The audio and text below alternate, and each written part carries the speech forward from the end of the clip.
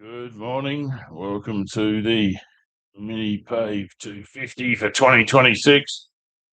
We're getting closer to being on track there this morning.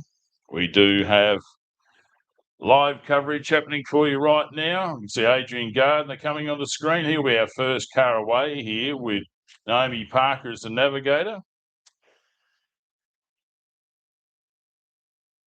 You can see behind that we've got Gavin Chant in the 1035, followed by Mark Taylor in the 256. Welcome along. Great to see you here. You're at the Minipave 250. We're about to start. We have Adrian Gardner assembled on the race line. We've got Gavin Chant behind him. We've got a few others just currently warming up. We're showing on screen. So event is about to start here. We're scheduled for a 7:30 a.m. start. It looks like we're going to get that today. We've got 11 cars in the first heat, 10 in the second. So it's a mixed bag of very impressive drivers and race machinery and navigator skills will be on show today. Huge day yesterday. We should look forward to another exciting day today. The limits were definitely tested, and you can see that online there. Have a look at the Facebook page. A few of us have been putting some good information up. Oh, Big Bad BD got his drone. We didn't put any drone footage. We only had the GoPro footage out there last night. But we're just about ready to go here. We're not going to... should be an interesting day. We lost about 10 cars overall yesterday. We're hoping for a few more to be ready to go, but it's all good. We're there now.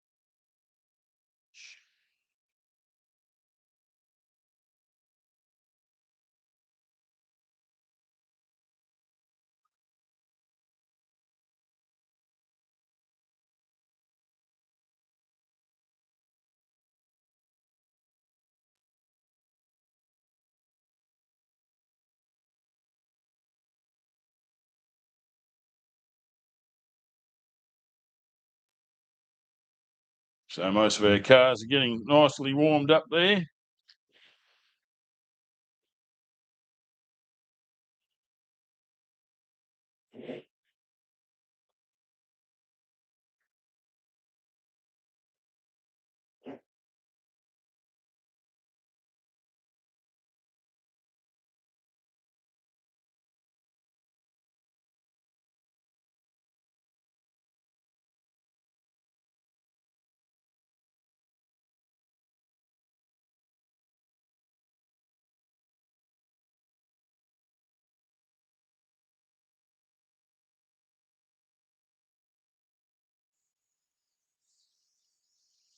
Adrian Gardner, first car out there at the moment.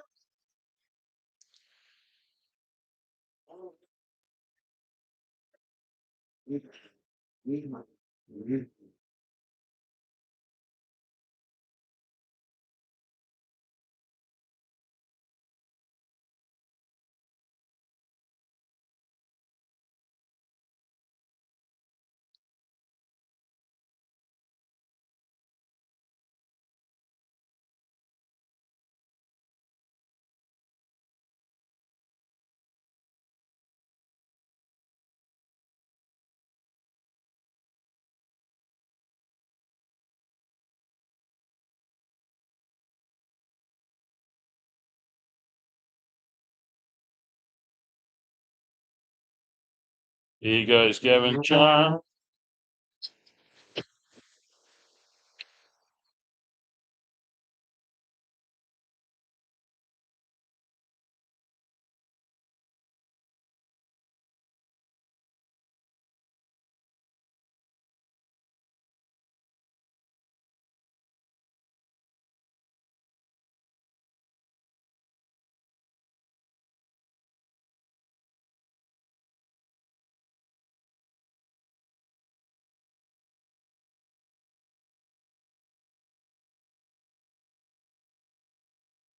Next away, we have Mark Taylor in the Cobra 256 Class 2. We're still trying to thaw out here, so apologies if a little bit cold.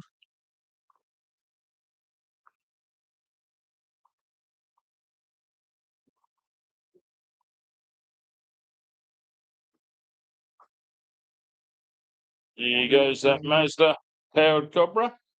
Next up, we'll have Danielle Foot there, who had some shifter problems yesterday. Seems like the boys were getting it all sorted for her yesterday afternoon.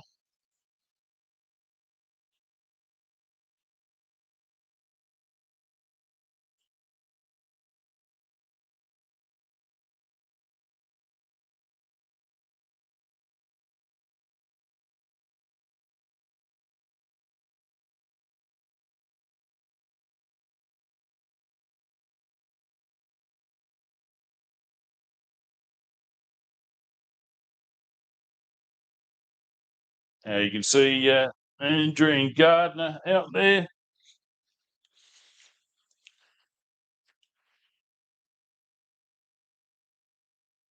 Don't forget, we got here Danielle Foot and Tyson Dunn. That is a Can-Am Maverick R, our fastest lady so far this weekend.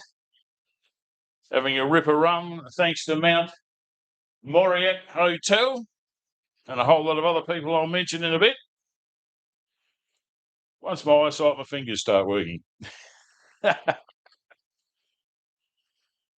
we've got some fantastic racing conditions out here today. The sun is shining. It's going to be about 17 degrees here at Port Germein.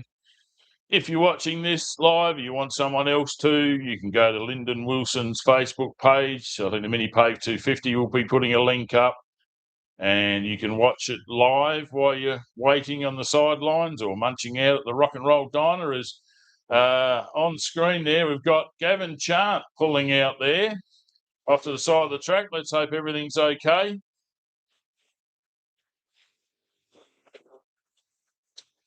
As the 253 of Hayden Vanstone and Simon Baker, our only air-cooled Volkswagen engine in the race, starts their campaign for victory on Sunday here at the Minipave 250. Part of the Mount Moriac State Series for Motorsport Australia, SAORRA Championship. We got them all. So unfortunately, Gavin's pulled right up. He would need some assistance. See Mark Taylor coming through the trees. That area there has got the creek jump that he's been turning around and coming up to. If you're looking at the drone shot there, exactly. We've seen this on a few GoPros there, through the creek, up and out, bit of air, and then up to a few more corners.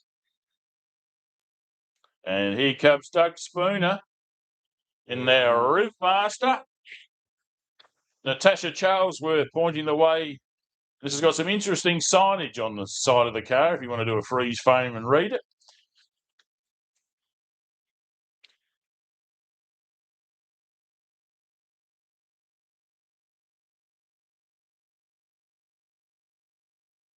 And next away will be Paul Tinger in the Spitwater Southern Cross Mark 5.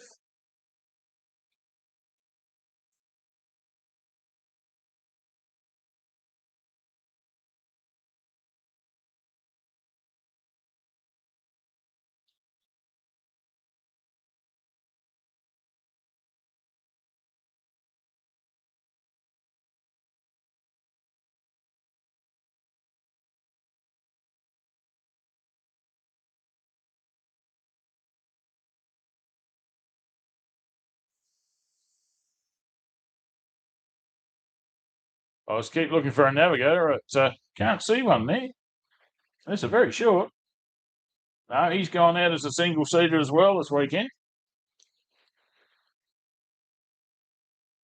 It is an option these days that you can have the seat empty. I seem to remember when this first came in, the legendary Steve Burrows. We put Fit and Esky in place, so he could just wait it up while there was someone sitting there, but also had drinks ready to go if he had a breakdown. Fantastic thinking there. Shout out to the Burrows boys, legends in off-road racing in Australia.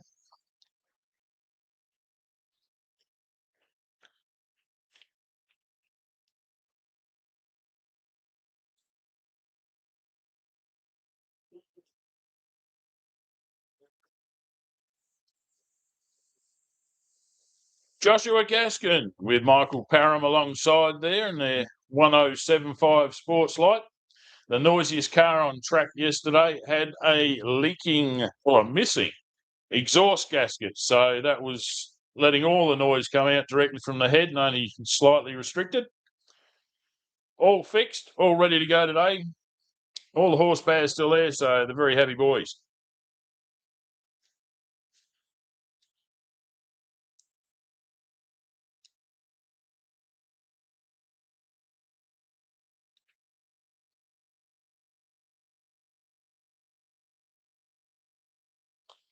And next away will be the 699 of James Button and Liam Glidden. They had a bit of an axle boot problem there yesterday, but all sorted now.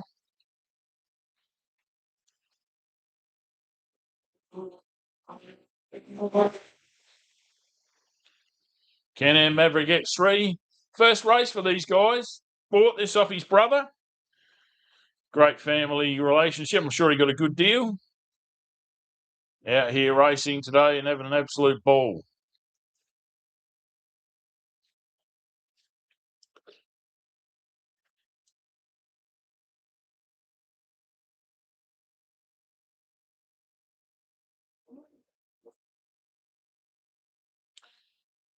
And coming up next will be a single-seater, tiny built, number 1025, belonging to Stephen Baker.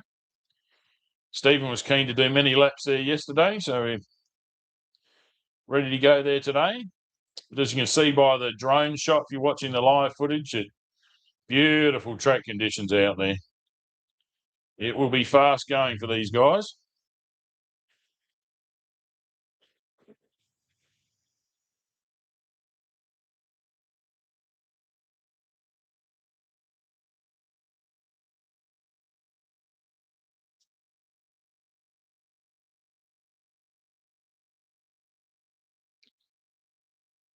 Very quick, these cars are tiny built in Tasmania, mostly around the Hayabusa engine, the 4-cylinder. Now we got Richard Cowan and Lincoln Cowan, his son, who decided to see how strong the front of their car was in a tree yesterday. They were to be coming out today, speaking with Lincoln yesterday, but maybe they found some more problems.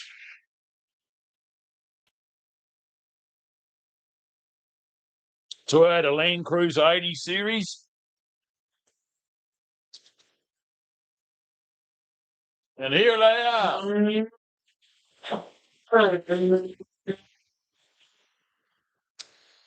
They're going bonnetless. And I'm sure if you have a look at it, it's very much a real feature by off-road media. Or, yes, Aussie off-road media. And if you look them up on Facebook, there's a real big description of what happened to that car yesterday going into the bushes.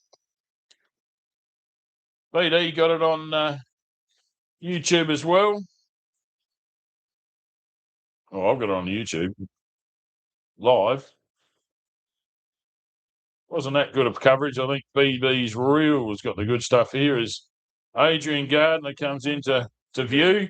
Fastest Class 10 there yesterday. And definitely got the bit between the teeth. He had a problem there, caused him a 10-minute delay. So it's like he's done an extra lap.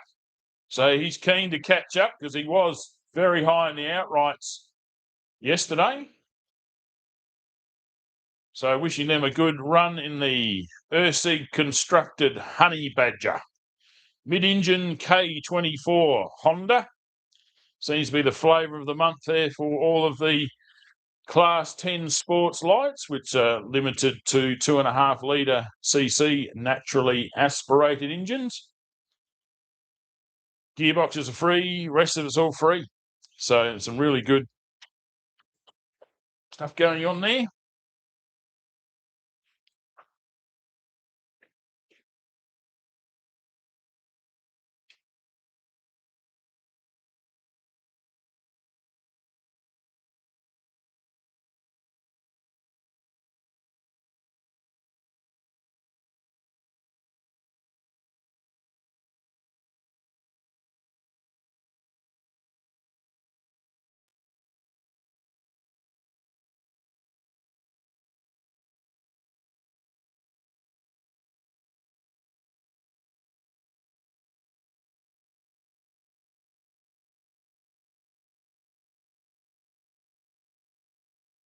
So Adrian Gardner's first lap race time, 10 minutes 49. So getting under 11 minutes is exactly his goal. Very quick. We know that the car behind him, Gavin Chant, was pulled over to the side. He's chosen to just go alone in the car, even though we know he's not. Ian Budgie Langsford's always with him. But his daughter Sarah, not quite old enough yet, but very much wanted to be mentioned in the commentary this weekend. Written on the side of the car, had a bit of a steaming. We thought it was on fire for a while, but it was only a leaking radiator hose that had rubbed through because of the radiator mounts broke. So they fixed all of that. There wasn't any damage to the car, so he was out there. So it's a bit of a shame that something like that has happened again to Gavin Chant.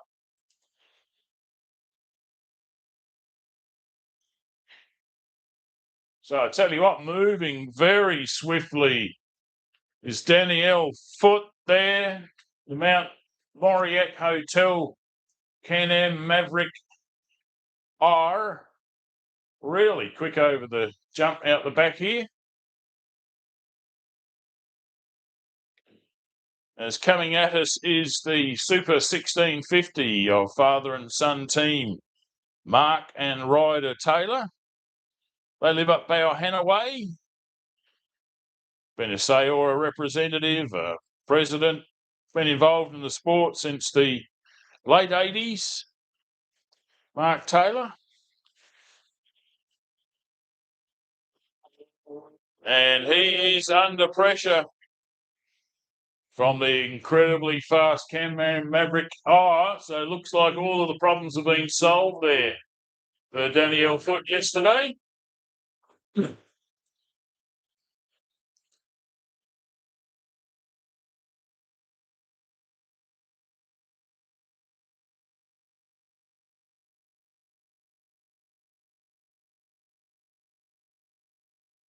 Danielle Foot's time, 11 minutes 28 seconds for lap one. And that's all I've got so far.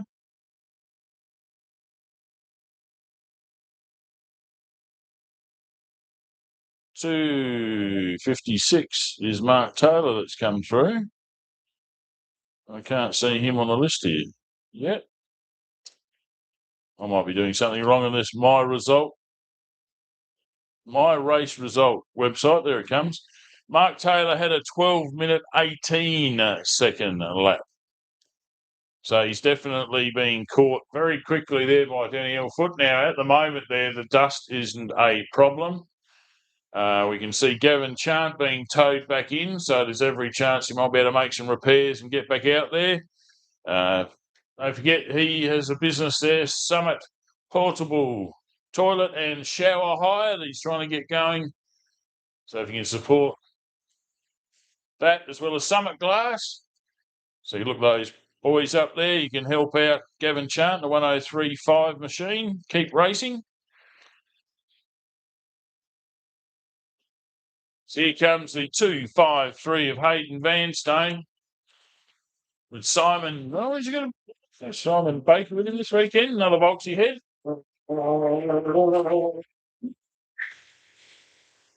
Unusual that it's a left-hand drive, that car. He's got a whole heap of people he wants to mention. Ross Earthworks, Chooks Custom Graphics, Collins Concrete Pumping, Lindock Hotel, Deck Pot, Outlaw Speed Shop, Drive Line by Clive, the Diver Roundel, Tough As Products, Vinatech, and Century Batteries look after him.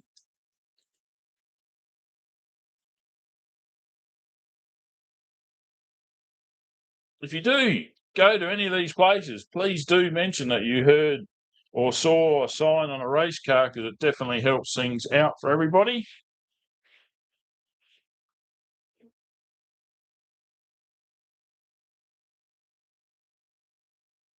Hayden Vanstone had a 12-minute 18.19. Now, Mark Taylor and Hayden Vanstone like to throw a bit of manure at each other.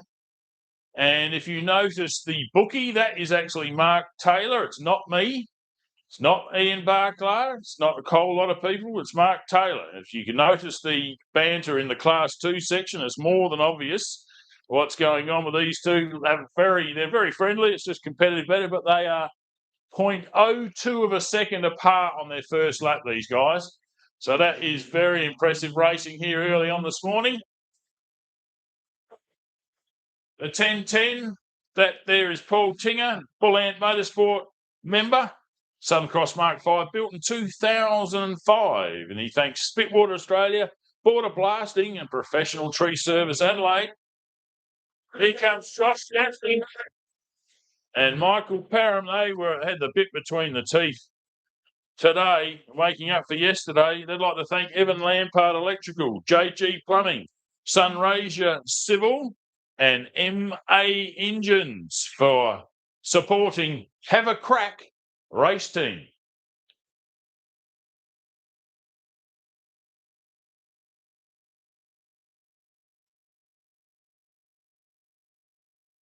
Here comes Doug Spooner in the 108 Rivmaster. Vintage car here. A lot of people run away from me when I try and get the information, but Natasha Carl, it is an old Rivmaster, that one. P-plate on the back there, designating that he's done less than 3 off-road races. So just a caution to anyone catching up to realise, just like on the public roads, you might need to make a few adjustments. Just take care, that's all it is.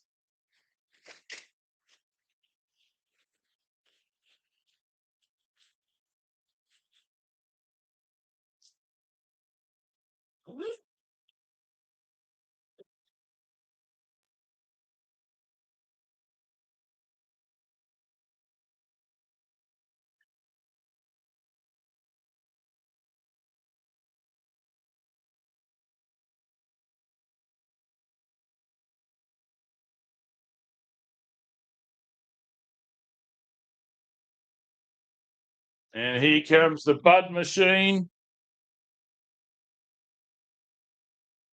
Getting high into the last corner there.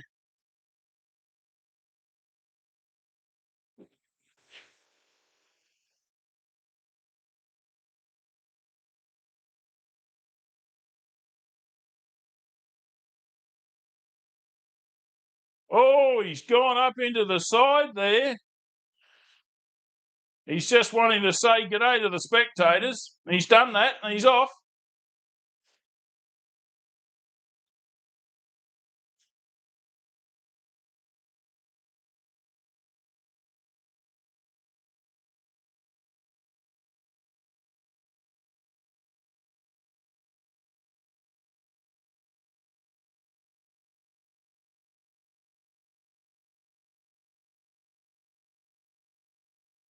Here comes the screaming Adrian Gardner again. So Doug Spooner's first lap time, 13 minutes, 48 seconds. Getting along pretty good, James Budd. Very quick, 11 minutes 59 for him. Paul Tinger in the Class 10 there. He is their third fastest in this heat so far, 11 minutes 49 seconds. Pure minute ahead of all of them. Adrian Gardner, who's coming into view now on the 1055 Sports Light.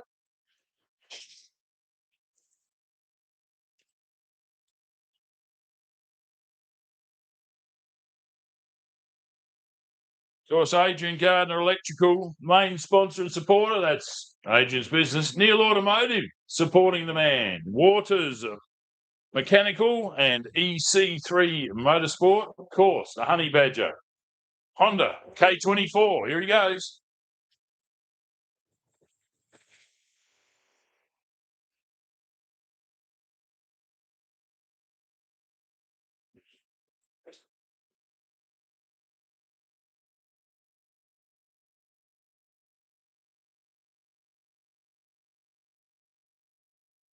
Drone's got a new battery.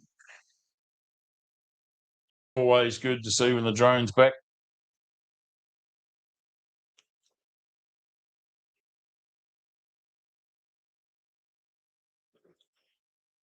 And here comes another father and son team. Richard Cowan, Lincoln, his son, had a chat with him yesterday. Showed us the big dent that the tree made in their very heavy-duty front bumper bar on the Toyota Land Cruiser 80 Series. But having a good run here so far today in the tiny built single-seater. It's a screaming Hayabusa engines, 4-cylinder with lots and lots of revs. Simon Baker.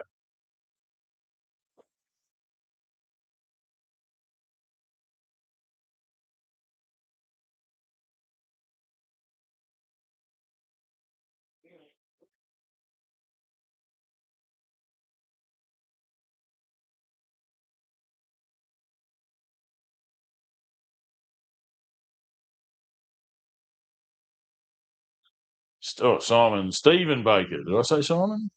Could have. Stephen Baker, pretty sure I did. Anyway, 13 minutes 51 seconds for the single-seater driver. So that puts, you're right. That's our only Class 7 production four-wheel drive entrant here this weekend.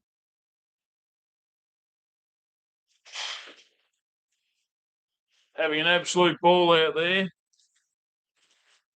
Do believe Lincoln's going to be coming out in a Can-Am pretty soon. Hoping to get out to Manham with that, I believe. So they'd like to thank RGC Haulage, Auto Pro Parafield Gardens, and SBH Engineering. It's a 4.5 litre Insign 6 80 series built 1983, that bus. I don't think Mr. Toyota had intended such a extreme use of his product, but I'm pretty sure he'd be pretty chuffed with how well it's going out there.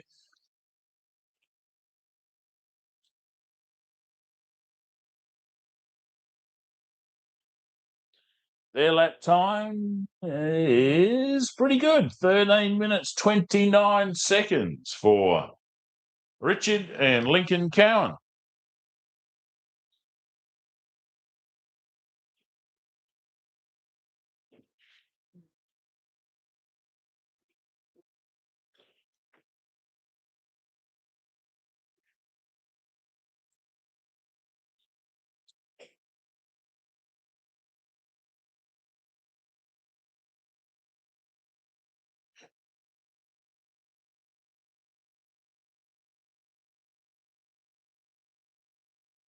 That's all of our competitors have completed one lap, except for the unfortunate 1035, Gavin Chant.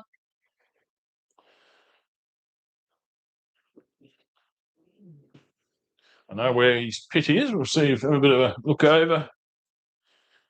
See if I can see if there's any activity going on over at his pit. No. No, it looks like he's out. Something terminal has happened.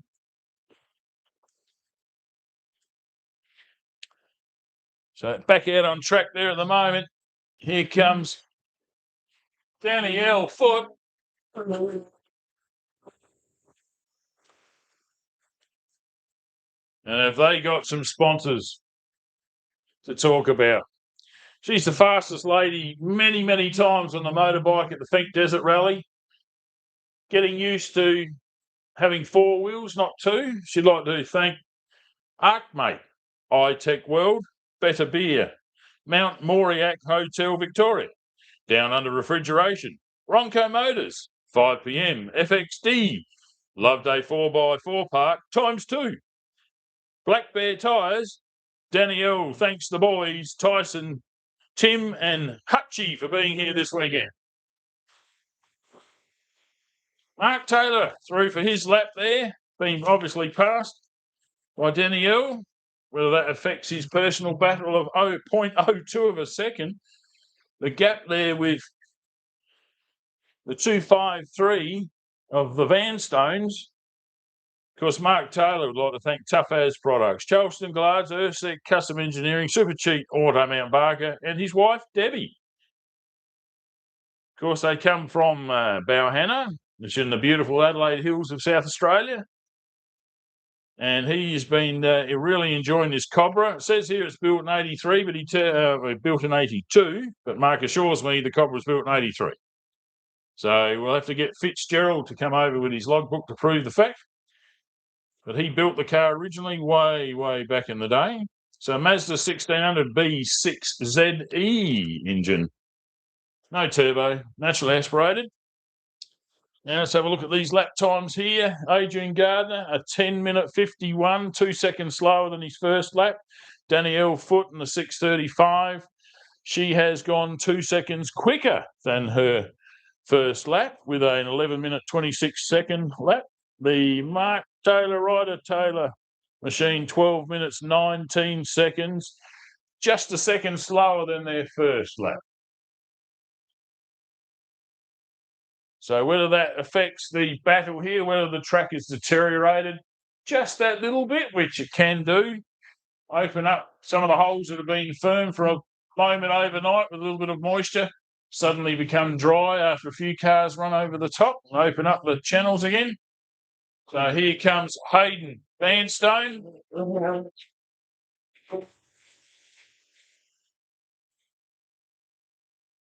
Simon Baker navigating for him, throws it into the right-hander there, uses all the berm and then some. Gets out on his lap. And Hayden Vanstone, a 12-minute 14-second, throws down the gauntlet in front of the 256 Mark Taylor and says, beat that, buddy.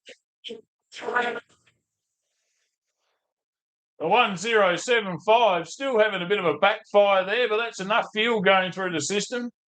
The exhaust is working beautifully today for Josh Gaskin.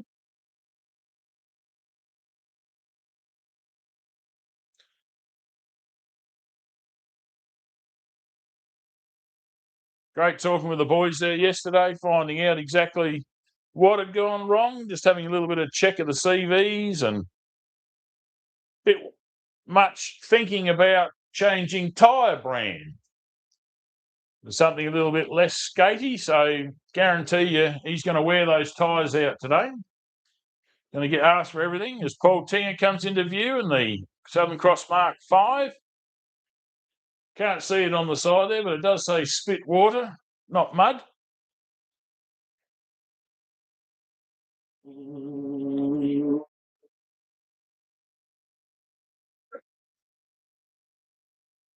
Well, that's not as fast as we'd expect. I think he's coming into the pits. Yes, he is.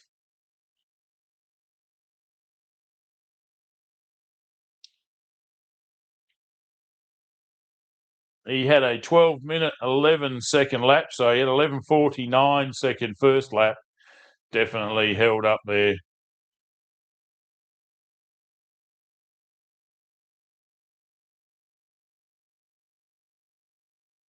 So 4 laps we've got for you this morning, and then they will be coming back for some more laps later on today.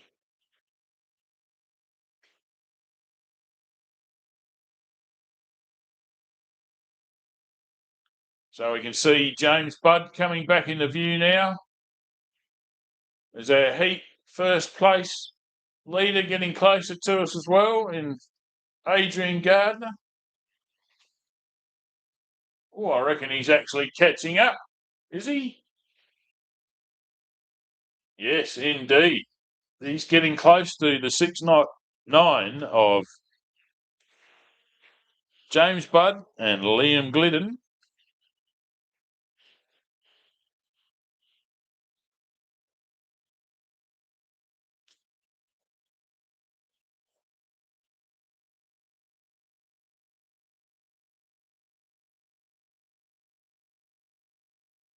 And there's the pass. Beautiful job there from Big Bad BD. The camera.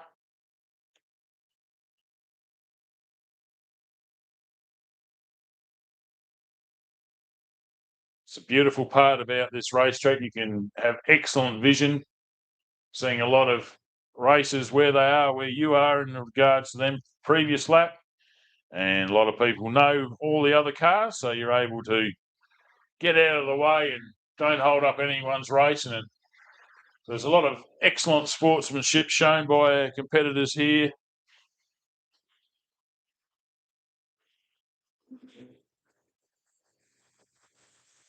And he's off on his last lap there for this morning's heat.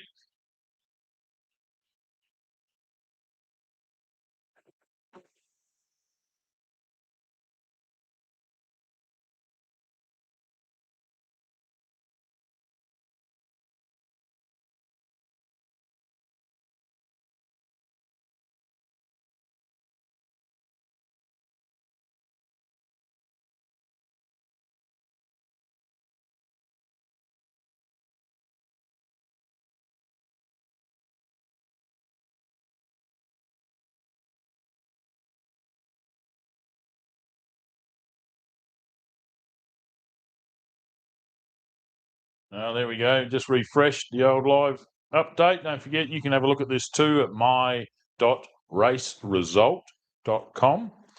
Search there for Motorsport. Look for the Mini 2026 Minipave 250. You'll find it. Scroll down in the taskbar to section 3, and you'll see the same times I am to let you know that Naomi Parker is pointing the way for Adrian Gardner, and they had a 10-minute 41-second lap. So they're getting faster, 8 seconds faster than their first lap. So it's on for young and old here today.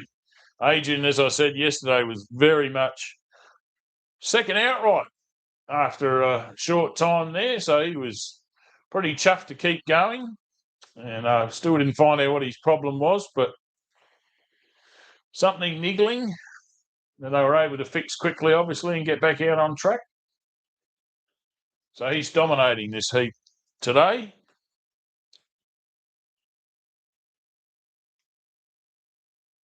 The closest to him on the corrected time is Josh Gaskin, Nick Parham, the 1075 Sports Light. So they're both in the same class, these guys. One is mid-engined, one is rear-engined. Difference? Well, if you're a mechanical engineer and they teach you that you want to have a mid-engine car, and that's great if you're on bitumen, but if you've got experience and you just look at a whole lot of places around the road, you need that drive to get up the sand hills sometimes. And that's why people, you see, for ages have preferred rear engine buggies, puts that weight on the drive wheels, because most of them are 2-wheel drive.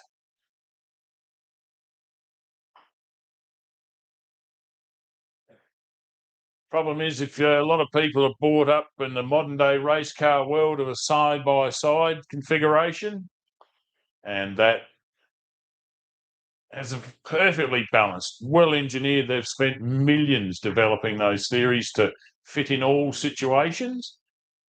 They're getting very specific to off-road racing. The top, all you need to do is look at some video footage to see the trucks will spin a hell of a lot more because they don't have the extreme weight of the engine right at the back.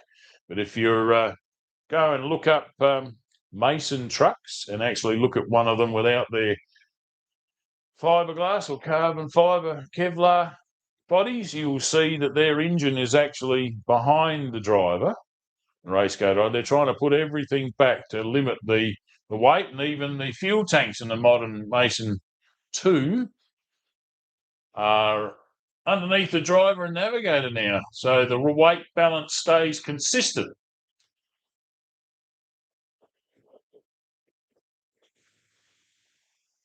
1025, that's the Baker machine. Stephen Baker with 13 minutes 28 seconds. So that's 20 something seconds quicker than his first lap. He's coming to grips with the car today.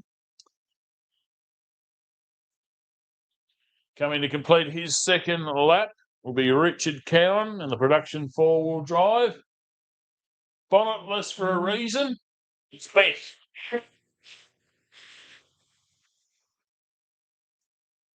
So some great video of him jumping on the bonnet there yesterday, doing some instant panel beating.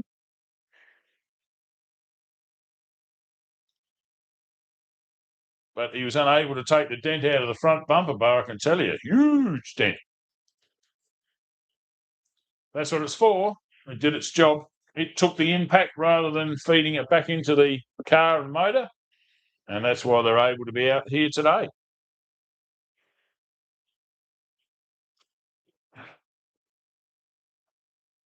Here's Daddy Elfoot.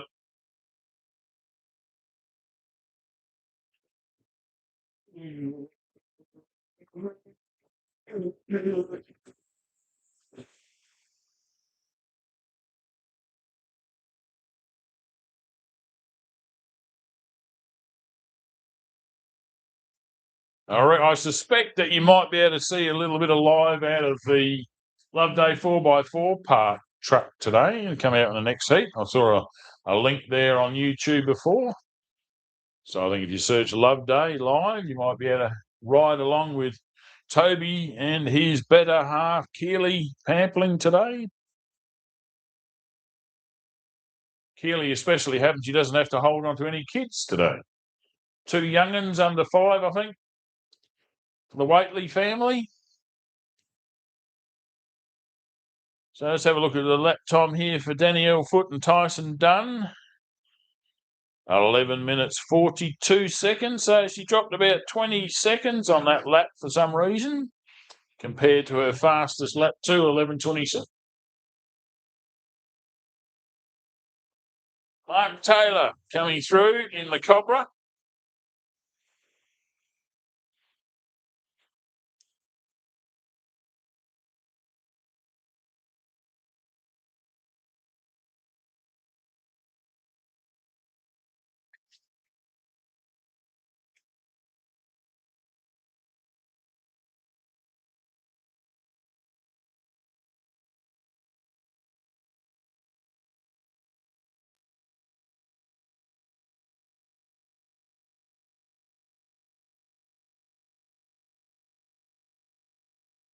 So Mark has done, here we go, 12 minutes and 7 seconds. Words got out.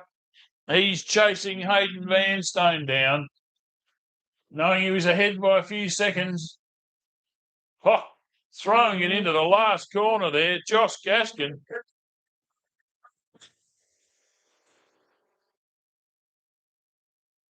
I'm guessing that's a Southern Cross Mark 5.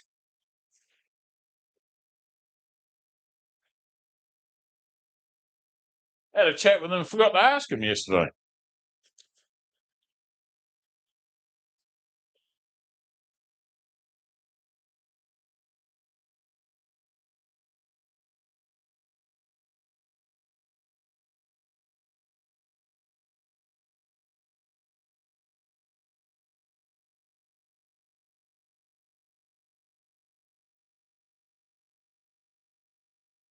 And drone comes into land, changed another battery. Big bad BD. Got the 253 on. Focused in there.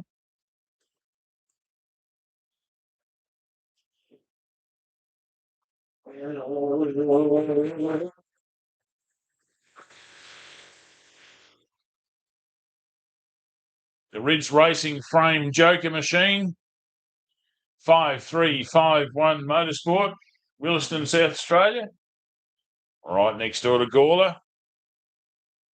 Used to be the capital of off-road racing in Australia per head of capita, Gawler, when they had the Gawler top track running back in the day. Pretty sure it's the mantle has been passed to Wirialda. Have some fantastic racing in the eastern states there.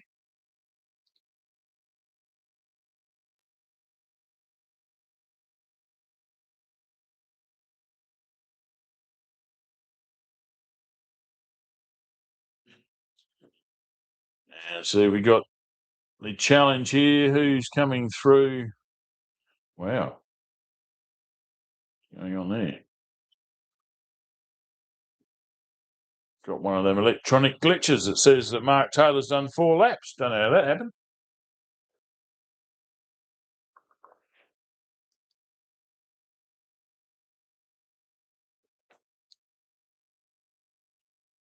Now coming in for a finish, Adrian Gardner here.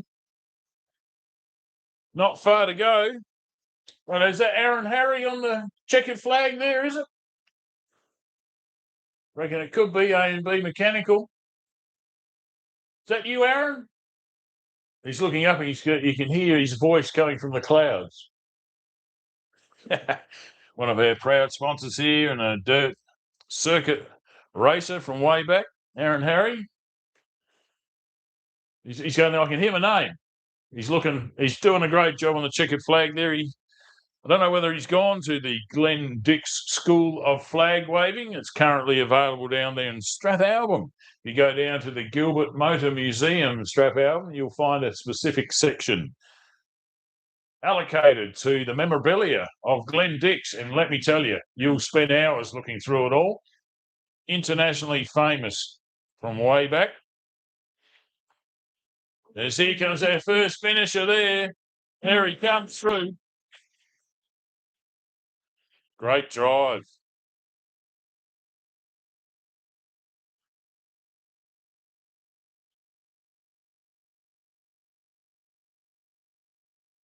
Adrian Gardner and Naomi Parker, who normally sits in with her brother in the Class 8. That's been sold, the old Nissan Patrol. He's building a buggy at the moment. Speak of the devil, there he is on camera, coming in to check up on the team.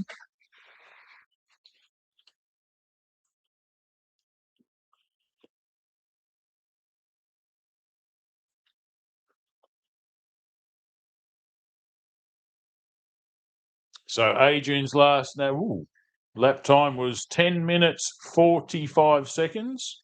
So very consistent for his run there, all in the 10-minute zone. The only competitor we've had to do that. So Mark Taylor, it says here he's done lap number 4. Pretty sure this is a glitch there of 1,931 hours and 32 minutes, 32 seconds. I don't think that's correct. Don't quote me, but I reckon that might be an electronic gremlin that's crept in there. So we cannot update you on the Class 2 Super 1650 battle at the moment. But what can we do? We can talk about James Budd coming around here at the moment with Liam Glidden alongside. This is their first race in this car this weekend. Suffered a split boot and rather than keep going, decided to pull in and come back and play it safe. Changed that out. And happily out there having a thrash today. It's always the thing when you have a new car, you're always a little bit worried about how it all works and the costs, certainly. We're here to have fun, not to spend money. But you have to, don't you? But I was listening to the guys there, Josh Gaskin and Mike Parham, talk about Cookie and what he used to do with his side-by-side when he was super competitive back in the day. He used to throw new axles in it nearly every heat. So spent a lot of money on axles there and lots of aftermarket suppliers and bits and pieces, but most people go back for the factory equipment, which is interesting.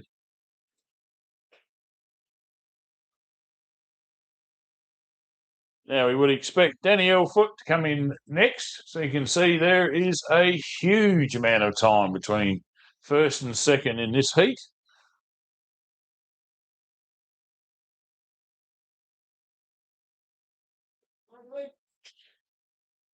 All right, Terry. We've got a Terry pool here at the moment for people that remember off-road races from years ago.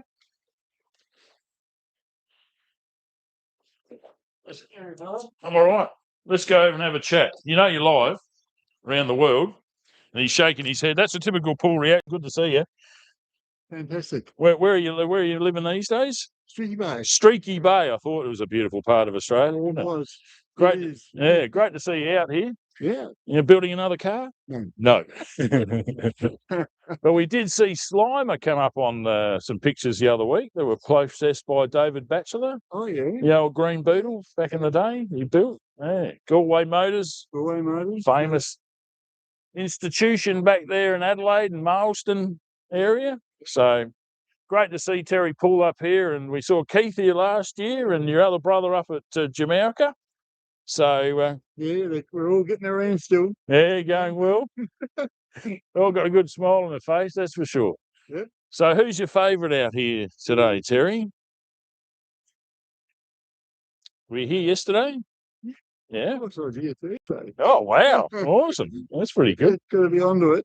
Definitely. Yeah. Not sure. Not sure. No, won't make a decision. You like the trophy trucks or the buggies, mate? Buggies for sure. Buggies, yeah, same here, mate. But all the sedans are doing pretty good, which is a favourite of mine, obviously. Yes. Yep. Well, it's doing well. All right, good to see you. Excellent, my friend. Fist pump, mate. Fist pump. Point, Excellent. you got it. Good on you, Terry. More off-road racing royalty here. The Poole family. Terry had a very classic little car. Very lightweight. Is make him as light as possible was the Poole's theory. Now with the modern day tubing supplied with chrome moly and all that sort of thing, if you owned a Scorpion, you knew the secret that they were made out of exhaust tubing, not normal rolled, all that sort of thing, exhaust tubing. So they were extremely light. I could pick up the bare frame myself, almost do some weights with it. Extremely light, and that's part of the secret. Power to weight ratio, that's how you get it lighter. The safety has now kicked it up to thicker tubing and all the technology. You can measure the thickness of the wall of the tubing. So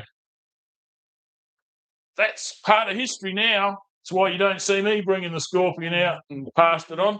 And here we go, Danielle Foot through for her first 4 laps here on Sunday, the Minipave 250.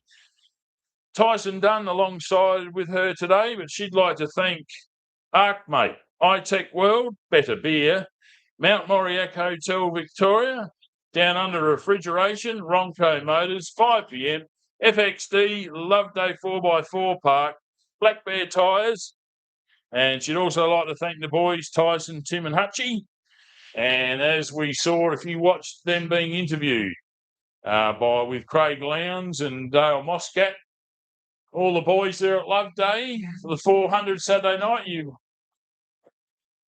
If you haven't, go have a look. It's an interesting session there on a Saturday night.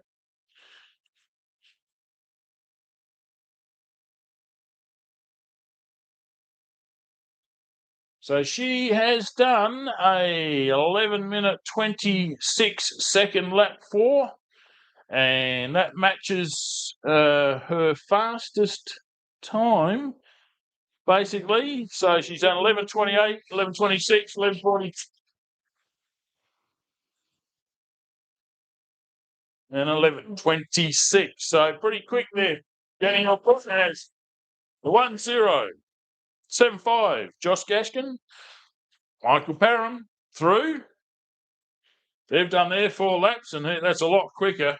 Thanks to Evan Lampard Electrical, JG Plumbing, Sunraysia Civil, MA Engines. Goes quicker when the manifold's on. Now, speaking of not going quick, having a bit of a slapper there at the moment at the back.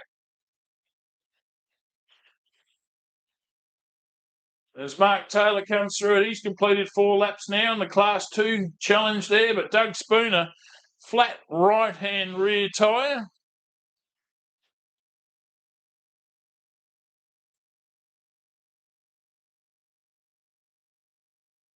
So I would see there'll be a few people rushing to help, I'd say. It's a good part of this sport. You can just see it right there. Look at the rush coming on there. Yeah, what do you want to do? Got a spare wheel? Where are you going? Where's your wheel brace? Got a jack?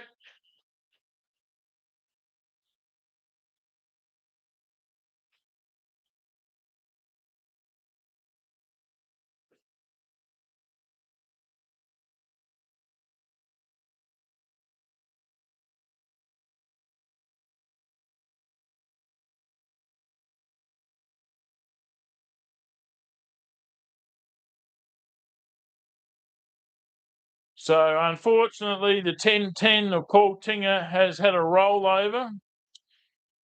And self-recovering here by the look of it, or DNF anyway, doesn't it? That's, put my glasses on, doesn't say rollover, it says self-recover.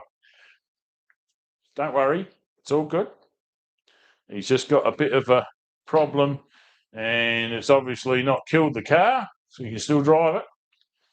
But unfortunately, when you choose to be a single-seater, you can't help someone, can't get out and get someone else to push or look at the problem quickly.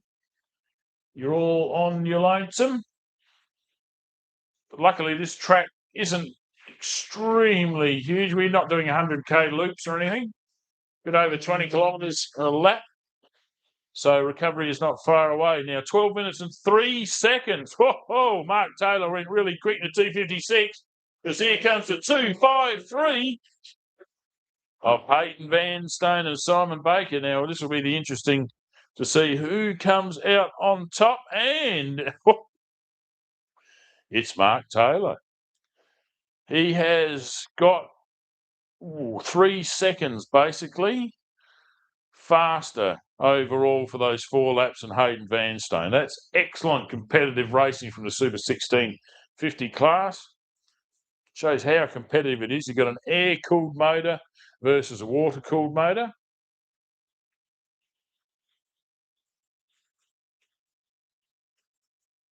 Mazda versus Volkswagen.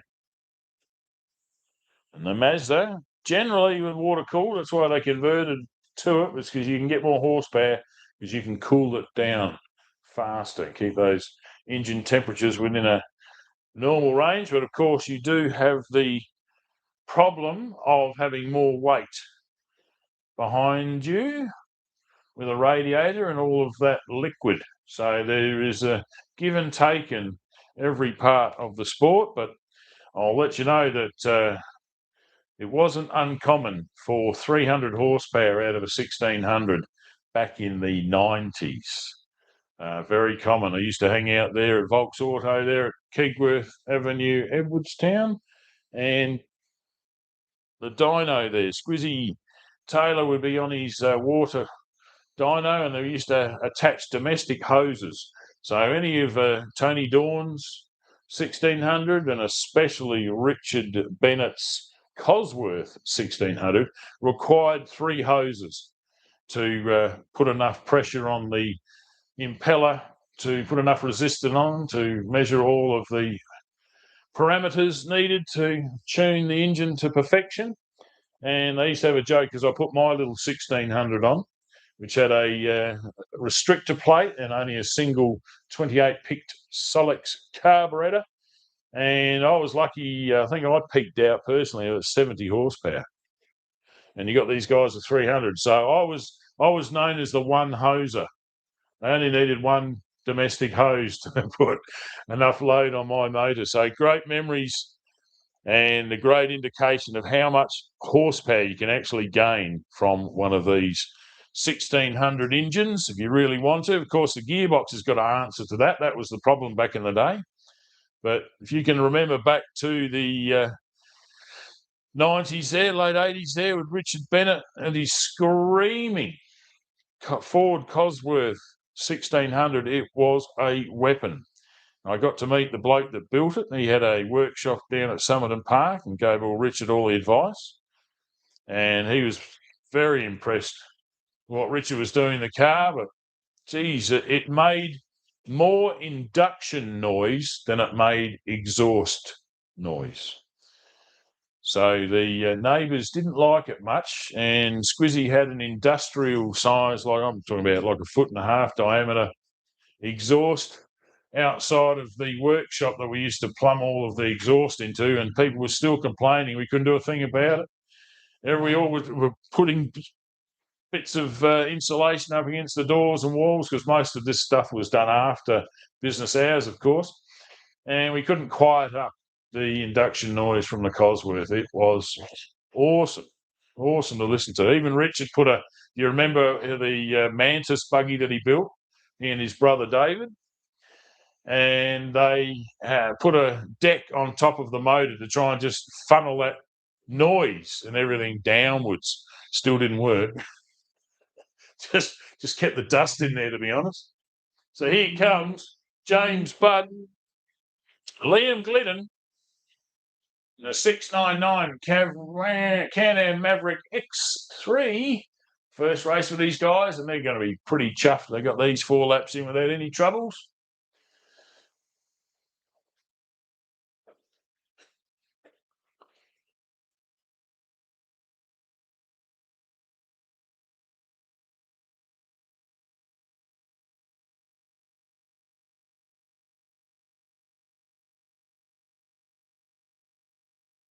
Now, their lap time was 12 minutes and 8 seconds.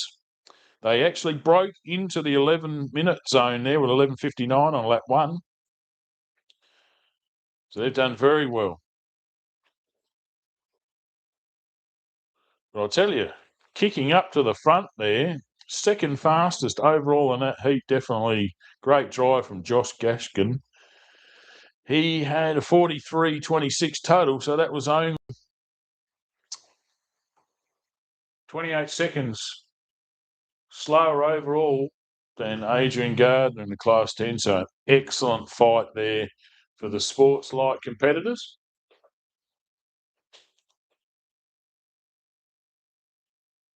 So Doug Spooner looks like he's decided he's had enough.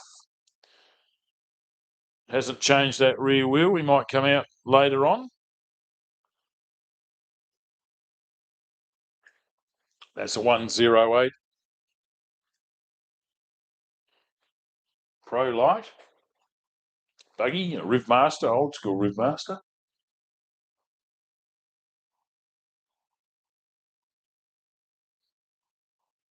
I think old school buggies kicking around. Mark Taylor's Cobra, the oldest buggy here by a long way.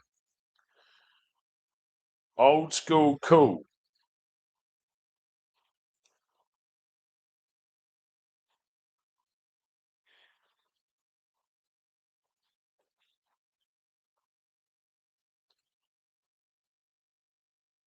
Still out to complete their laps is Stephen Baker and Richard Cowan that we can see on screen if you're watching the live stream.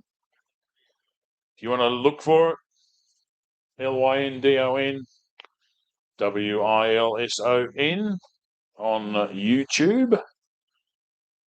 And if you see my channel, you see my ugly mug there with the race suit on. It's not what I look like now. There's a lot more grey hair, and that's what it is. There's a lot more grey hair than there was in that graph back in the day.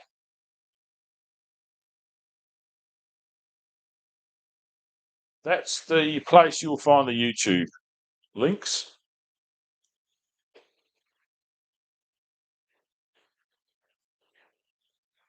Now, people were saying, who rolled? No, it wasn't anyone. No one rolled. It was my mistake. They just had a bit of a problem. So we didn't have any rollovers today. Yesterday, yes, we did. Tim Lally, unfortunately, made a bit of a mess of his side-by-side Can-Am, and we're hoping very much he'll be able to do it.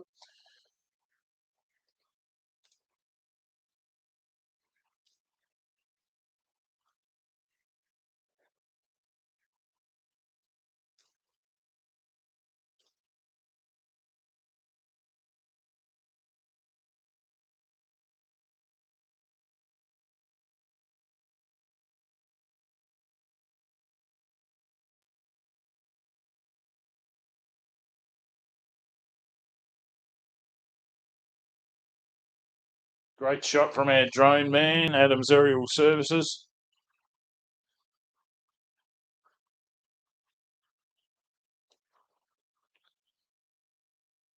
Action had a drone go down. It's the first time ever that he's had one fail on him.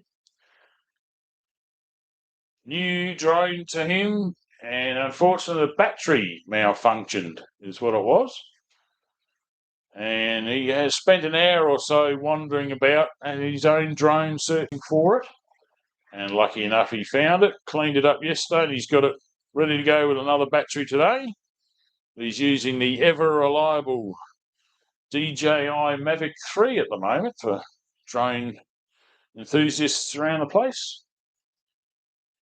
That's why you can see him pan the camera.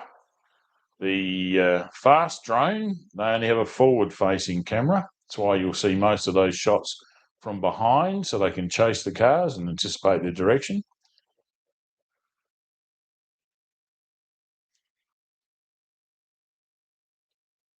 But coming into view now,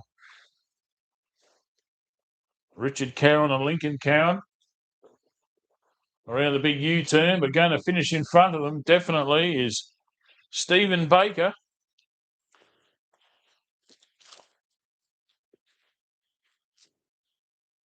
Stephen, it's a tiny build. He's coming in to complete his fourth lap. Got Aaron Harry out there to do his best Glenn Dix impersonation. Oh, great waving there.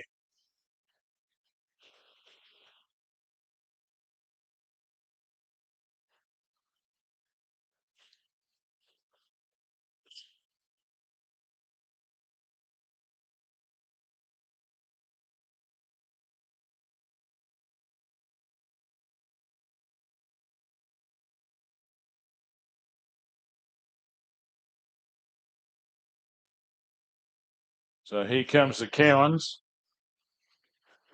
Very much looked like no trees were harmed in their 4 laps today. As anyone knows, Australian trees are extremely tough, as he has a huge jump there. You can see the rebound kicking the behind of the car from one side of the track to the other, but recovered fantastic. So he'd like to thank RGC Haulage, Auto Pro Powerful Gardens and SBH Engineering. Part of the Shunky race team. You can see the numbers on the side of the vehicles. And as I said before, Lincoln coming out. That's what he wants to do, race at Manham in a side-by-side.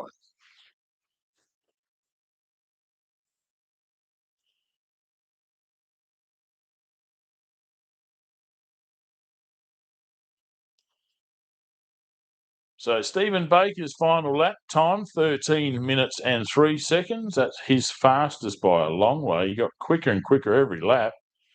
Going to be happy with that. And Richard Cowan, a 13-minute 24 second last lap. Basically a second faster than lap 3 for him. His was lap 2, 13 minutes 20 seconds.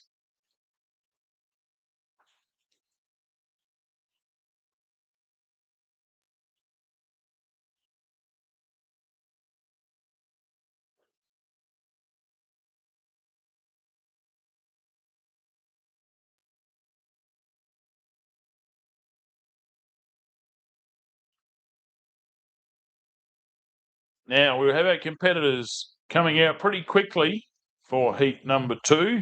They're going to be led away by Robbie Gattaletta and Tyson Sparks, the Pro Buggy, the Jimco Champion machine.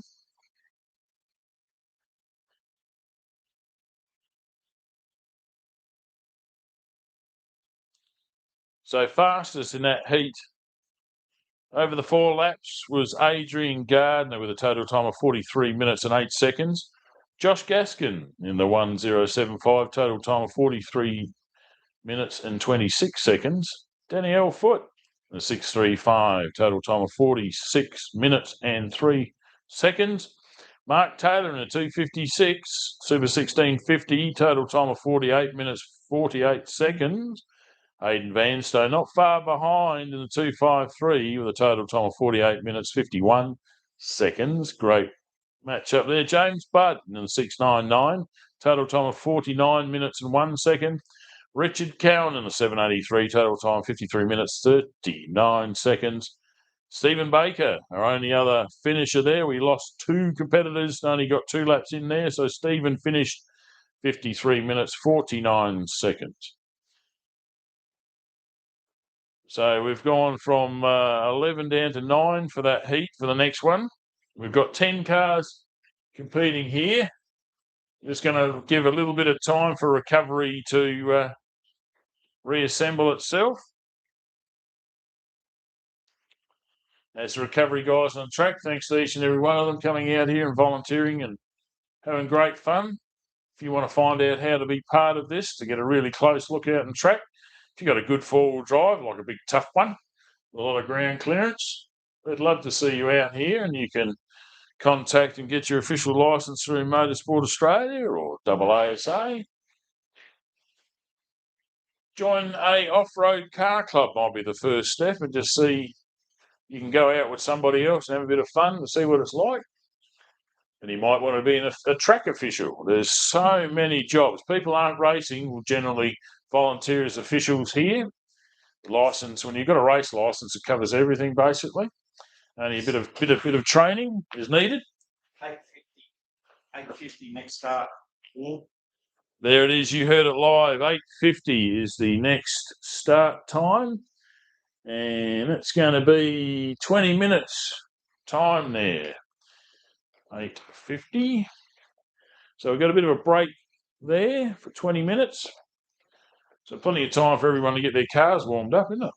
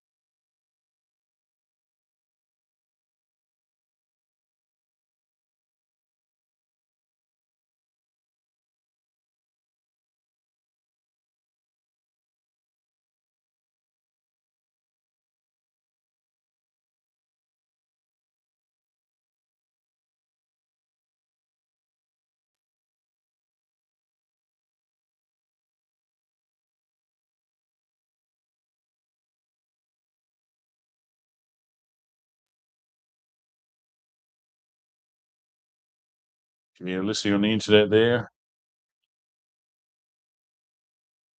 About 20 minutes, 15 minutes until the cars will start back on track again.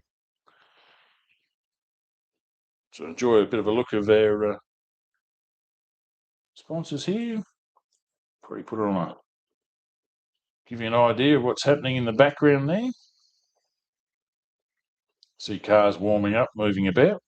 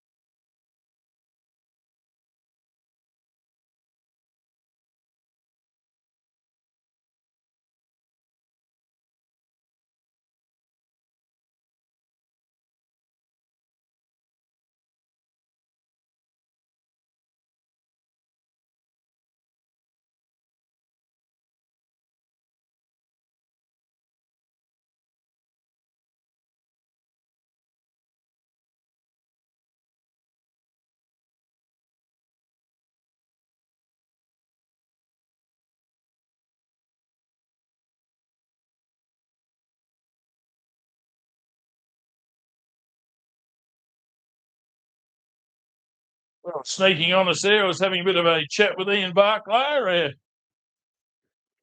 landowner here this weekend, and that was Robbie Gataletta getting away there with Tyson Sparks.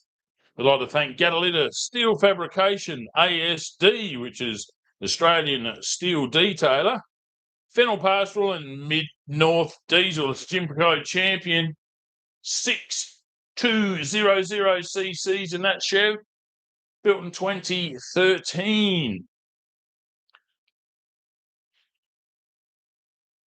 Next away will be Toby Waitley and his Mrs. Keeley Pampling in the Loveday 4x4 Adventure Park.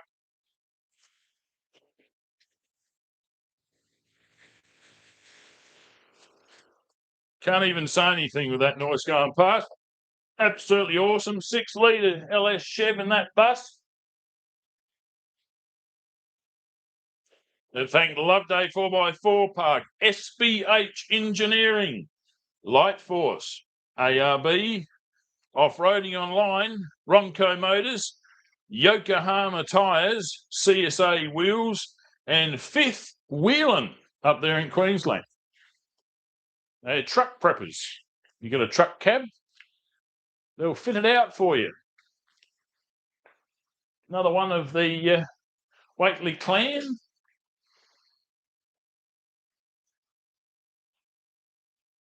So that is a 2019 constructed rush truck. Chassis number 4.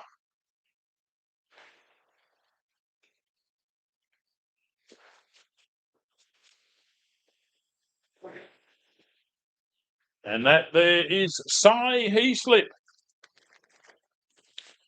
Cy was a Australian champion when they had single seaters at an individual class back in the 90s. Currently, he's enjoying the horsepower from a 6-litre Chev. It's a Jimco 2000. And he'd like to thank Carlton Motors Port Augusta and Scruffy Fella Cafe up there at Corn.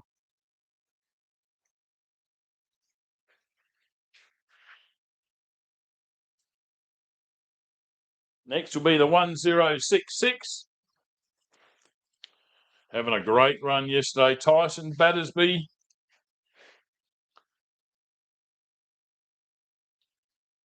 Carly Battersby alongside there, pointing the way.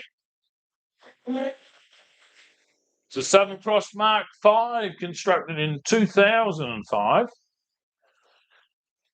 They'd like to thank Melrose Motors for their support.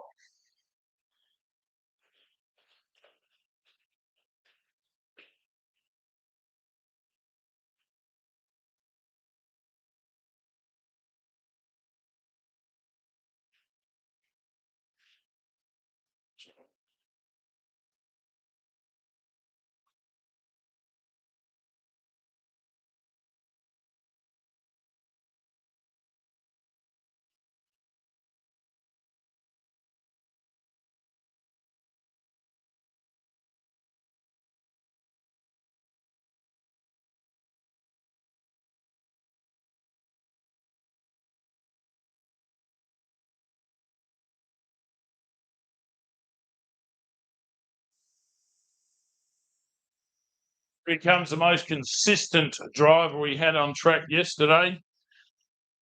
Nick Burt with his son Alex alongside. As usual, doing a great job there in a rush truck.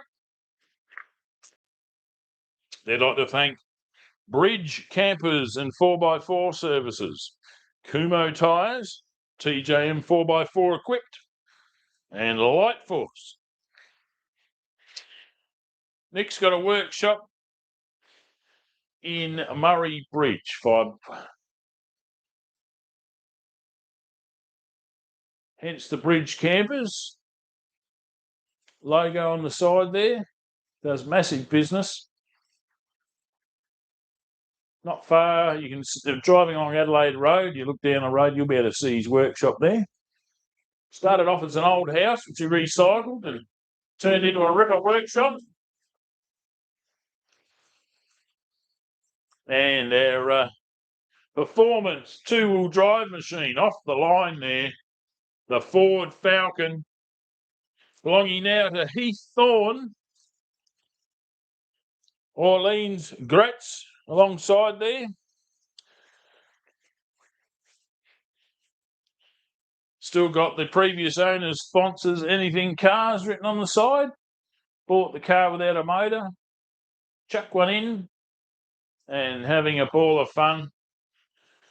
A lot more time on track than he would have felt with the Speedway.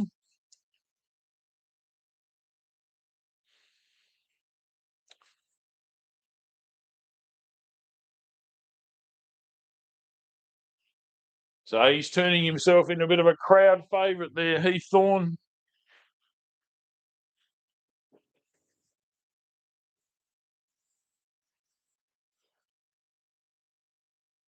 And there goes the Geyser Brothers machine of Ashley Foote and Peter Hutchins. It's got a Chev LS3 motor in it. They had some problems with a wheel disconnected yesterday, and that caused a axle support to break a few bolts. So I saw them there eagerly drilling out and trying to find the best quality easy out tool to get all of the broken studs out of the threads, and it looks like they were successful because they're out on track today. Now, of course, he is our major state series supporter, being the owner-operator of the Mountain Moriac Hotel in Victoria. So he'd also like to thank his personal sponsors, which are ArcMate, iTech World, Better Beer, Down Under Refrigeration, Bronco Motors, 5PM, FXD, Loveday 4x4 back, and Black Bear Tyres. Did I get them mixed up, did I? I did. Didn't have my glasses on again. So Clinton Shunky out in front of me. Yes, it was with Simon Herman. So they're going to kick me in the behind later. So he's a truck driver from Saddleworth, South Australia. Clinton Shunky. Simon Herman, of course, the operator, proprietor of SBH Engineering. He's just come back from a tour with Michael Marson, Daniel Buff Zimbinski, and Luke Ursig as they took on the Reno to Vegas event. They were in, I think the number was B777, side by side. That's a little bit different, had a completely original replaced chassis.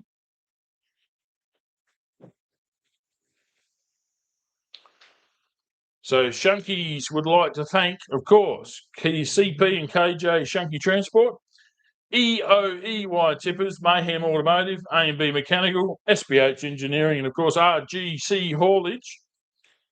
Now taking off then was Jeff Brennan with Brett Beattie. He's just a landscaper from South Australia here. Got a Can-Am built in 2024. And he'd like to thank Loveday 4x4 Park, Ronco Motors, Sean's Mobile Mechanics, Gazfab, and Manum Auto Ports for their support.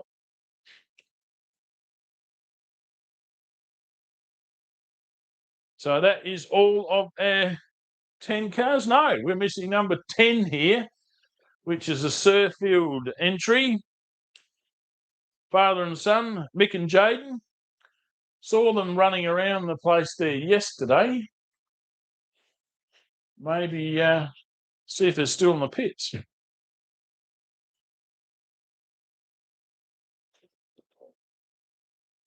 No.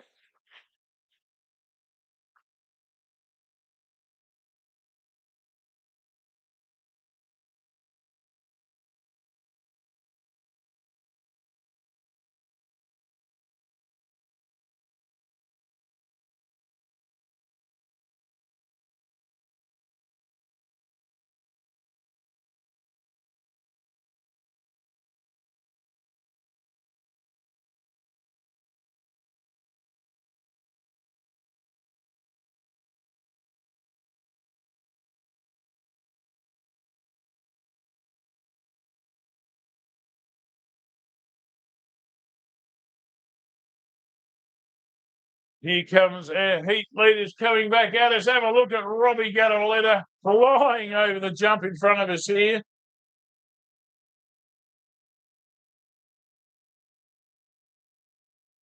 getting right high on the berm.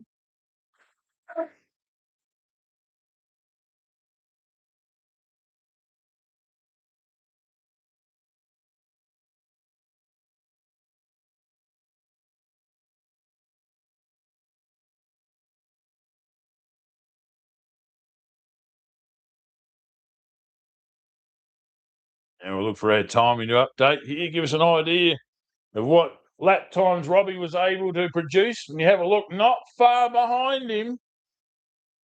The 4-2-1 trophy truck there, driven by Toby Waitley. Oh, very clean around the corner there.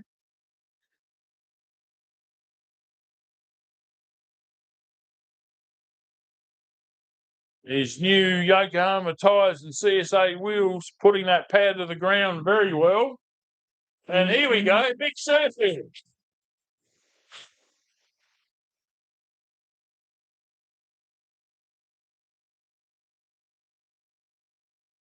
Thought he was out there somewhere ready to go, so I think he might have a bit of a delayed start there. Whether they held him up to let these leaders through, quite possibly. Vic and Jaden in a Ridge Racing Frame Joker 1600 motor, but they'd like to thank AGE, Adrian Garden Electrical, HMF Boats, and Shill Auto Parts up there in Wakery. More people from the Riverland.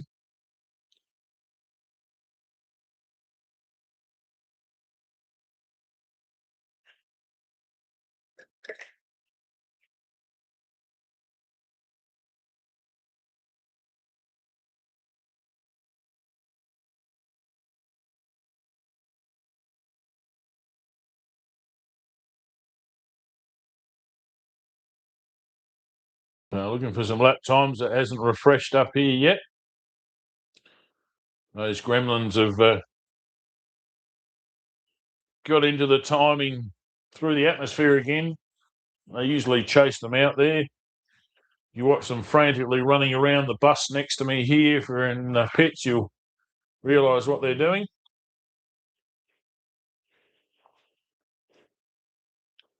Here comes Cy Heaslip, his father Doug. Great competitors back in the day, went to a lot of nationals. When I first raced at Wakery in 1990, Doug Heaslip came rushing up with a grease gun to grease up the front end for us, welcome us to the sport, because they were Volkswagen dealers back in the day in Port Augusta, Carlton Motors.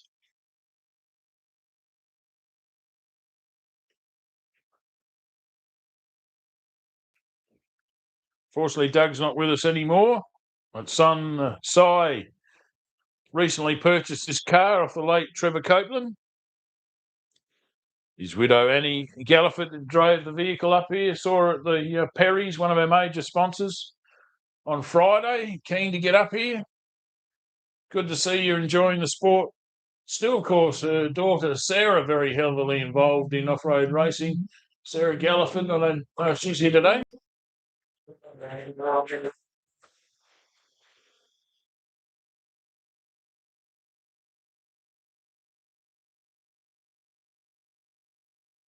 So still waiting for the old My Results to update.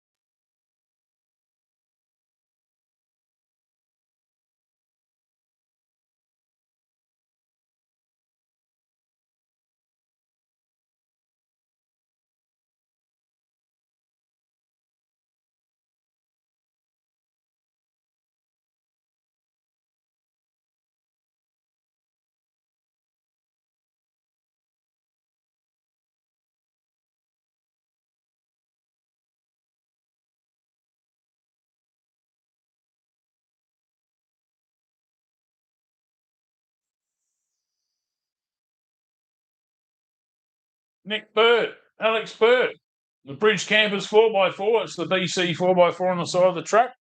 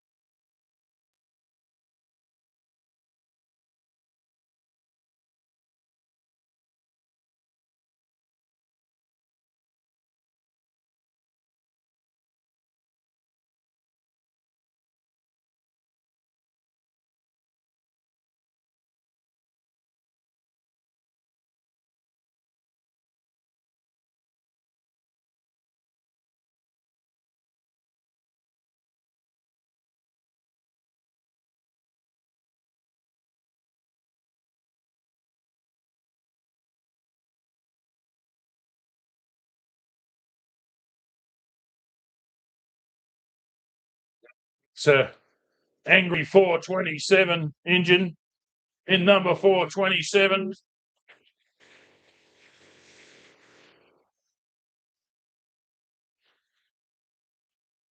Clinton Shunky, Simon Herman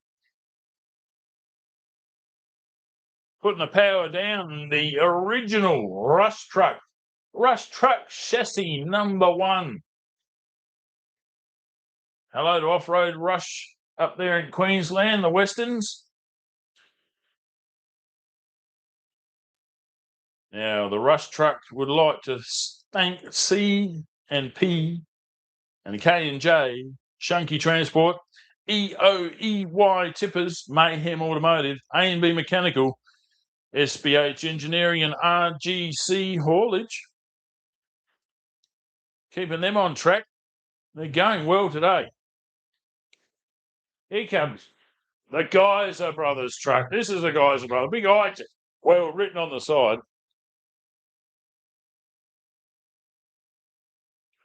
We've got some lap times come through here.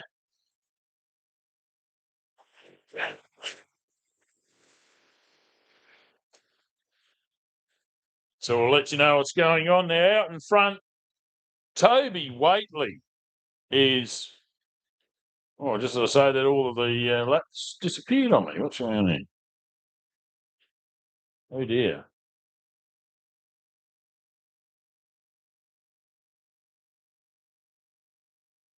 Well, I think they're having a little bit of trouble over there in the computer world for GB timing. Somebody else was on their Starlink and might be causing putting some gremlins in the system. I had the times there. Now they're all gone. So we'll hope that, of course, they'll be rushing around there to get that fixed. But I can tell you that Toby Waitley was 10 seconds faster plus in that lap time. I was just trying to focus on it and it disappeared. Here comes Jeff Brennan. The 623 Can-Am Maverick X3. Introduced to the sport and cut his teeth out there at Loveday 4x4 Park. The Bull Ant Racing team got 2 cars in it now.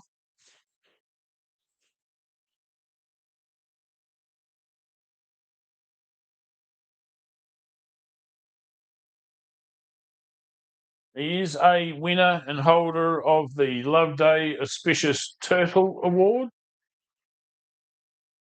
You have to roll your car over to win the Turtle Award. Many famous people have done that out there at Loveday. Jeff Brennan's on that list and proudly saw him pass it on, which is It's a stuffed little green turtle on top of the bar if you get out there to the Loveday Tavern.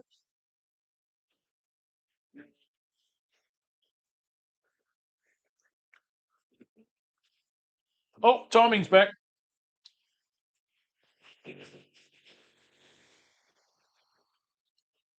Now, hang on a minute.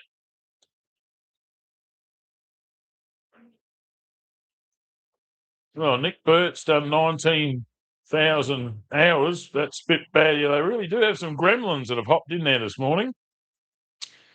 Toby Waitley's first lap was 9 minutes 58 seconds. And Robbie Gattaletta, 10 minutes 15. Now, hang on. Where is Toby Waitley? Check the drone footage. Might be able to watch myself. I'm wearing about 5 or 6 hats here today, so if I sound a little confused, a little bit slow, well, that's basically what it is.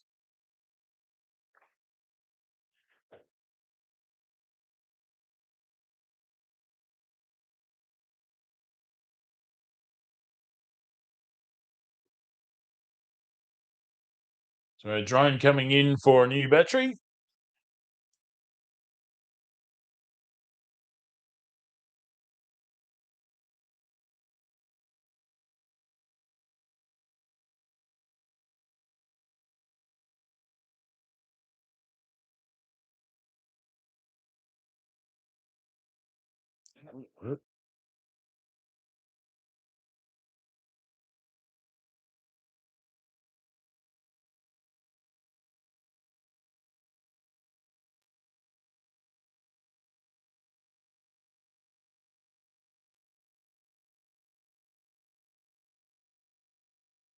Mick Surfield coming through to complete his first lap. Bit of a delayed start.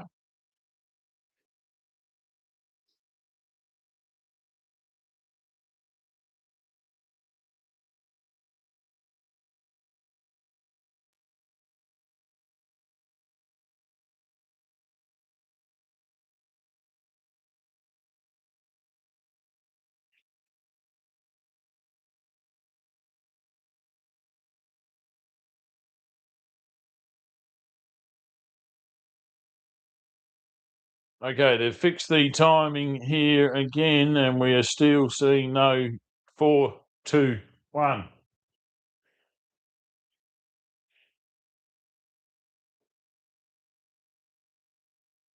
The screaming Aruda Racing Frame Joker comes into sight here. The 2, 5, 7. Nick and Jade. Thanks to AG, HMF Boats and Shill Auto Parts. Throwing the car left to right there in front of the spectators. So nothing wrong with that car today. As is, nothing is wrong with 999. Cy Heaslip, the Jimco single-seater.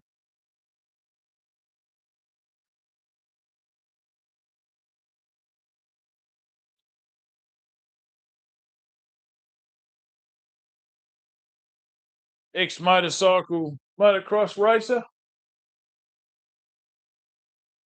Got in the buggies there, had a Scorpion with a big 2-litre in the back. Won the Australian Championship with it.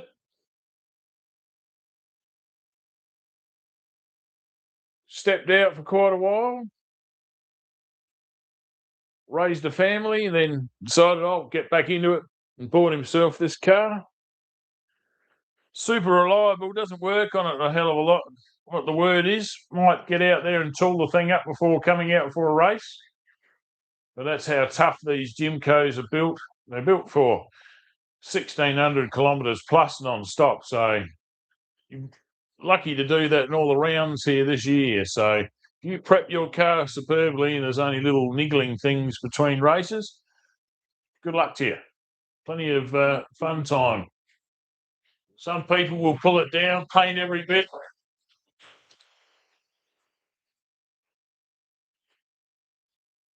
Tyson Battersby, Carly Battersby there, going past in the Southern Cross. give you some lap times here. There we go. So, lap 2, Robbie Gattaletta had a 10-minute 15. Cy Heasley had a 10-minute 49. Tyson Battersby, a 10-minute 59-second second lap. Paul, no, that's it. Yep. That's the way this timing works. You might be able to see it on screen occasionally. Get on to my.raceresult.com and you can look it up, the Minipave 250, thumbing through all of the Motorsport reference, and you'll be able to find it there, the 2026 Minipave 250, I think is how it's listed. And you can have a look at all these race times too and see how every race car is gathered together for heat or section 3, as it says on the computer. So you get a lot of times progressively jumping in front of each other as all the cars are included in one go here. Here comes Nick Burt.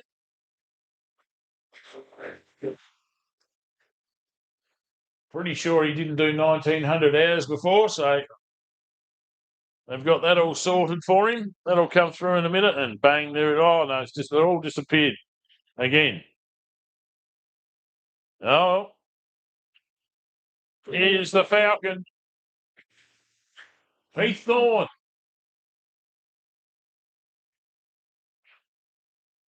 Probably a little bit more fun than the street stock out there at the Speedway in terms of the time you spend on the vehicle, but definitely making sure all of the spectators enjoy the dirt that he's driving on by a couple of little sideways movements there, spraying them up on the hill. Hope you're enjoying that.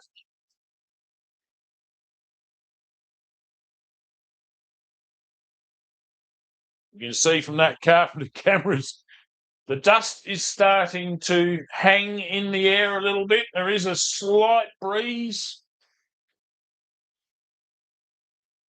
Oh, there we go. There's the 4-2-1.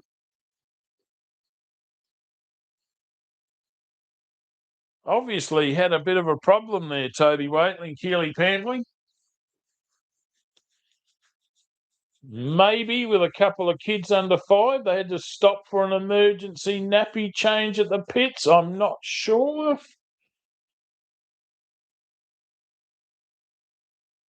Kids aren't on board, by the way, so don't get worried. I'm sure Miles, his oldest, would love to be strapped in there. He's going to be a racer. Speaking of going to be a racer, here comes Clinton Shunky, Simon Herman, and they'll be looking and going, hang on a minute. We're not going to be lapped by this Toby Waitley rush.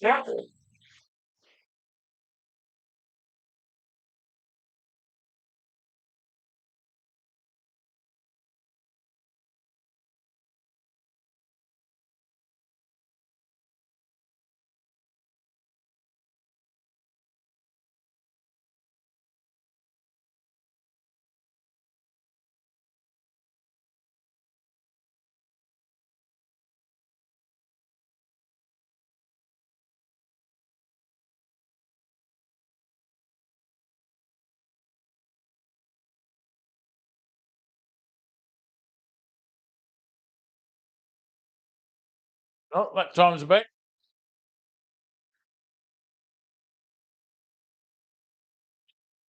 This is Ashley Foote comes through in his Geyser Brother machine. This will probably make all the stuff fall apart. So let's have a look here. Heath Thorne, absolutely flying today. Heath has had a first lap of 10 minutes 48 seconds, a second lap of 10 minutes 50 seconds. And he's currently the closest we've got to Robbie Gattaletta. Minute and a half.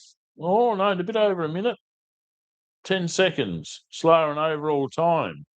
Having a look here for Cy Heaslip, he's got a 10-minute 49-second lap. He's nearly 10 seconds faster. Clinton Shunky, wow, talk about consistency. First lap 11:05.17, second lap 11:05.21. He's going well. Ashley Foote with Peter Hutchins had a first lap time of 11:14, second lap at 11 minutes and 2 seconds. Nick Burt, 11 minutes and 9 seconds, 11 minutes and 8 seconds for his second lap. He is Mr. Consistent. Tyson Battersby, 11 minutes 20, and then down to 10:59 for lap 2. And Toby Waitley's second lap was 17 minutes 18 seconds compared to a 9-minute 58. So definitely lost a lot of time. Will he be able to make that up there? Robbie Gavaletti's hoping not. Because he's chasing down Jeff Brennan, the can right now. The number 83 heads out on his last lap for this morning heat.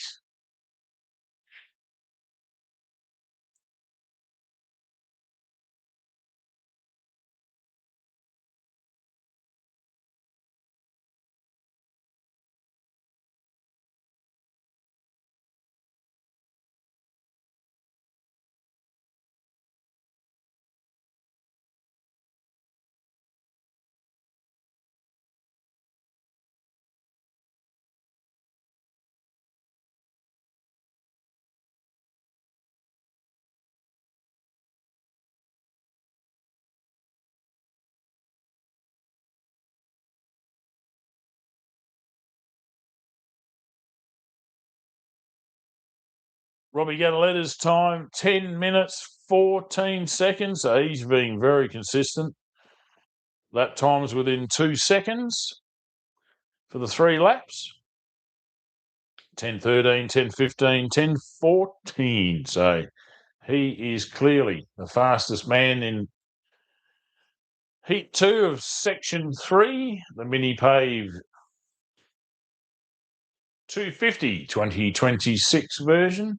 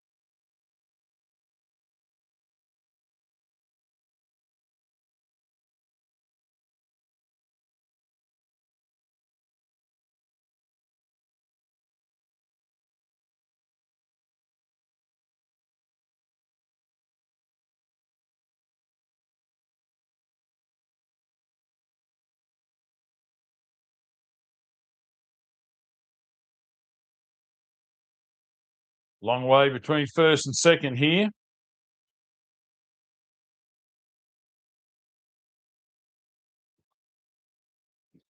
So Heaslip enjoying some clean air. As you see how quick he is after this lap. 999 Jimco.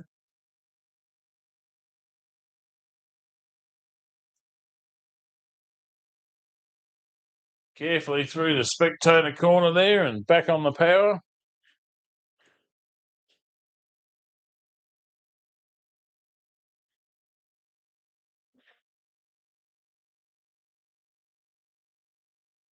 Here comes the 257 Mick Jaden Surfield.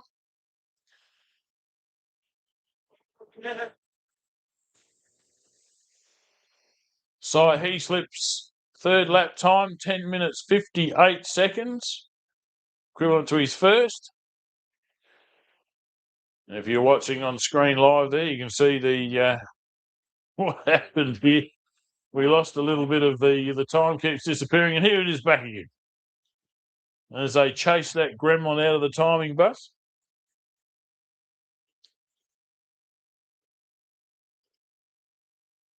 Here comes a very fast Tyson Battersby. Having a great run there in the Southern Cross Mark 5.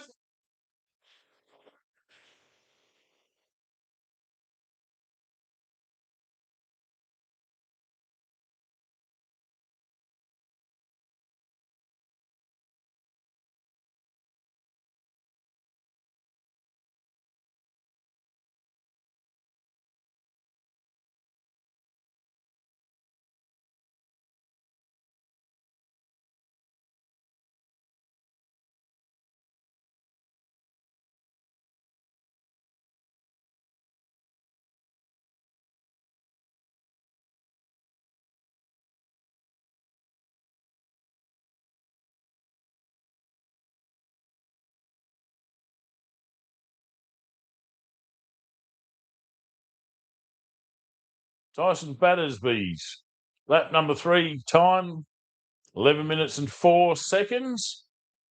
It's only 5 seconds down on his fastest lap. 2.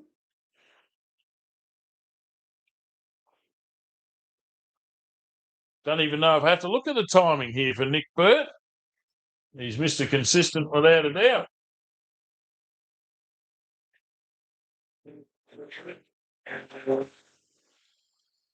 Bridge Campers 4x4 getting around Heath Thorne. Nick Burt, 11 minutes and 3 seconds. Actually faster. So he's had to wind the bus up there to get around Heath. Heath Thorne's time, 10 minute 53. So he's going pretty quick.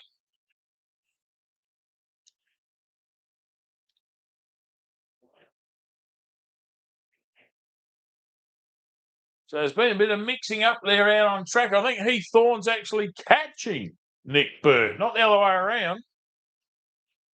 Looking at the times here, he's currently sitting second fastest in the heat behind Robbie Gattaletta, Heath Thorne. Cy Heaslip's 10 seconds slower than him in overall, and Nick Burt is, a minute and a bit slower. So Heath Thorne having a ripper run.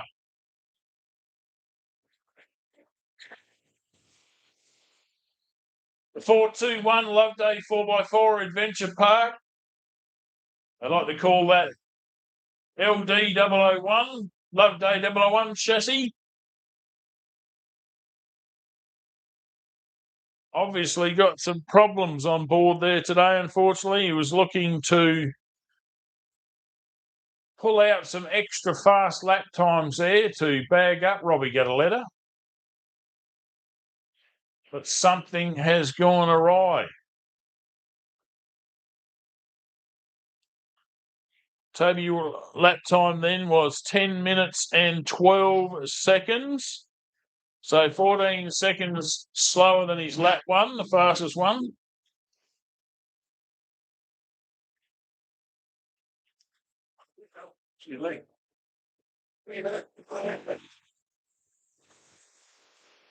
Here's the Shunky Rush truck. Feathering that throttle to spin those wheels to get it around the corner. A lot of rear wheel steering in trophy trucks. And that's steering via the throttle. The loud pedal. Just overpowering the grip of the tyres just to let it to slip just enough to bring the rear of the car around and let it off, let it grip again, and then plant your foot to as much as it will take. A lot of sensitivity with these throttles. A lot of these guys have got the speedway style throttle in the trophy trucks, where you've got a lever or a bit of steel wrapping around your toe so you can actually pull the throttle back. Here comes the guys at Brothers Machine. Might have been able to hear him feathering the throttle there and here.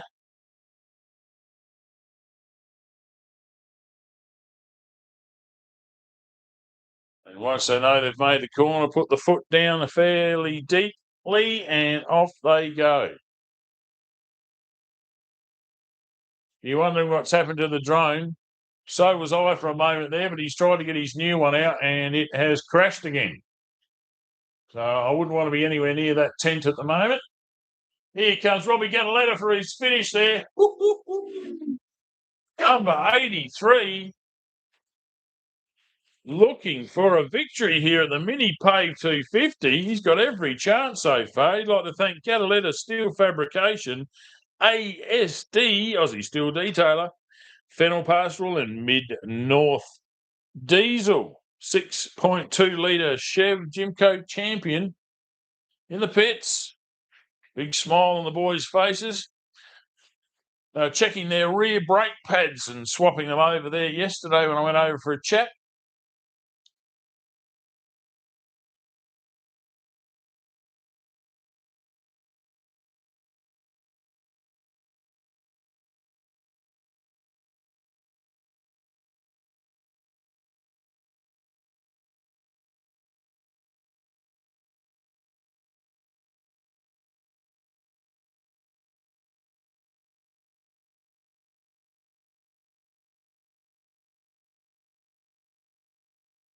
Coming at us now, Jeff Brennan.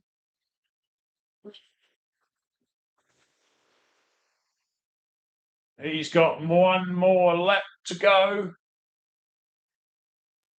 in this first heat for the cell. Section 3, heat 2.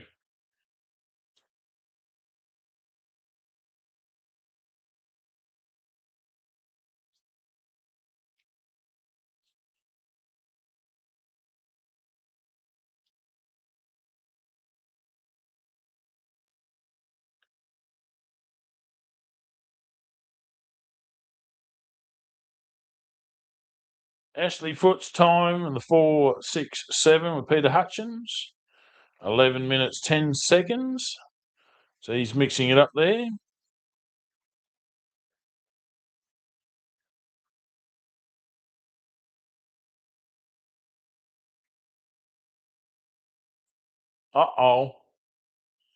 We can see from Big Bad BD's view that the recovery four-wheel drive has the Loveday 4x4 truck behind it.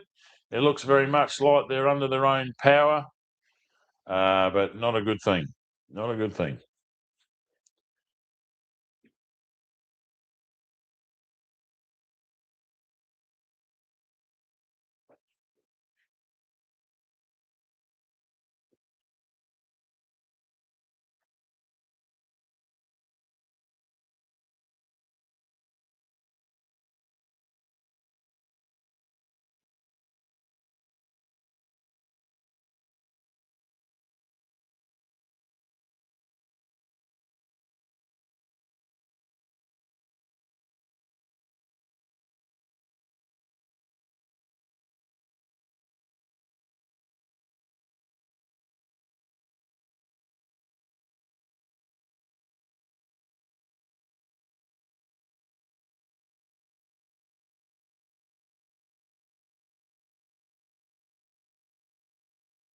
So Heaslip coming back towards us now in the Jimco 2000 single-seater.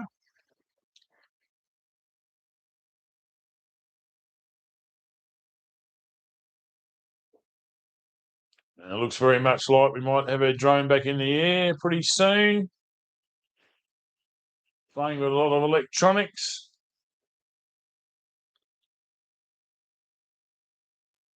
The gremlins are everywhere. They're in the timing. They're just knocked our timing off again.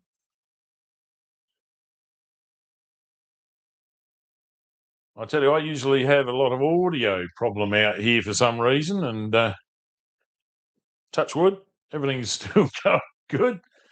I haven't had anyone say they can't hear me. Shout out to Toby Cooper, who was up here a few years ago. He gave us a heads up that we could hear us fine yesterday. Thanks for that, Toby Cooper. Don't forget to tune into Frogs Hollow TV. You'll probably see a race report here. Minipave 250.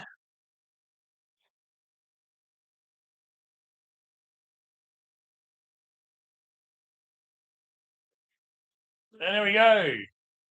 He slipped through. That's our second finisher. If I had the times, I'd give them to you. But it looks very much like our drone is back up, which is great.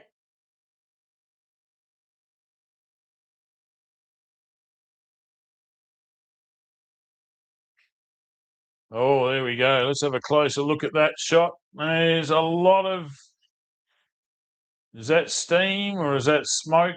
Heavy breathing from a breather at the back of the Loveday Adventure Park 4x4 machine. Don't know, but either way, they're being escorted on their own power.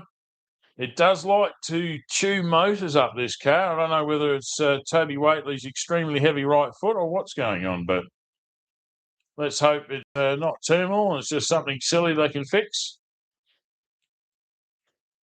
Coming back at us now, that's a screaming 1600 belonging to Mick Surfield, the Ritz Racing Frame Joker. Going to head out for another lap.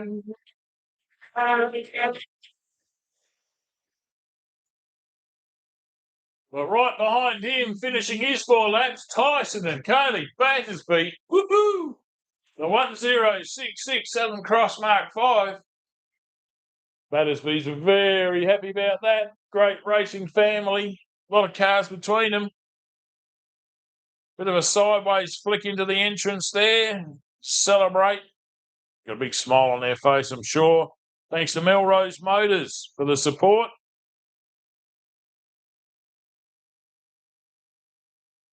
And we've got a bit of a battle out here at the moment. Very much looks like Heath Thorne is trying his hardest to break through the dust of Nick Burt in the Rush Trophy truck.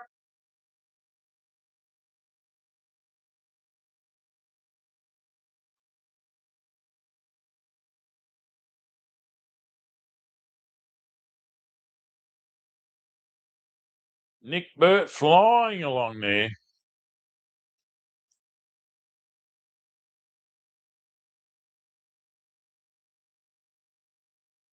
And coming to terms with the dust, you're getting used to this. You don't get much dust in Speedway. Have a look at the nosedive from Heath Thorne. Congratulations to the 403 coming through there, Nick and Alex Burt. But what a great drive here from Heath Thorne. Spotto Classics on Facebook will be going nuts. How excited they are about the Ford.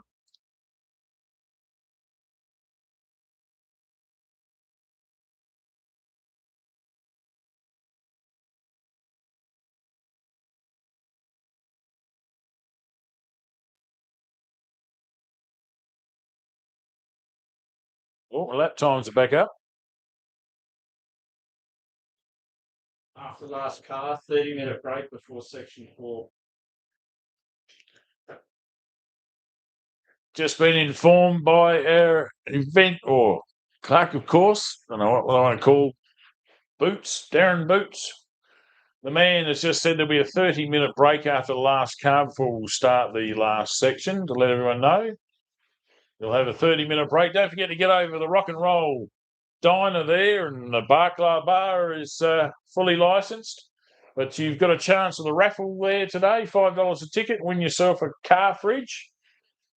Great value, some other prizes. There's also the Samfire Creatures merchandise available to you from the Rock and Roll Diner.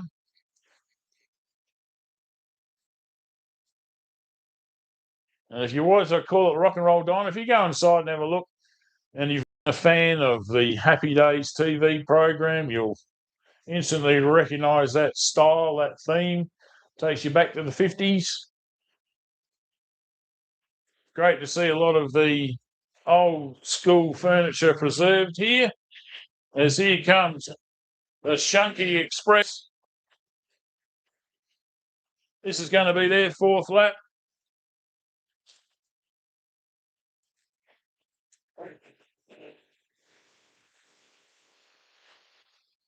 Pulling up here, getting a bit sideways on the bitumen there. There's the horsepower for sure. I'd like to thank C&P, K&J Shunky Transport, EOEY Tippers, Mayhem Automotive, A&B Mechanical, SBH Engineering, and RGC Haulage for their support. And they're getting a good run compared to last time I saw them here. Excellent.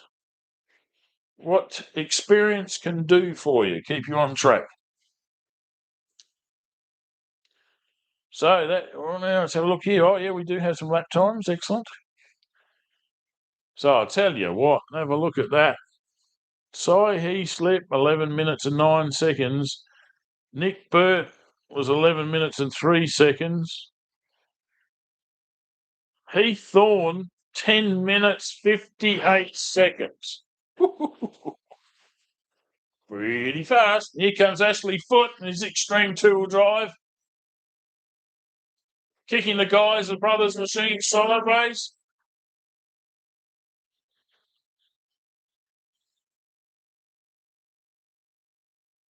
He'd like to thank ArcMate, iTech World, Better Beer, Mount Moriac Hotel Victoria, Down Under Refrigeration, FXD, Loveday 4x4 Park, Ronco Motors, 5 PM, and Black Bear Tyres.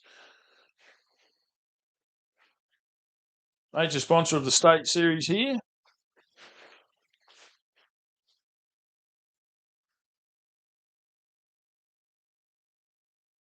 And he has, we've got an interesting father and daughter battle. He's come in with a fourth lap time of 11 minutes, 12 seconds, giving him an overall Section 3 time of 44 minutes, 39 seconds. And his daughter, Danielle, right behind by 10 seconds or so. Well, it was there. Now it's gone. Now it's come back. Yep. It's actually about 20-something seconds behind in overall. No, a minute, 20 seconds overall behind. It's all right. So interesting father and daughter battle going on there. I'm sure the Mount Moriac Hotel there in Victoria will be passing some bets around to who's going to win in the end there and having a great deal of fun there in the Princess Highway in Victoria. Not far from Geelong, a bit southwest from Geelong is where the Mount Moriac Hotel is. Here we go, the Bull Ant Racing Can-Am number 623. Jeff Brennan, again, showing consistency and lap after lap. He's there. Brett Beattie alongside. He'd like to thank Loveday 4x4 Park, Ronco Motors, Sean's Mobile Mechanics, Gazfab, and Manum Autoports.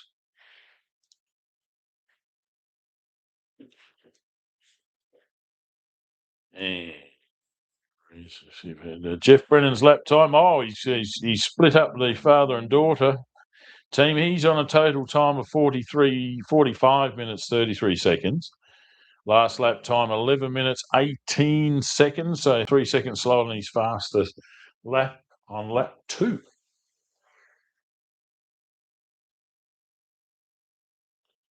There's one thing you'll notice on the videos of Jeff Brennan. He'll just lap after lap after lap. Looking smooth, and smooth is fast.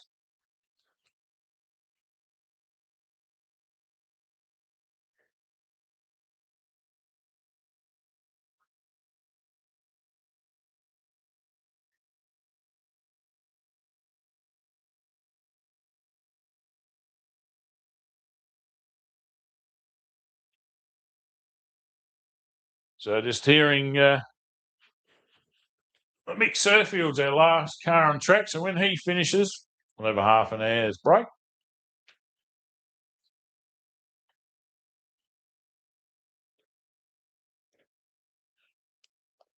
Time to get over the rock and roll diner.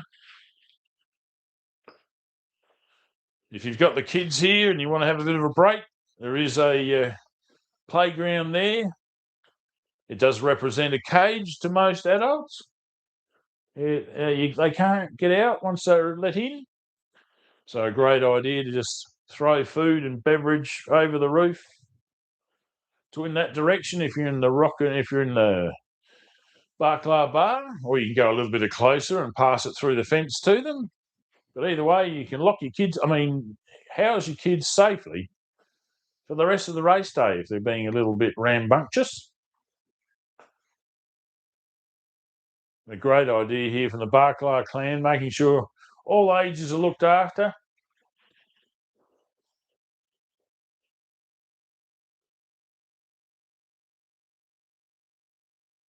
I'll tell you what, Ian's doing a great job. Poor fella's had the flu all week. He's still suffering with it today.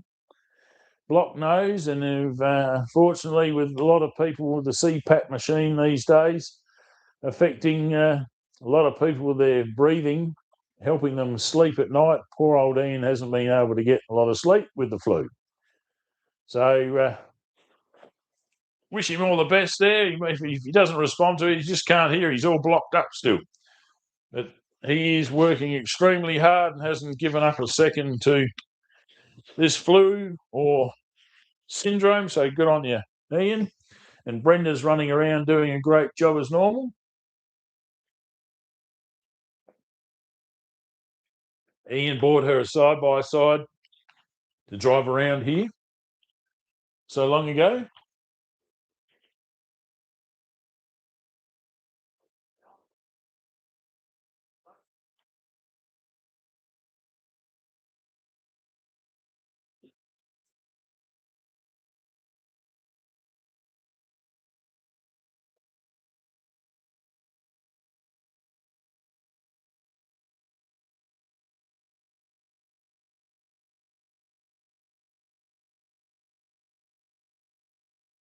So if you didn't hear us before there's going to be a half an hour break after Mick and Jaden's Surfield finish, and they're coming in front of us at the moment in the Super 1650 Jokers.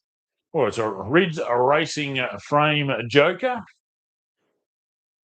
Quite a few of them kicking about there, thanks to Matt Ridley out there at Wakery. Designed this, you might note he's got his little single-seater for sale at the moment, the motorcycle engine machine. He's been developing that over a number of years, and it's time to move on to another model.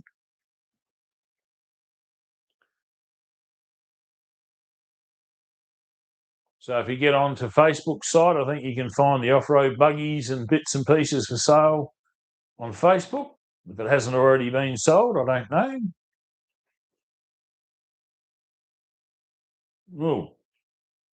Are we hearing some gearbox issues here from Mick Surfield? Because it very much sounds like he was, when he took off the line, it sounded like he was missing a gear. I think he's got the same problem here at the moment.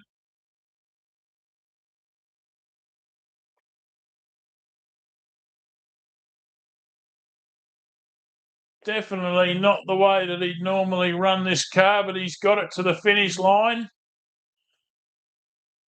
Great job.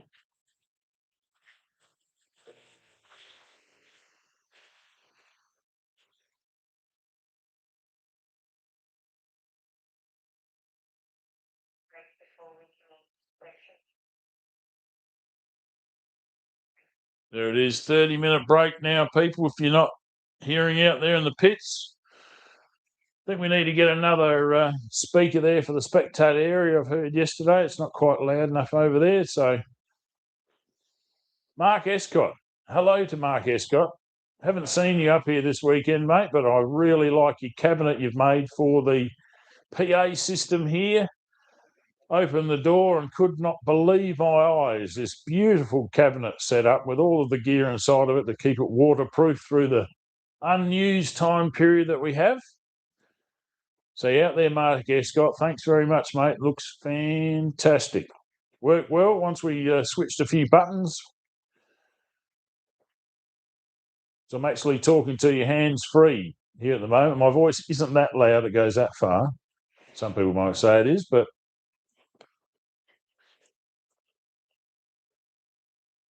you can hear me from everywhere at the moment. I'll tell you that much. So our drone man has landed his drone there. You might have seen on the left. That's what it looks like. Got the orange H disc on the ground. He's got the 4 cones properly spaced out there to keep people away from it taking off and landing. He didn't have that at Love Day many years ago, and the amount of kids that would come running from miles away. To get close to the drone, it's definitely a needed thing.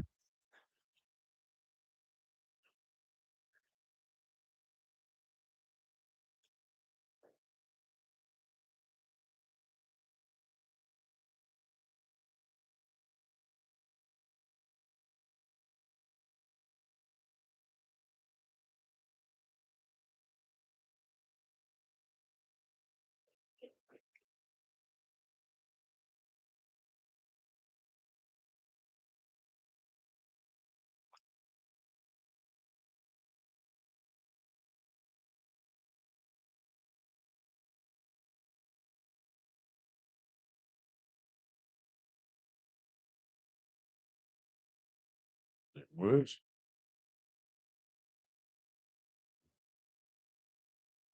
Just any goodness.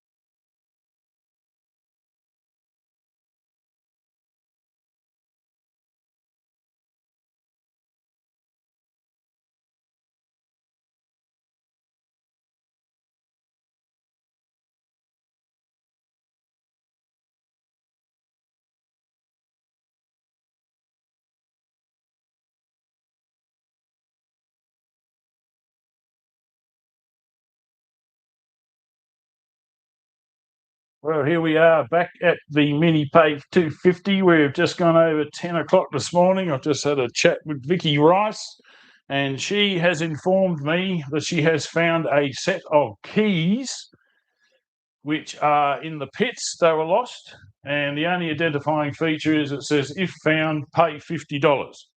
So if you've lost your keys, check your pockets and get down to the Rock and Roll Diner. That's where they are currently being held for ransom. I mean, held to return.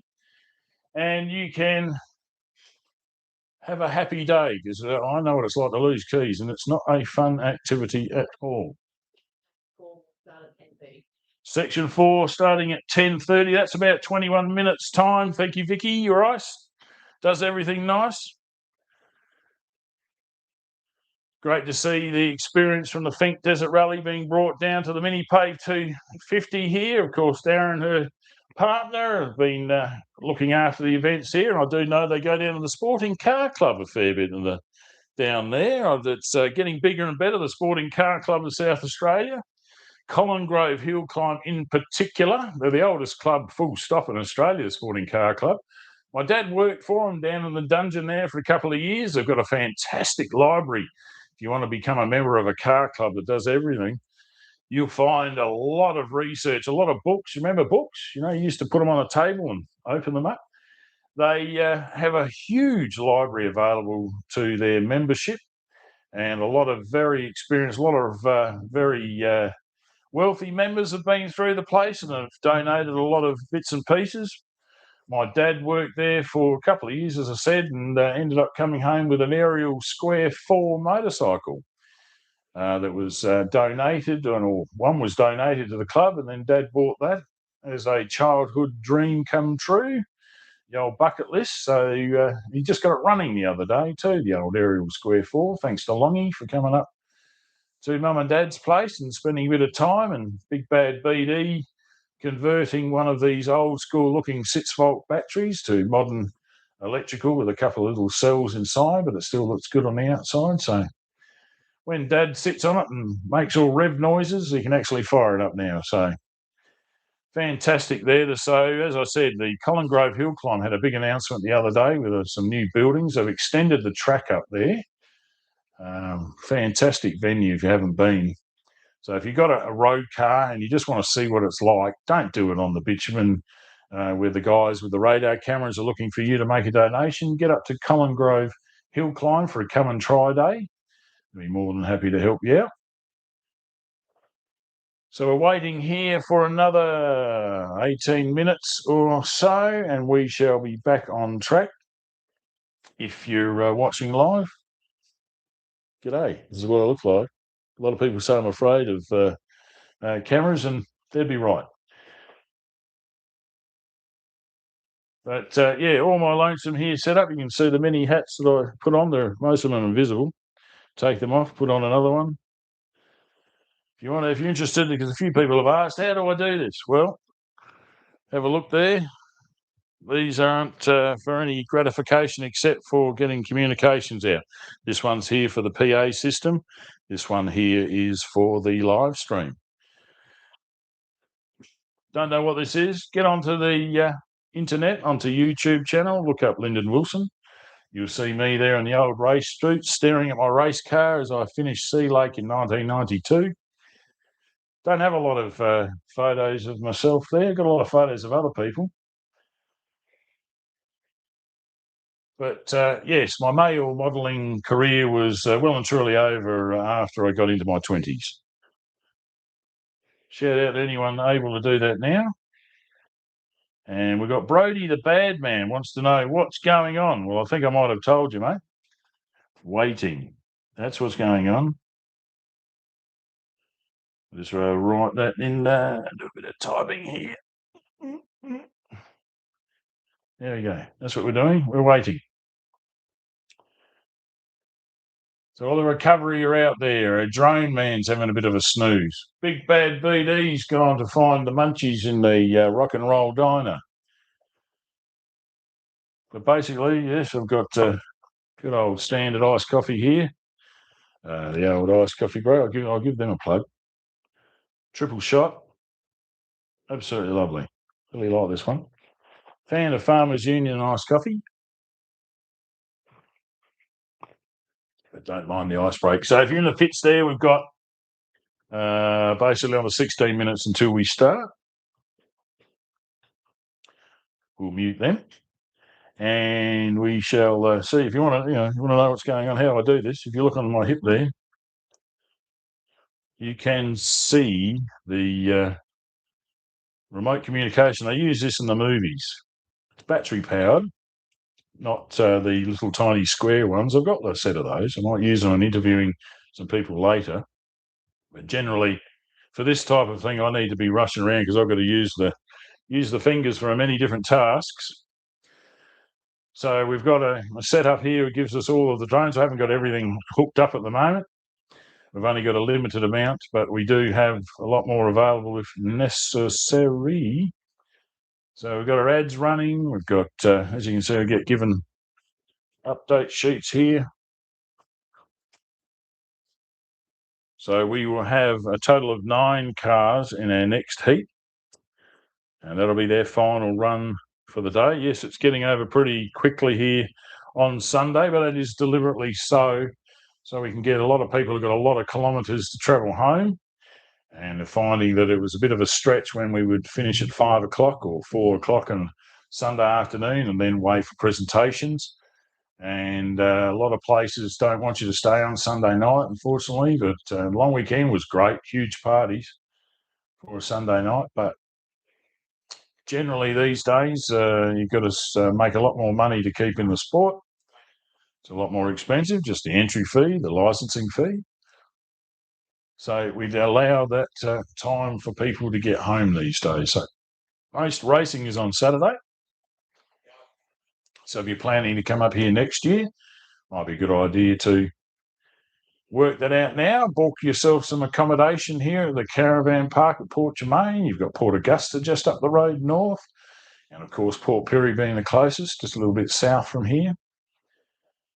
Fantastic area to be, and the weather is absolutely superb. The poor old squad from SAORRA 200 and 250 Sprint rained out this year. The whole surface is completely gone.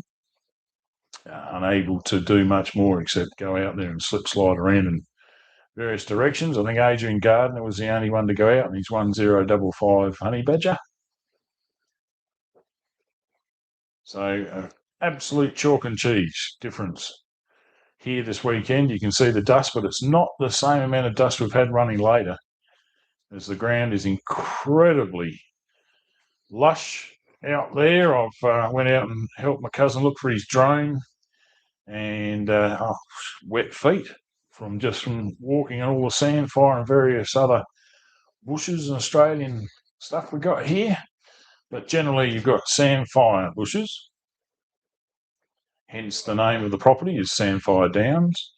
And Sandfire Creations online, if you want to order some merch from this weekend, get on to Sandfire Creations or via Minipave Concrete, Minipave Bitumen, and they'll be able to help you out with some merchandise from the weekend.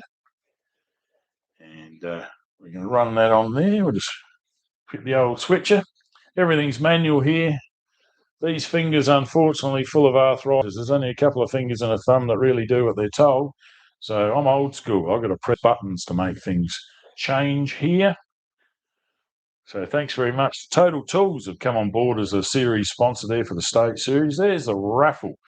You can get a raffle ticket there for $5. Win yourself a great thing. Now, Cabinet Systems. Haven't seen those boys up here this weekend. Love Day 4x4 Adventure Park. And of course, creating this series, Tony Waitley out there. Jess Works. Corey Hayworth and team do a great job out there in Lonsdale. Move Yourself Trailers. Thanks very much to the Cowie clan. Perry's Fuel Distributors. Who doesn't like going to the Tin Man and getting your munchies? Minipave Bitumen, of course, Minipave Concrete. They're the providers of this land. A&B Mechanical. If you see the guy waving the checkered flag, that's Aaron Harry. Clover Hills Farm at Saddleworth. Great supporters of off-road racing here. Bridge Campers 4x4. Of course, the Burts hang out there in Murray Bridge. RGC Haulage, yeah, part of the Shunky team there. That's the guy in the four-wheel drive. And, of course, no introduction, no explanation needed, SBH Engineering.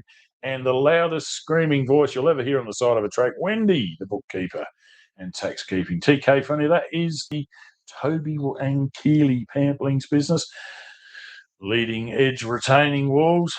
It's the old man out there at Gawler. Now, 5 p.m, if you want to contact him, Scott Agars, you have to go through Loveday. He's got so much work, he doesn't need to advertise. There's the logo and all the sponsors across the top there for this particular event. And the Barclays really want to thank many City Rural Insurance Brokers. They bring out some people, do some video out here as well. Augusta Quarries have dumped a whole heap of road base behind it. Solid, easy, good way to walk around the place here. Keeps the weeds down. Fantastic from them. Port Pirie and Whyalla, you can't miss the Gadaletta GSF steel fabrication buildings, doing some really good steel fabrication around the place. Port Broughton IGA, go down there and say g'day to Paddy Garrity and team. They do some superb food ready to go. They're providing most of the food for the Rock and Roll Diner. Of course, Minipave bitumen. The Barclays, this is their property. We're thrashing around here on it all weekend. And Wilson Car Sales, no relation there, but does some good deals there in Port Pirie. And, of course, Wendy again, she sponsors. These are the sponsors individually of the A and B. Sponsors individually of the series here at the Minipave 250. The local guys, Test and Tag. Keep all your stuff safe, and Goodyear Auto Care of Port Pirie. Thank you for your continued support. Of course, there's Brenda Barclay's business, Sandfire Creations.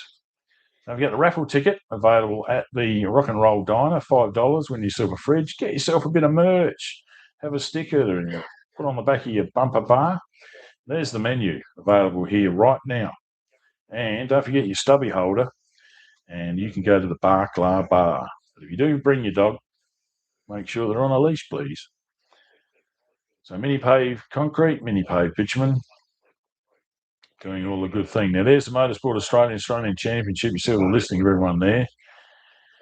The Mount Moriac Hotel. Of course, we've got a trophy truck and a Can-Am there for them now. This is part of the venue available to you. Look at the dining room. Look at that. Does it make you hungry? It certainly does. Total Tools. New venue up in Berry. It hasn't been open for that long. Excited team. If you sign up for this series next year, there's every possibility that you can go away with a $500 toolbox and tools. But in the short term, get your raffle ticket. You see it's been going around everywhere. Cabinet Systems, great supporters there, great Can-Am. Even a second Can-Am now. Loveday 4x4 Park.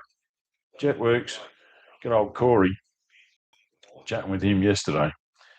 And the Adelaide Buggy Club, stalwart members there. Rob Carey runs the show out there now. Perry's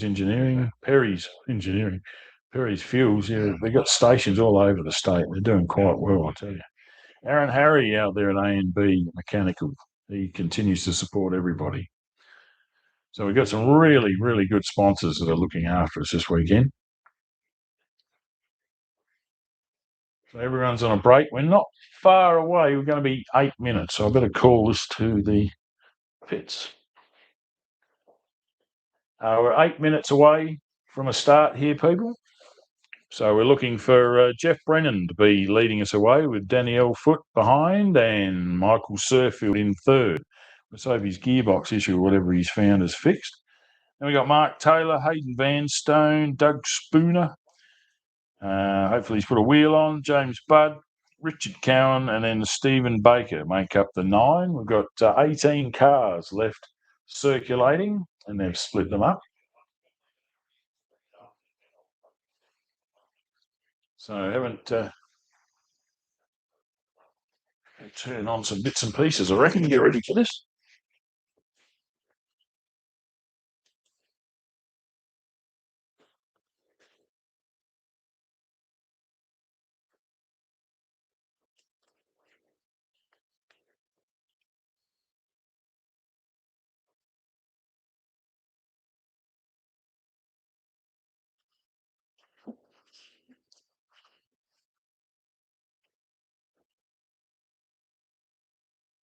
You can see GB race timing out there. That's Greg Bell. Looks like Naomi Hall sneaking up behind him to make sure he's doing a good job.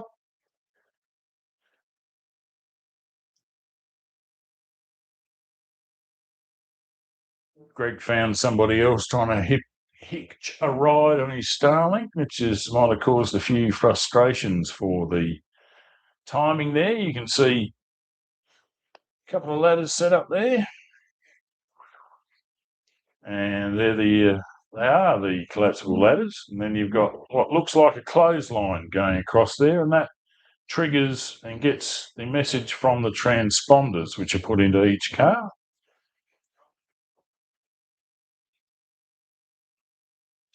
Looks like we're all getting back online here at the moment. So we'll press another button here.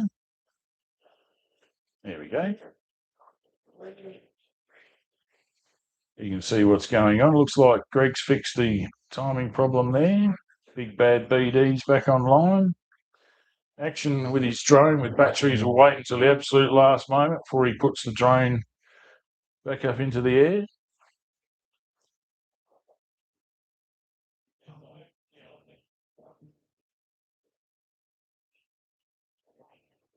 But I'll tell you what, things are going so fast here this weekend. It's been fantastic once again to come up here to Port Germein, beautiful part of South Australia. In the distance we can see across the Gulf, basically see whalers, silos. You can see the big hill in the background there. It's just next to the whaler steelworks in the background. That's where they get a lot of their iron ore from. Hence where its creation, hence its location.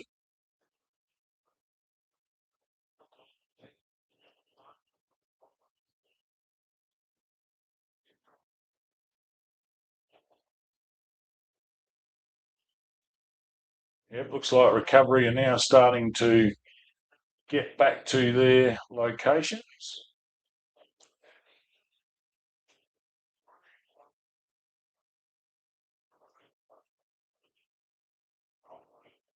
Where the sun is over the back here, the Flinders Ranges extend all the way from down near Victor Harbour, more or less, to all the way up here, getting up towards Port Augusta. And it's a common route to go to Port Augusta and then head north, head towards Corn. Then on to Hawker. So 3 minutes is the call. You can hear from outside. Not long to go. So if you want to keep an eye on the times, you want to go down to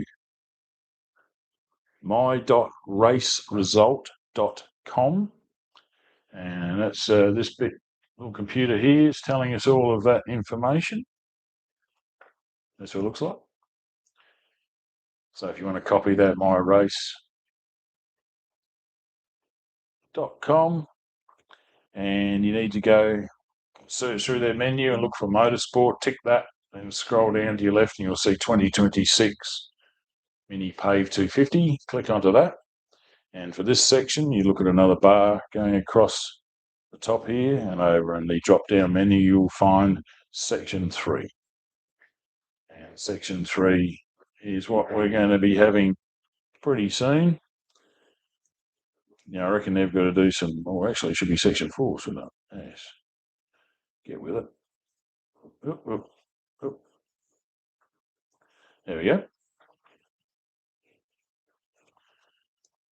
Section 4 time. So once they get going, there's only 3 laps in this one. So the way the Gataletta's going, it's only going to be about 33 minutes. And the times they've been doing. But as I said, first up at the moment, we're going to have Jeff Brennan and his side-by-side.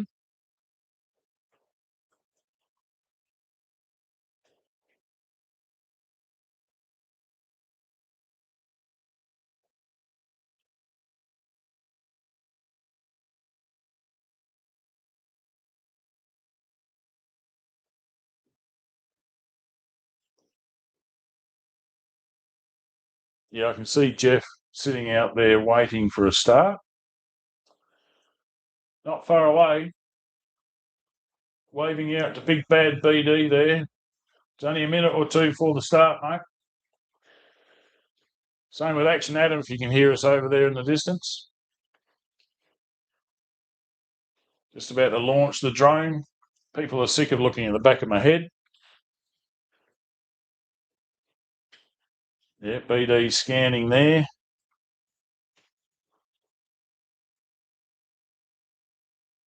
You can't quite see, but I can see Jeff Brennan still in the assembly chute that they have. The Bull Ant Racing team leading the way in the side-by-sides this weekend. Got some really quick times, consistent again. But on the shot on the screen, if you're watching, he's hiding behind the bus. They're waiting for him to come up close to that area. Looks like our drone's just about to be airborne. We're going to be going at any moment now.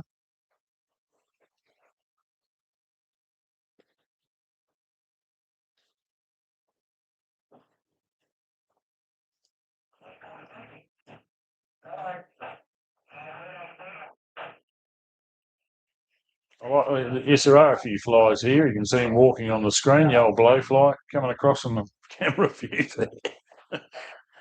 Top left view, if you're watching on the live stream, that is what the drone looks at waiting to launch. All the samphire and everything in the background.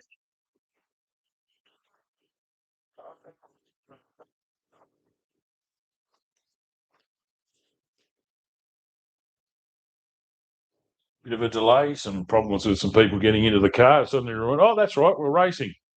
We better get out there.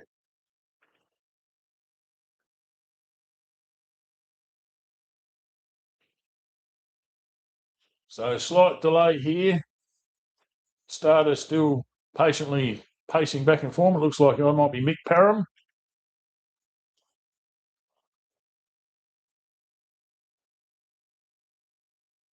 Been navigating for Josh Gaskin there, so doing double duties. He's in the second heat coming up.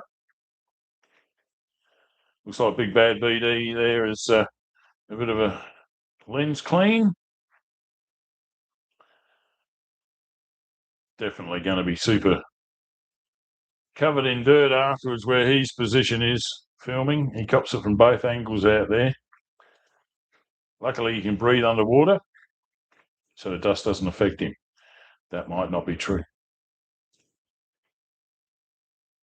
Shout out to his daughter, my niece, Lainey Wilson. No relation to the singer. But hello, Lainey there. She's just about to turn 10 years old. Can you believe it? And just spoke to Clive, the diver Randall there before. And he told me his little baby daughter's 32 years old. So anyway, after I picked myself off the ground and realised, yeah, I am that old. Great to hear some off-roaders continuing life out there in the big world. Now, I've got Big Bad BD doing his best to focus in, but he cannot see through the gap there. Mick's still standing in front of them. They haven't moved at all. All these cars are sufficiently idled up to temperature without a doubt. A few of them been running some circle laps. There is a little practice track off to your left there just to make sure all your gear's right, have a bit of a test session, make sure everything's running correctly.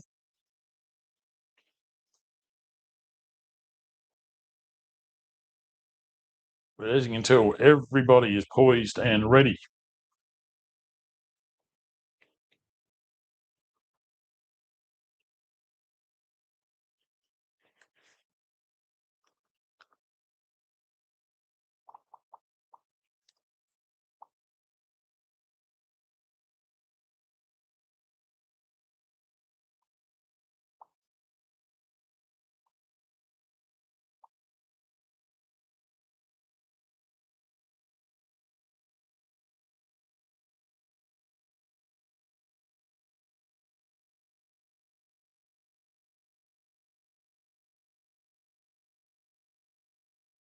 All right, just heard the word. We're going to be going out on track at any moment. I can hear the Can-Am running up now.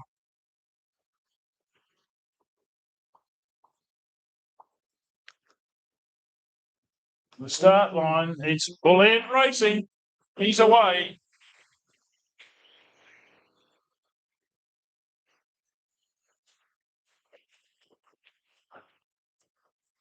He'd like to thank Loveday Football 4 Park, Ronco Motors, Sean's Mobile Mechanic, Gazfab, and Manham Auto Ports, and Brett Beattie porting the way for the landscaper, Jeff Brennan.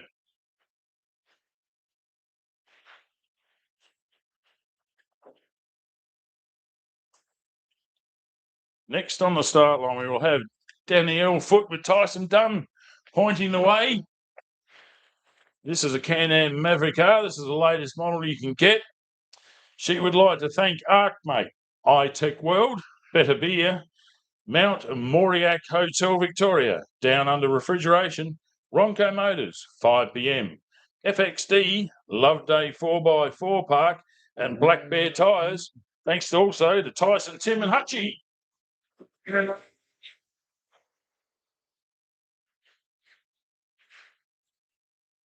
Next off, the 257 of Mick Surfield with Jade and his son alongside. This is a Ridge Racing Frame Joker. They'd like to thank AGE, HMF Boats, and Shill Auto Parts up there at Waikerie. If he's coming out, can't quite, where is he? Let's hope so, because the car wasn't running too well when it finished our previous heat.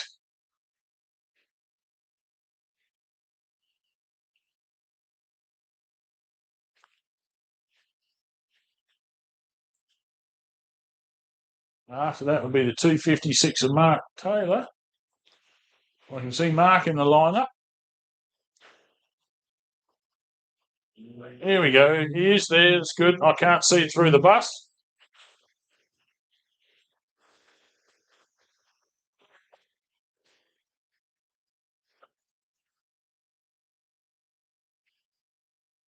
Yeah, here comes the 256. Mark and his son Ryder navigating.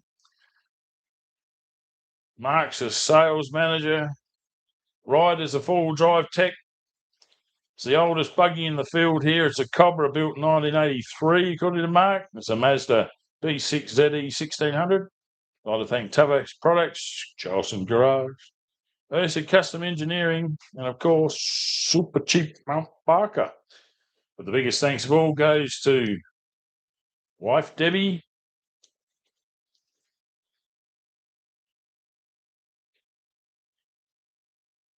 so he's been running in the Australian Off-Road Championship in this, been to a lot of tracks I haven't been to before. Really enjoying his racing in this car.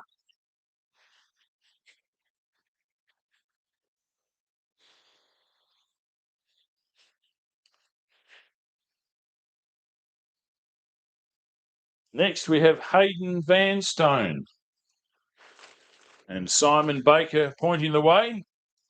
This is a 1641cc Volkswagen. The frame is a Joker hybrid, built in 2018. I'd like to thank Barossa Earthworks, Chook's Custom Graphics, Collins Concrete Pumping, Lindock Hotel, Deck Pod, Outlaw Speed Shop, Tough As Products, Vinatech, Century Batteries, and of course, Driveline by Clive, as well as the motor. And both the boys were just over having a chat with me before, letting me know that this car has no distributor in it at all. It's got like an LS timing, it's got a crank sender, it's got a cam sensor, so no distributor in this bus, being fuel injected.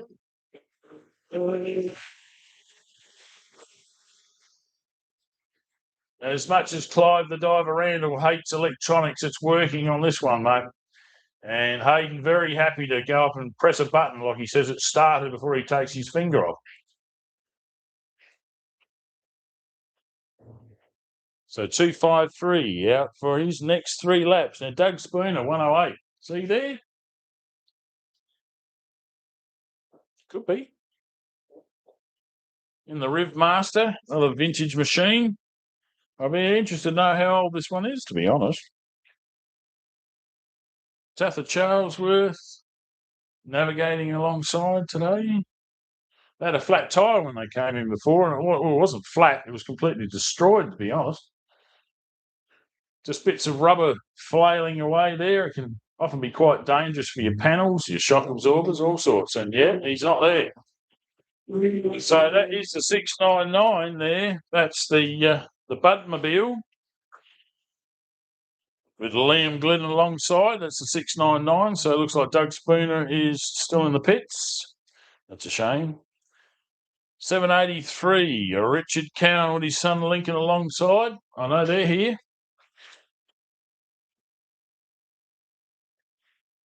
Are only before production four-wheel drive here. Toyota Land Cruiser 80 series, built in 83, 4.5 litre inline six engine. RGC Haulage, Auto Pro, Parafill Guards, and SBH Engineering help keep this vehicle on track. Part of the Shanky Motorsport team. And he is the proprietor of ARGC Haulage, and they're away. And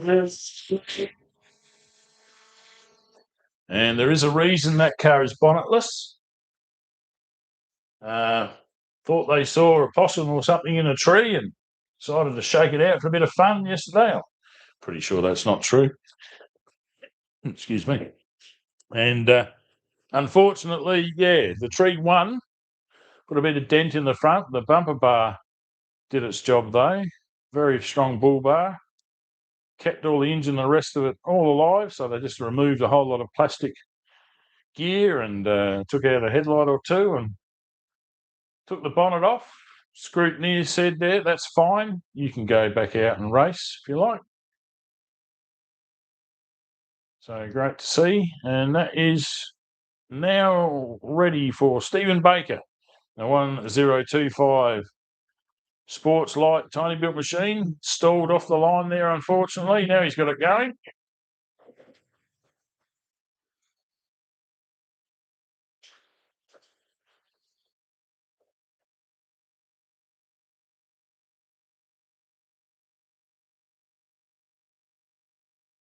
Great power to weight ratio in that car. You can see it just absolutely take off. Now let's have a look and see what's happening out the back there, because there's not much at the start-finish line at the moment. So Adams Aerial Services giving us an inside view of the track facilities here. If you want to get out there yourself, land and apply to be an official and follow all the steps, and you too can come out here and get real close to the action. Get a camp away, get away from rat race. A lot of people used to say in the city. Come up here to Port Germein, for example, and absolutely superb facilities here. Camp here in the bushes, all that. Hello, here he is. There's the 108 of Doug Spooner. He just had a bit of a late start there. Not entirely sure whether that I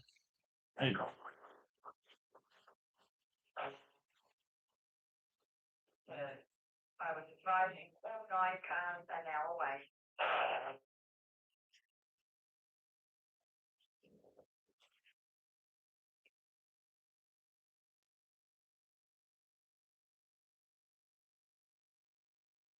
There's the Cowans on track. Now they're going into, this is the area that they hit the tree, right there to the right. See how tenderly they're going around that corner.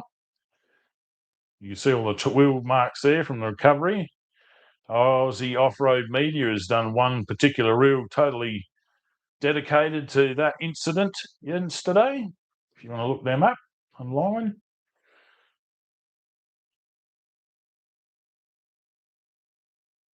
But on my Facebook page, you'll see Richard Cowan jumping on his bonnet, trying to straighten it out yesterday. And they just went past one of BD's GoPros, but you can hear it hit the tree and you can see some wood bounce backwards on the track. And that's all BD got of it. There's another camera we haven't looked at yet. So they've made it through the safe zone, and the foot is now firmly planted to the floor there for the Cowan machine. Meanwhile, Bad BD's got a pretty good fix on the leader in this heat so far, starting first. That's Jeff Brennan. He's going to go out with his zone there. So let's have a look back at everyone, what's going on.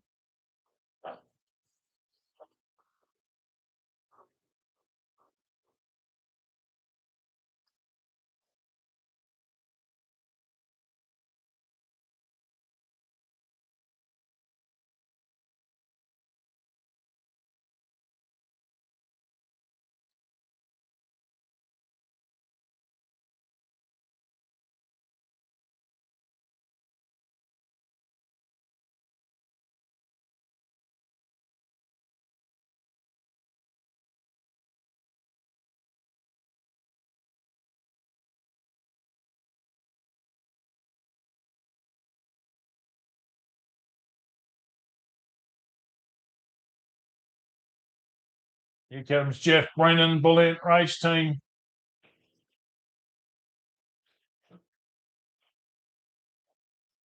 Over the Jetworks jump. Doink.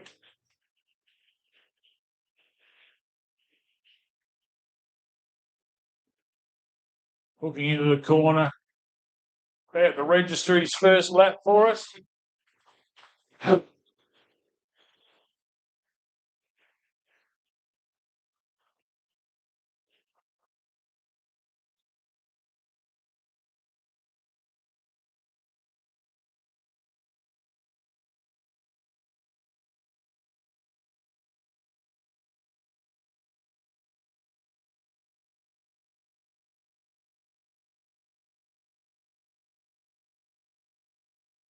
And his first lap time in 6:23 is 11 minutes and 13 seconds.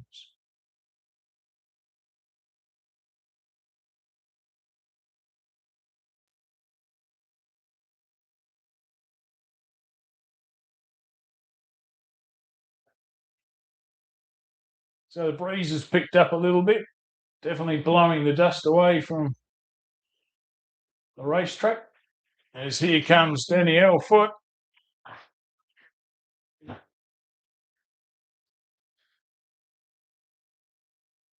These Can-Am Maverick R's are so advanced.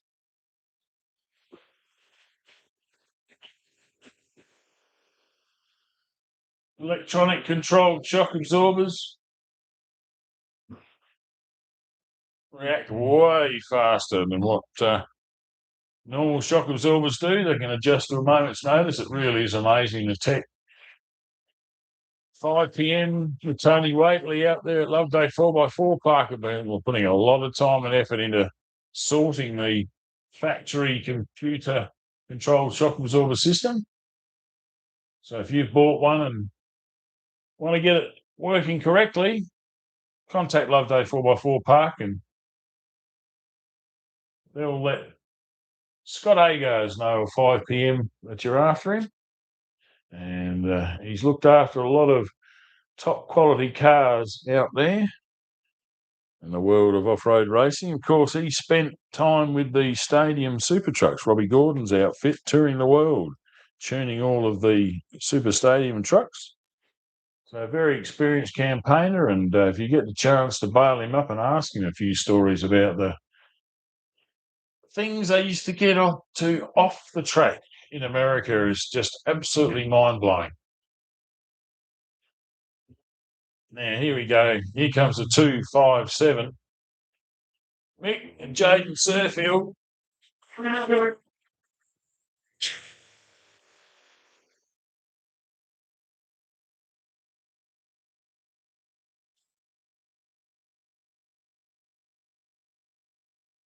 The only downside of having the wind at the moment is everybody's getting a little bit dusted in the pits here. Danielle Foot's first lap time, 11 minutes, 28 seconds. Michael Surfield, 11 minutes, 56 seconds. So the timing and officials have got the seeding for this heat perfect, haven't they? The way you look at the progressive times there.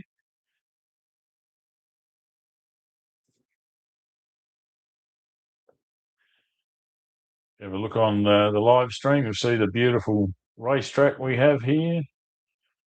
We've been allowed to have a thrash on. Out at Port Germein, Samfire Road, if you want to program in and get down here in a hurry. Even just come in and say g'day at the moment. Gates open.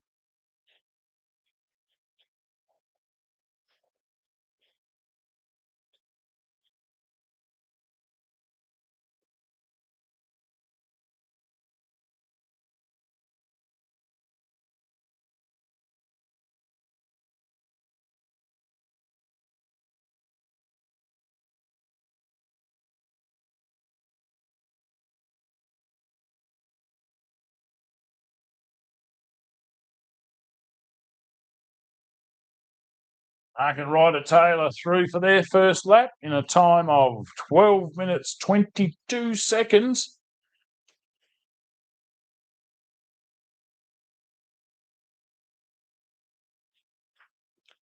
Of course, right behind him should be the 253.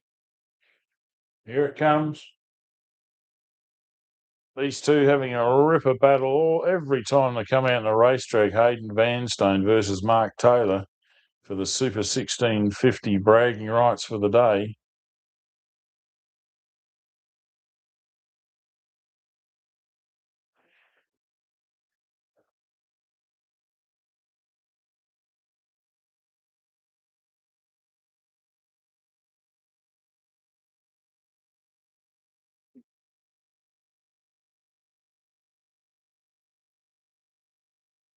Uh-oh.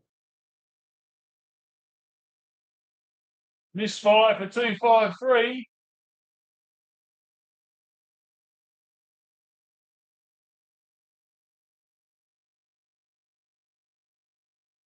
Unfortunately, Hayden Vanstone coming into the pits.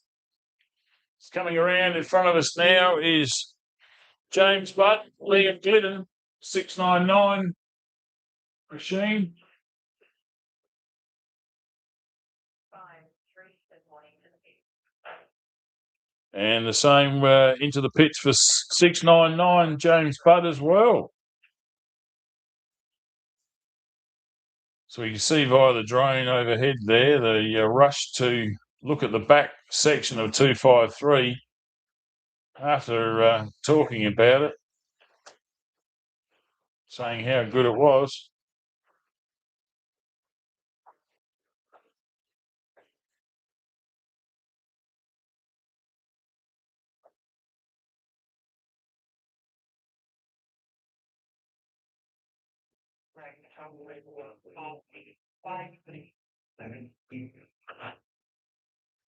Oh, they got it going again. Hayden Vanstone looking to re-enter the track. Waved on by officials, and he's back in it.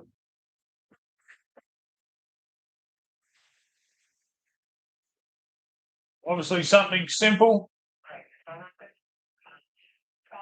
Lucky the man that knows all about that engine in the pits there, Clive the Diver Randall. Rushing to assistance with a half a dozen others there to help. This is how keen everybody is to keep everyone on track.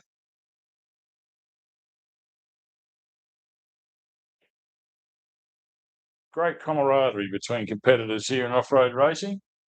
You get to spend a lot of time together when you go away from home. A lot of people you get to know and lifelong friends made from the sport. So get into it. Get into off-road racing. Look up an off-road racing club. Become part of it. You too can get your old Toyota Land Cruiser 80 series going, just like the Cowans here of RGC Haulage. And I know the guy in the navigated seat is just keen as to get out there and into his own side-by-side. Madam, Lincoln Cowan.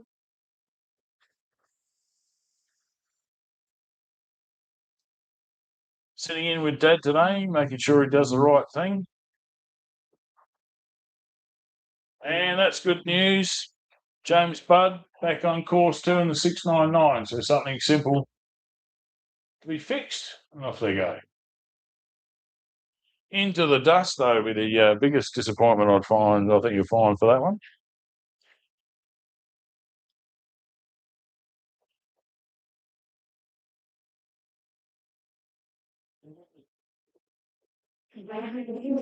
Jack Stephen Baker, tiny built single seater, screaming high booster behind him, normally in a motorbike.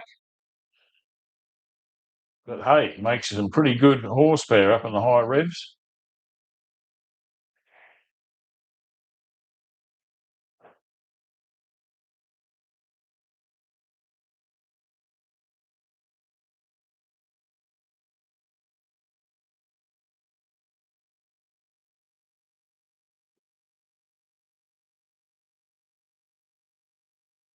Coming in now, the 108 of Doug Spooner. Yes, it is. Looks like he's got a bit of a problem with the right rear shocker there. You can see it dipping a lot harder than what the other side is. It could be a result of that flailing rear tyre flat he had before.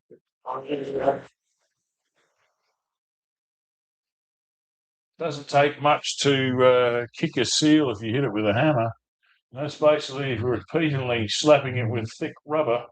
The shock absorber shaft could just slightly kick and lose a lot of its nitrogen it has in there, if not a little bit of oil. But definitely that rear of that car is rebounding not at the same time. You've got the right-hand side going a lot lower, so I'd say that might be his problem. Get back in the saddle again. Drone Man's changing batteries. I'm currently watching it on screen. So you're seeing me in the corner here, but don't forget to look after all of our great sponsors on the top right of the live broadcast here.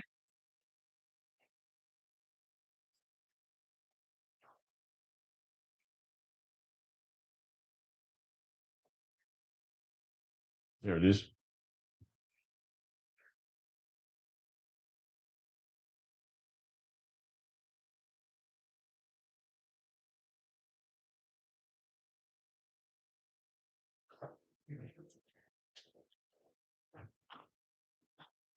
Daniel Foot getting closer back to us.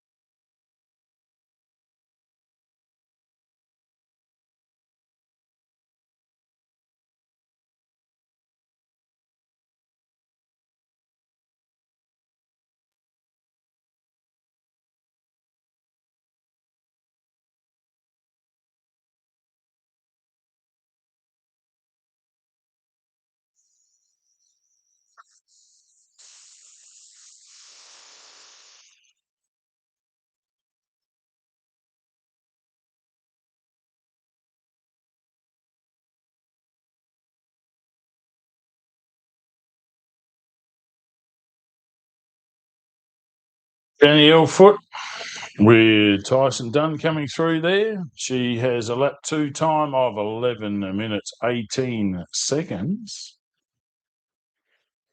What's going on? Haven't got a second time there for Jeff Brennan. Uh-oh. The Bull Ant Racing team. The Everly, here he comes. He's still there.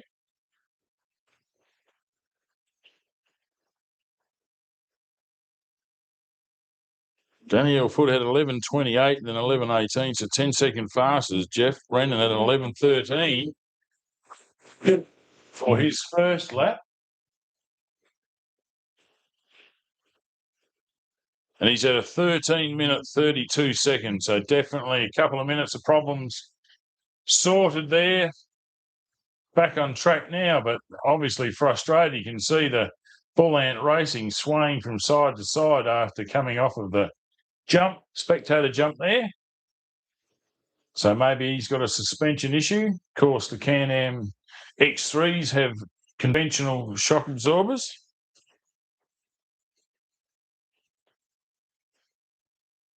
Nothing wrong with them. As long as everything's working, they work absolutely fine.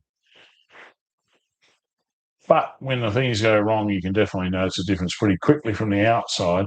The inside can feel completely different. Big Bad BD focused in there. We've got our drone back on board, which is good.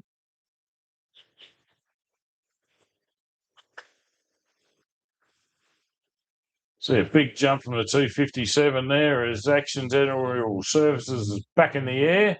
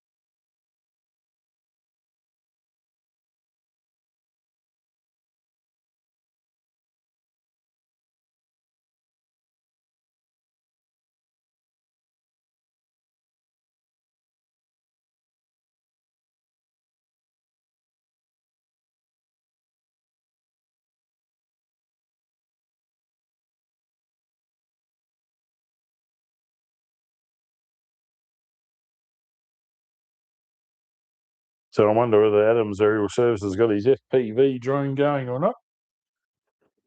Pretty big straight ahead view there. They consider the racing drones there more or less. Is coming around to complete his next lap is Mark Taylor.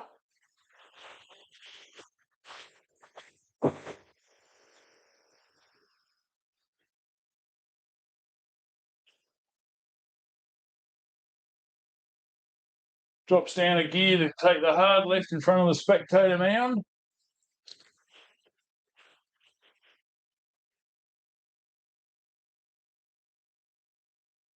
So using a combi gearbox, you've got to be that's a Volkswagen combi, 1970s up into the 80 air-cooled engines generally with that gearbox. You have to treat it like you're driving a prime mover truck. We've got a time almost double. You're not double declutching, but you are actually going through the motion of changing from one gear to the next. That slowly, and that will conserve the gearbox. Flat changes, not recommended unless you can fix the gearbox completely yourself and you like to spend money on gearbox parts. They are getting harder to get. Most of it's got to come from the States, unfortunately, these days. So there is a time delay and a money issue with the exchange rates. And all the rest of the fees and charges they're putting on stuff these days. So better to be a little bit conservative with your very old technology, theoretically. That was all designed in the 60s, that was, the combi stuff. Took its while. It was a big thing when off-road racing, the first people interstate actually put a combi gearbox in and had independent rear suspension, as they call it. But it just meant that the rear wheels would go up and down, whereas the previous Volkswagen gearboxes were called swing axle gearboxes. So they would rotate from the centre of the gearbox up and down, and very tough. There's you can't hurt them in a lot of cases. A lot of people whinged that because I was running one of my Class 6 with 33-inch rear tyres. So it really scared some people that were behind us watching how that suspension works But it works very well. And if you want to know how well, look back in time and get onto the YouTube channels and look up the history of off-road racing in regards to, I think there's a Dubbo one where you see Keith Poole out there with a 2-litre air-cooled motor, and he's beating the whole field and he's running a swing axle gearbox. You're lucky to get 6 inches of suspension travel. A lot of the suspension travel for me in that case was out of the tyres. The tyre pressures were run according to which track, and you would I would rely on that. It's a funny feeling getting used to all of that compression and what have you, but modern day you just don't have that. You've got 42-inch tyres being run in the United States now as Hayden Vanstone comes through. And he had a 14-minute and 8-second lap.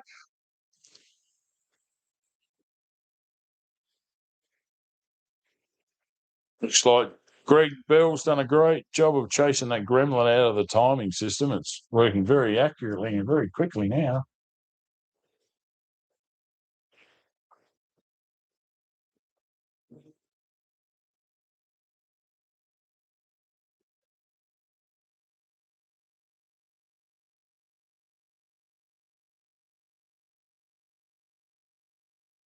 So 5 cars completed lap 2.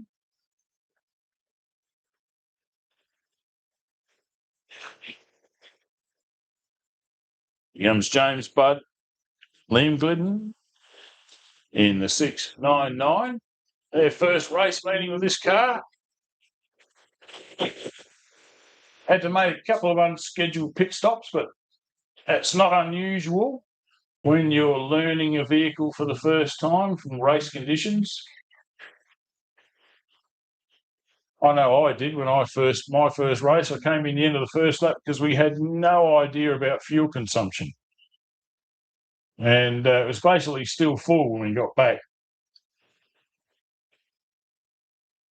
The thing with a restricted motor, it doesn't use a lot of fuel. A lot of people would not believe how good fuel economy I used to get out of my car. So much so that the engine dyno man, Andrew Taylor, that gave us all the advice about what camshaft and the heads, and we'd build all the stuff there. He basically taught me how to put a motor together. And we went and did 300 Ks of Wakery non-stop.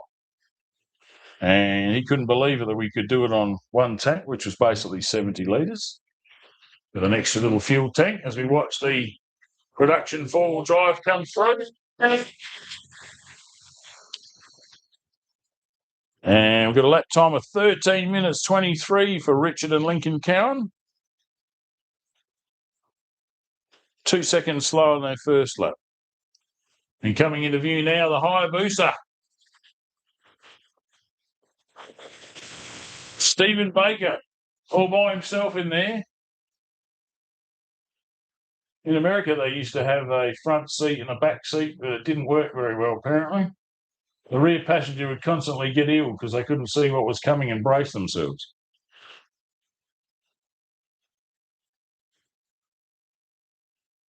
So, yes, fuel economy plays a big game, or causes a whole lot. You can go all day. You don't have to come in and stop. Makes a hell of a difference. So imagine 108 here with a 1600 motor in the back, Volkswagen. You get incredible fuel economy out of this car. This is Doug Spooner there.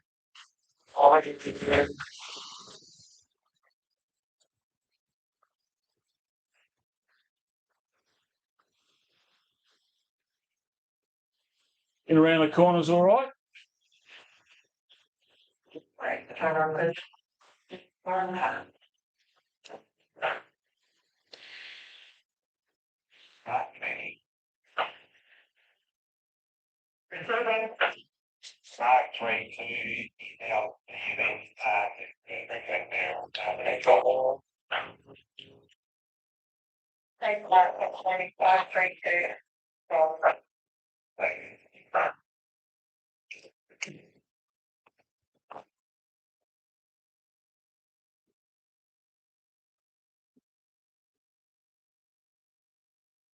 Very sad news just come to note. Heath Thorne has had to withdraw the 532 car. Thanks for putting on a great show there, Heath. We look forward to seeing you out next time. Sorry, you've got some problems that have caused the car to be put back in the transport on the way home, but here comes our first place in Heat 1 of Section 4, Danielle Foote and Tyson Dunn. Last lap time, 11 minutes, 20 seconds. Total time for those 3 laps, 34 minutes and 7 seconds.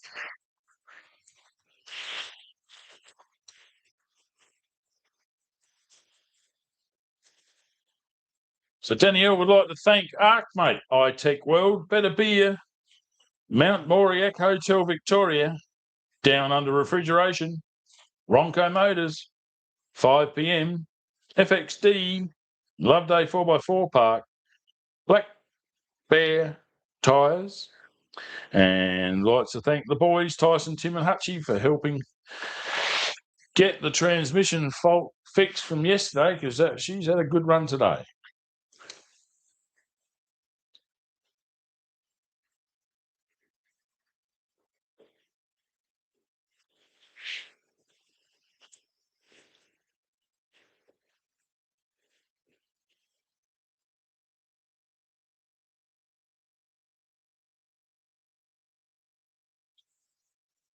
And here comes Jeff Brennan, the Bull Ant Racing Machine, 623. Brett Beattie pointing the way again.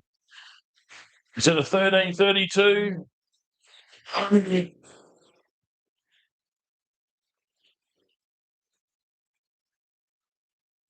That time last time out. So this time was an 11:52. So 11:13, 13:32 with a problem there. A total time of 36 minutes, 38 seconds for 623. The Landscaper.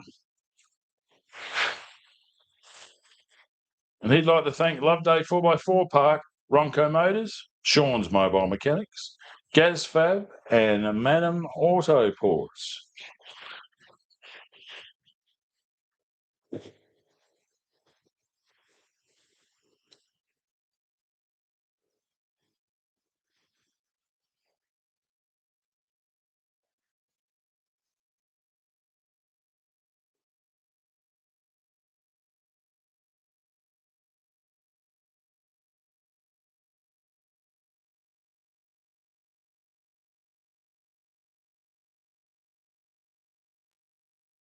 Of course, we're getting through this event a lot faster than what we anticipated due to the amount of withdrawals that we've had here this weekend.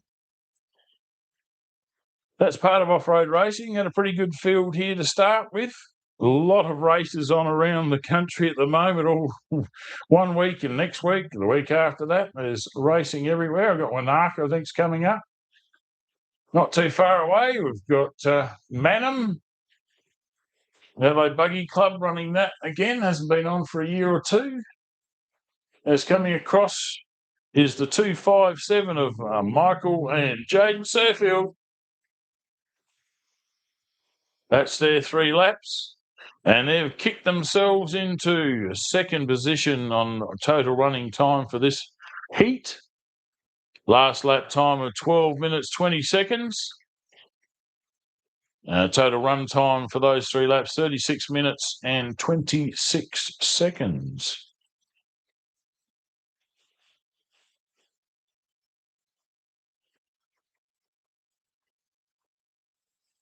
If you want to know what's coming up in the off-road racing world, just get on there to Facebook. It'll probably be one of the easiest ways of doing it. And look up all of the off-road clubs that are out there, and you'll be able to find there's usually racing everywhere in Australia, and there are many events on at the same time. Hence, because of the tyranny of distance, isn't it? We can't all go to the same events. Big drive. We're a big country, Australia. In fact, we're so big, we're our own continent. Yeah, so there we go. Here comes 256. This is Taylor and Ryder Taylor in the Cobra buggy.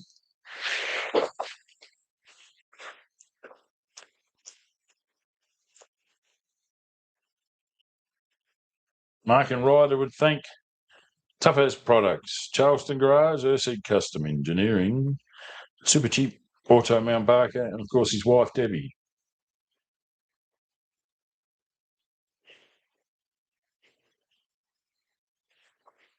And the Mazda powered Class 2 is probably going to take the chocolates between the competition between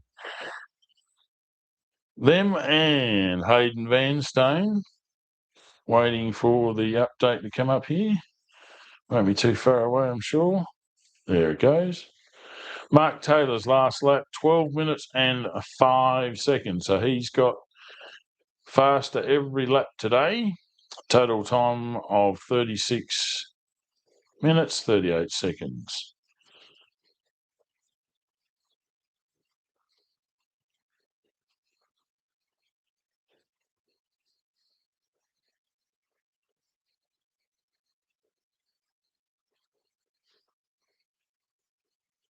Still got 5 runners on track.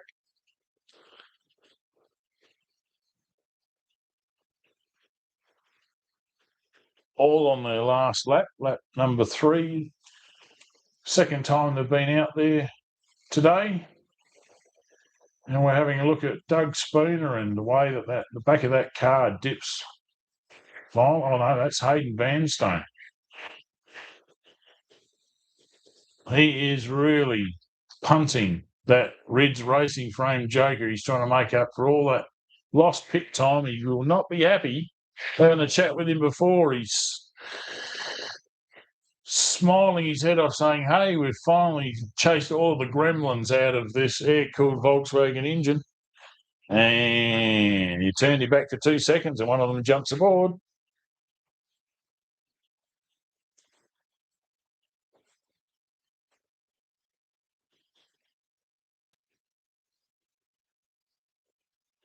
Very common in the United States of America and Mexico. Shout out to all the viewers around the various places.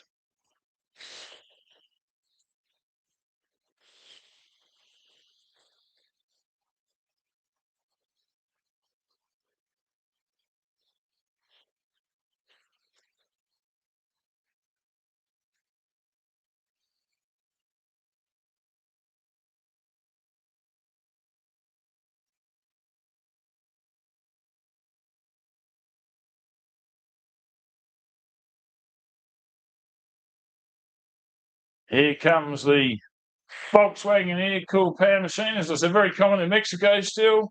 Still hundreds and hundreds of beetles over there you can draw on for parts.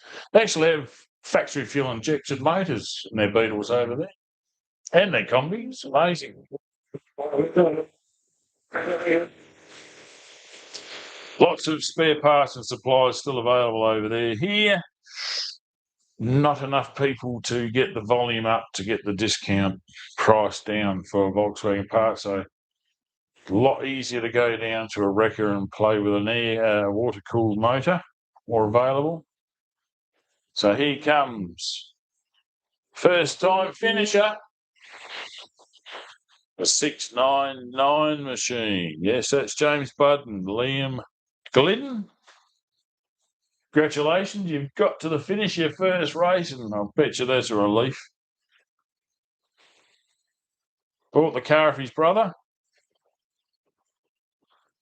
See the P plate up high there, representing a first of 3 races. Then you can throw that away or recycle it, put it on the wall as memento.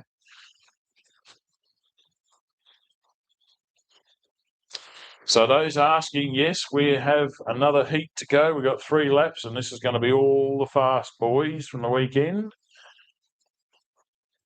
Someone was pretty keen to watch the Shunkies, and yeah, they're going to be car number 8 off for the next heat.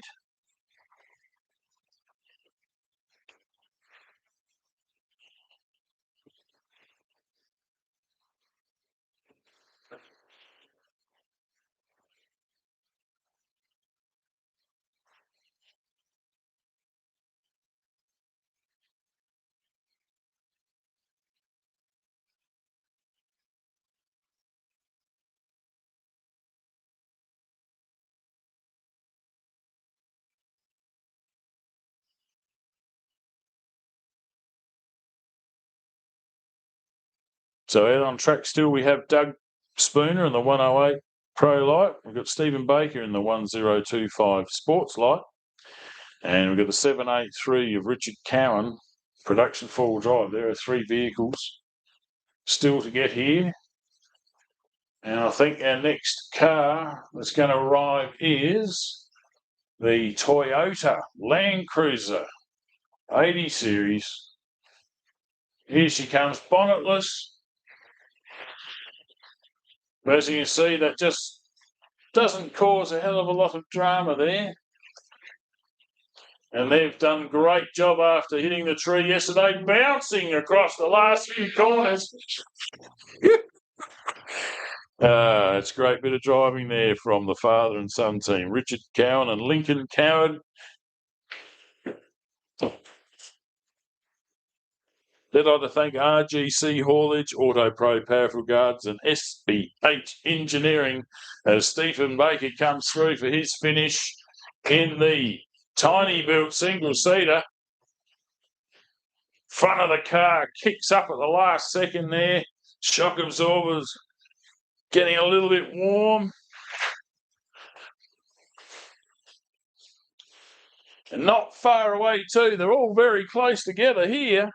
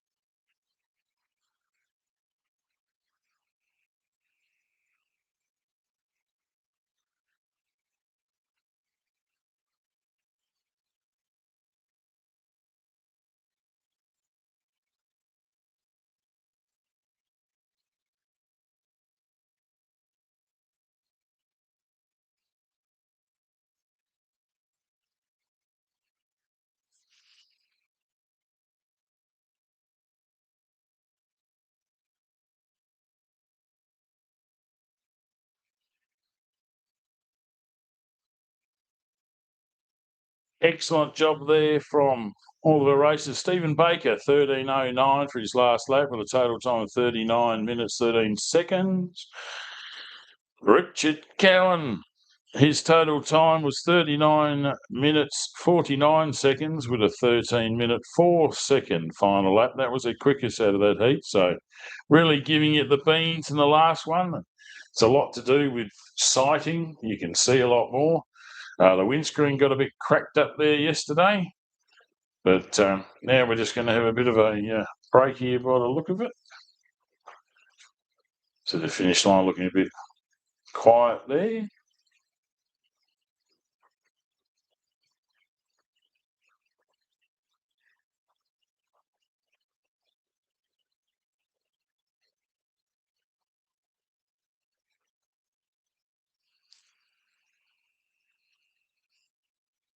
So we'll be having a bit of a break here as they get the rest of the cars ready. We're going to be seeing Robbie Gattaletta and Tyson Sparks leading the way in the next heat here. And on corrected time, they've reshuffled everyone. Got Adrian Gard, they're going to be chasing him in the sports lot. This is how it ended up yesterday. Unfortunately, we have lost the Loveday 4x4 Adventure Park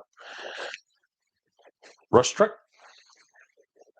Parked up, unfortunately, so we won't be seeing them here. So we've got Josh Gaskin coming out of third. Heath Thorne, which we know he's gone, unfortunately, to pull out, was going to be fourth. And behind him was Cy Heaslip in the 999.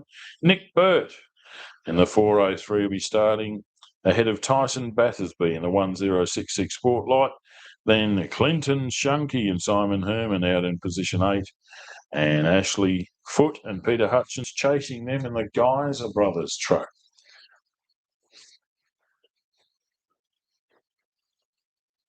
So exactly how long we're going to wait, I don't know, but I don't think they're going to be mucking around too long. You can see the officials having a bit of a wander around there, bringing the green flag out to get people to assemble. But we've got to make sure that all of our officials and everybody is ready to go. So we will be back shortly.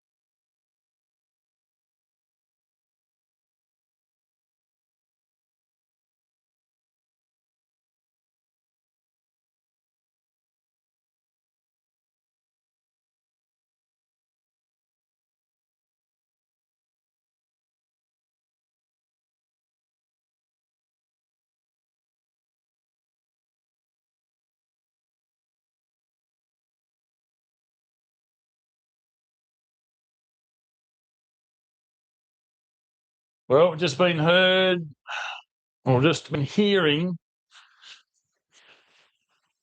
that we're just about to get underway again here. So we're not far away. I can tell you Robbie Gattaletta is sitting on the start line. He's Jimco champion.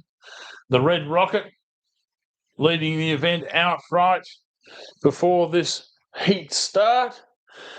And having a chat with him yesterday, just smiling from ear to ear. The Gattaletta steel fabrication machine looking $1 million. Really have to do some serious damage to hurt these cars. They're so tough. American-built machinery. Overly tough because they build it for mega enduro compared to us. We like to play with the power to weight here with our Australian suited track. So just letting everyone know we're coming in. We have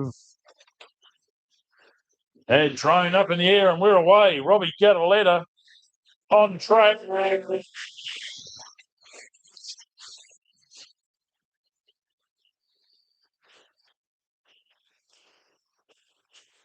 Robbie would like to think, of course, Gattaletta Steel Fabrication, ASD, Australian Steel Detailers, Fennel Pastoral, and the Mid-North Diesel.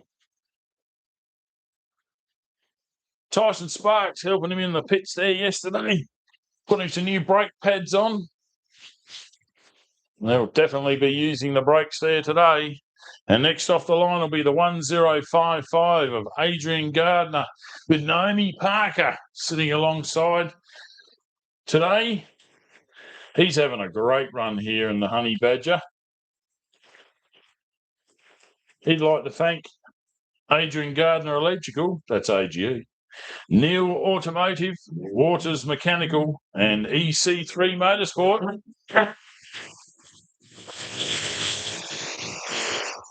You can hear the screaming Honda motor there. That's a K24 2.4 litre Honda power plant. Spins in the conventional direction compared to the other Hondas you might have encountered over the years. That's the crankshaft.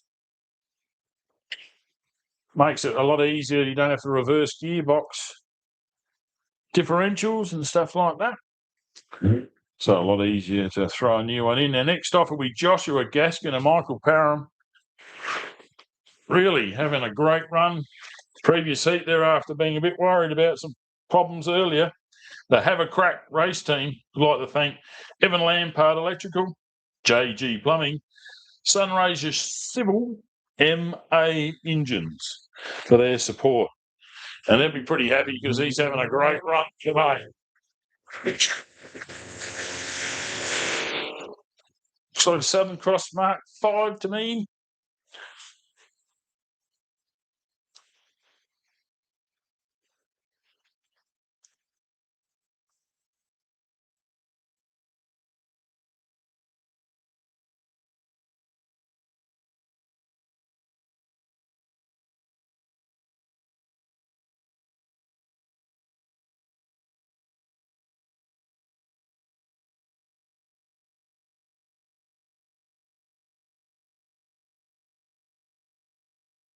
Next off the start line would have been Heath Thorne, but unfortunately the Performance 2-wheel drive Falcon has had to withdraw.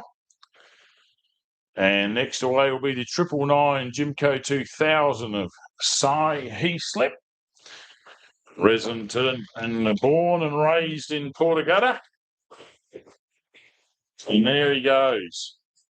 The 999 machine, throwback to when there was a single-seater class by itself. Now they're amalgamated in the Pro Buggy class. 6-litre Chev would like to thank Carlton Motors Port Augusta, that's where he gets tuned up, and Scruffy Fella Cafe up in Corn, you sponsor for him this weekend.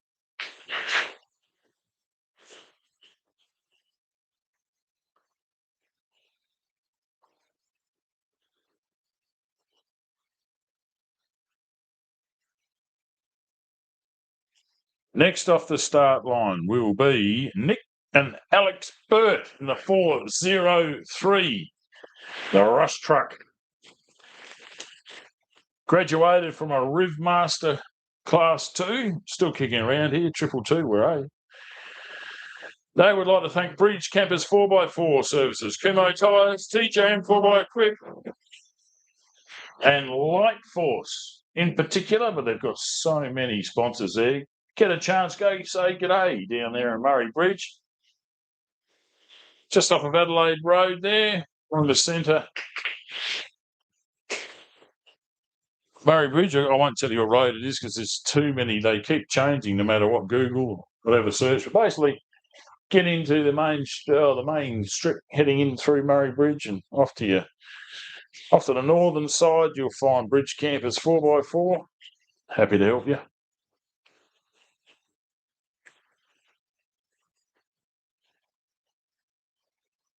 Next off the start line will be the 1066 of Tyson Battersby and Kaylee Battersby. The Sports Light having a ripper run here this weekend. It's the Southern Cross Mark 5. And I'd like to thank Melrose Motors for their support.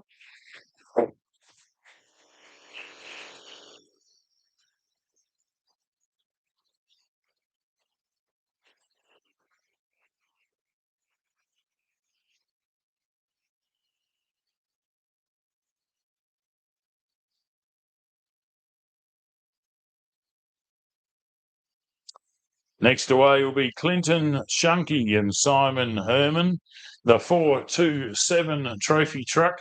It's Rush Truck number 1.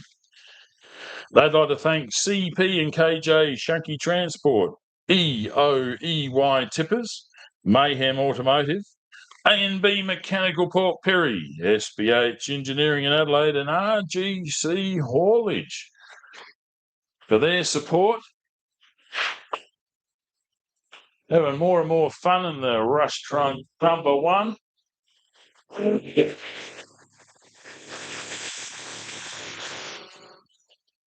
They're on track, and we've got one more to go. And that will be all of our runners. There's 8 on track here. As I said, Heath Thorne had to pull out in the Falcon, unfortunately. So next off the line will be the 467 Extreme 2-wheel drive Geyser Brothers trophy truck with an LS3 motor out of the States. It was previously one of the Westline cars and has now shot down to Victoria and across here for testing. And Ashley Foote, the proprietor, the publican of Mount Moriac Hotel in Victoria, the state series sponsor for Motorsport Australia. We'd like to thank ArcMate, iTech World, Better Beer, Mount Moriac Hotel Victoria. Down on the refrigeration, Ronco Motors, 5 p.m, FXD, Loveday 4x4 Park, and Black Bear Tyres. There's one thing the trophy trucks will do is test the quality and strength of tyres, especially at the back. Love to spin them up.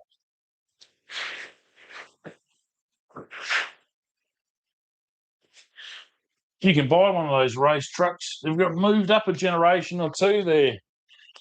The Westerns up there in Queensland, happy to take your call and chatter about an Australian-built product in the trophy truck department. Off-Road Russ is their prime business.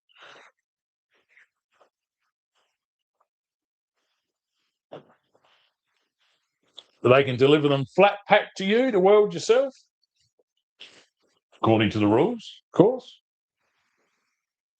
But many ways that you can support an Australian company building an Australian product. We have so many manufacturers here in Australia. It's fantastic. So the choice is plentiful. Do you want to get into off-road racing? And if you have been here this weekend and you're heading home, thanks for coming. A few people on their way home already. The pressures of business these days, work pressures, want to get home. Especially in the first heat, a lot of people on their way, but thanks very much for being here. More than welcome to come back next race meeting. is on his way back to us now. Really throwing some dust up behind him. Robbie Gataletta, Tyson Sparks. They used to say the American vehicles were too heavy for Australian conditions, but the horsepower and gearboxes available now that is a thing of the past. You just can't hurt things. Amazing. So Robbie's twin brothers got one the same. The only difference is the motor capacity. I'm pretty sure the other one's got a 7-litre motor. And their dad's got one at home too. It's not a Jimco, but actually I can't remember what is it. It's a anyway. I keep paying him out and saying, "Fix your gearbox, Dad. Come out and race us." You might be inspired if Robbie takes a victory here today. After this one, he's got 2 more laps to go.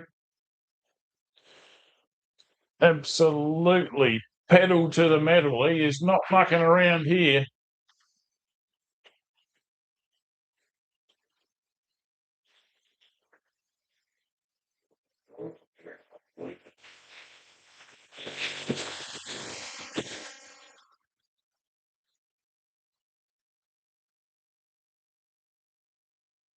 First lap time, 10 minutes, 25 seconds there for Robbie in the 83 Pro Buggy.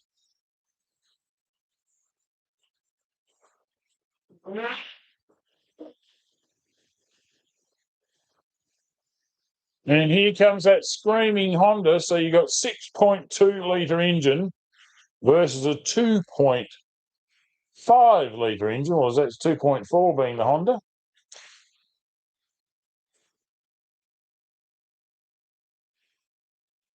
So you can hear the 6.2 litre doing it easy. Power to the ground, very low revving in comparison to the Honda motor.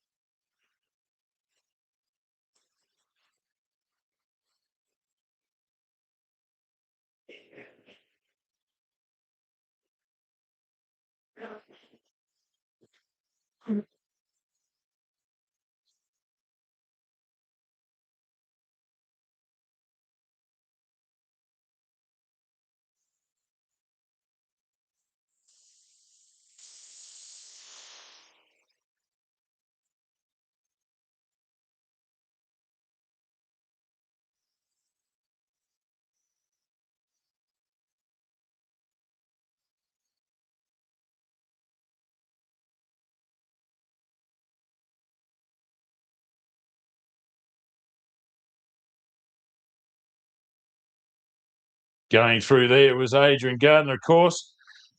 Here's the comparative time. You had Robbie Gataletta 10.25, Adrian Gardner a 10.52. So you can see the comparison to motor capacity. Cars are just as tough as each other. It definitely makes a difference there, but still having a really good run, Adrian Gardner and the Honey Badger. And here comes the Gaskin. Josh Gaskin. 1075. Michael Parham alongside.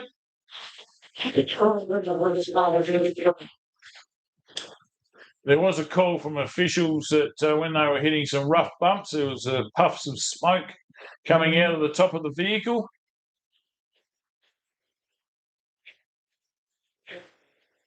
Looking at that motor yesterday, it looked like to me that it had a leaking rear main seal because there was a lot of oil where the clutch is coming around the sump. So I think it's a wet sump, which means every time you do get air, the oil wants to go up into space as well and come back down. So it can momentarily delay your oil pressure. The oil pumps don't like it.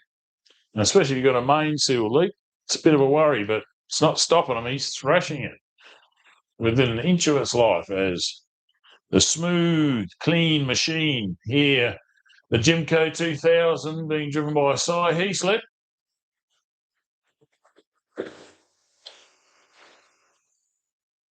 Thanks to Carlton Motors and Scruffy Fella Cafe at Corn. Keeping a pretty good time up there in 11 minutes and 8 seconds for Cy's first lap in the Pro Buggy.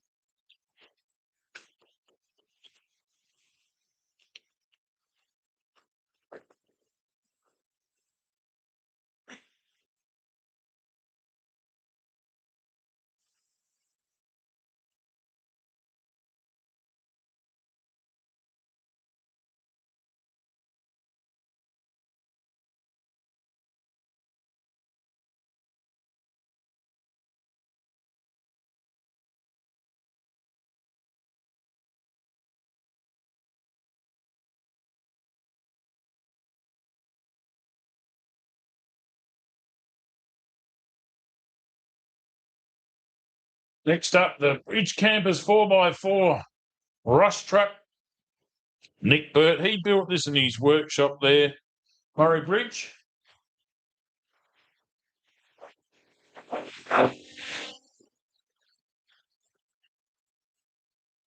Bit of a Land Rover enthusiast, I've heard.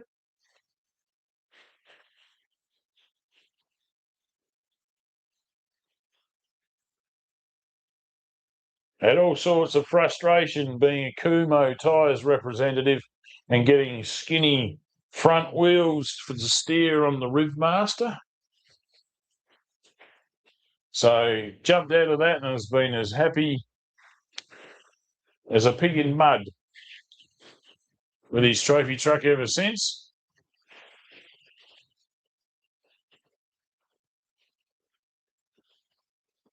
And coming around now, he's having a ripper steer too this weekend, the 1066, Tyson and Cody Battersby. The Southern Cross Racing Frames Mark V. Very consistent, fast run for him, thanks to Melrose Motors.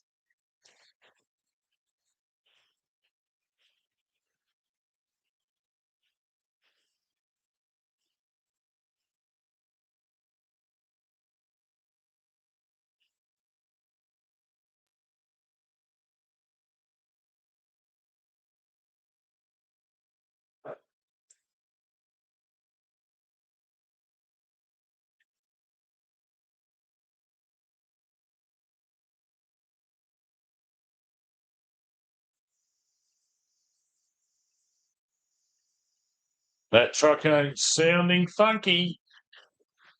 Right there, that is Clinton Shunky. 427 sounding strong there.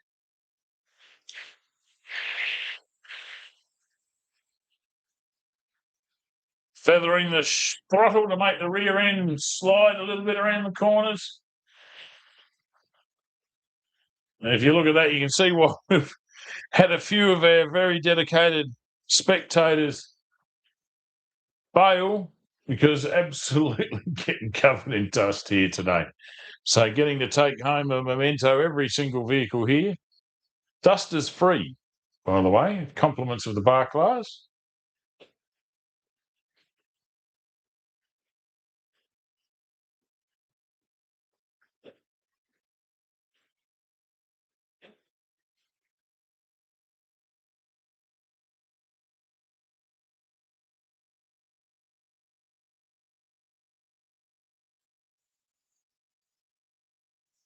And here comes the iTech sponsored Mount Moriac Hotel machine. That's the Geyser Brothers truck.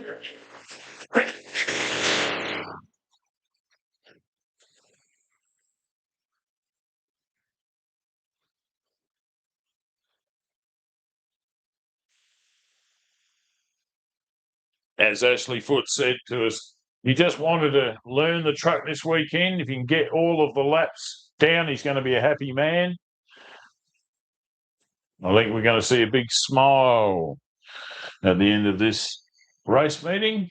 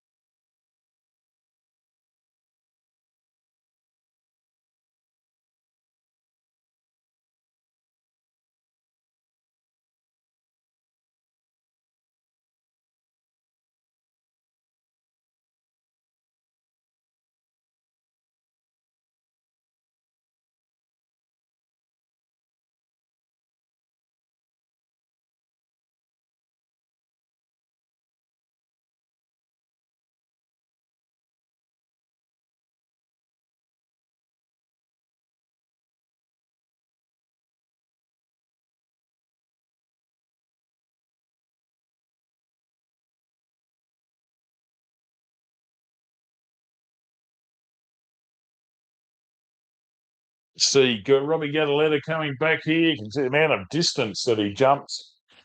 That vehicle, quite significant. There's dust, and then there's no dust, and then there's dust. He's having a ripper run here. Using all of the track, trying to shave every second that he can.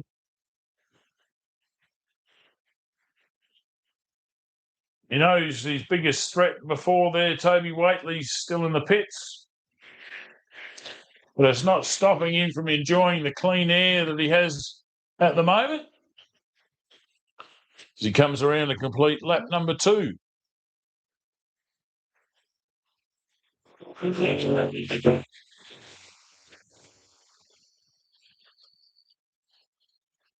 And that is a time of 10 minutes, 38 seconds. So he has backed off a bit.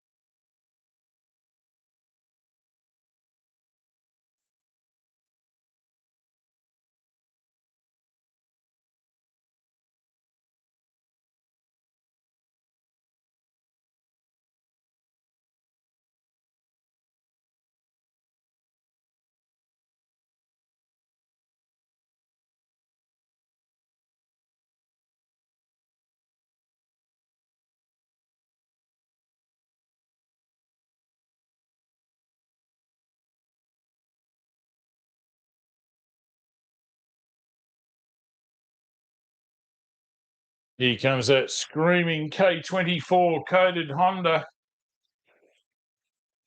Mid-enginely mounted in the Honey Badger.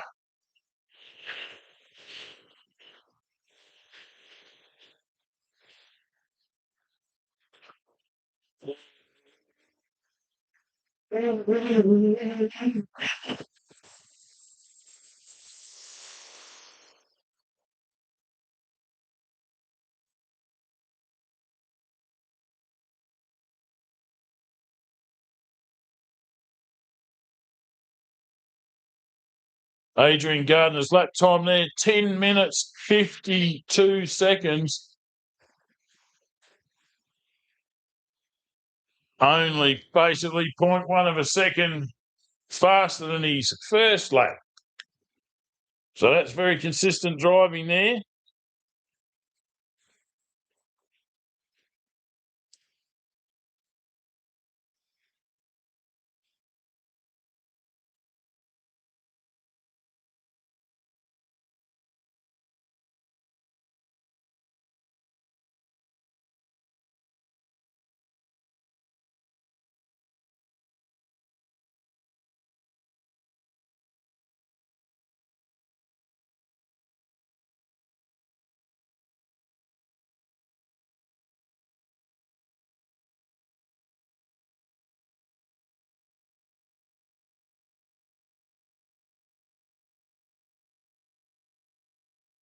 Here we go. This is the Gaskin Mobile. 107.5 Sports Light.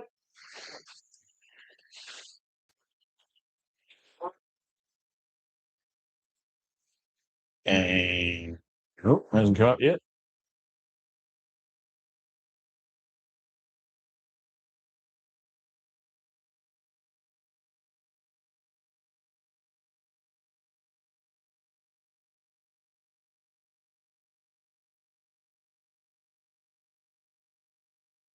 Here it comes.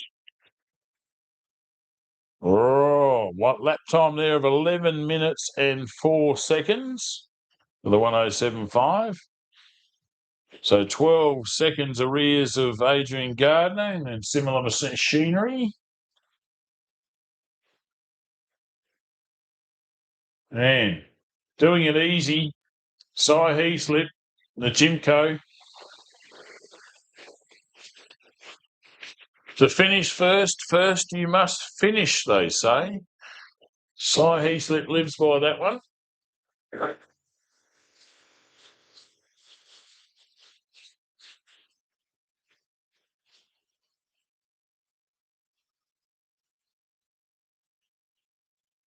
Oh, commentator's curse. Stalled up a little bit coming through the spectators, and don't know if he was arms sticking out asking for a bucket of chips or something. I don't know.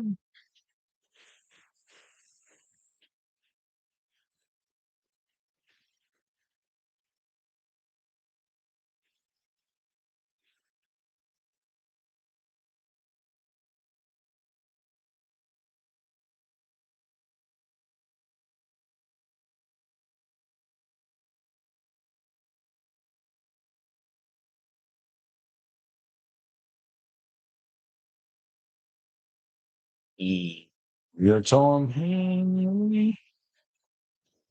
Yes, he slipped that lap, 11 minutes and 15 seconds, 7 seconds arrears of his first lap today. So definitely the track cutting up just a bit. And this is where the trophy trucks with a longer travel come into their own.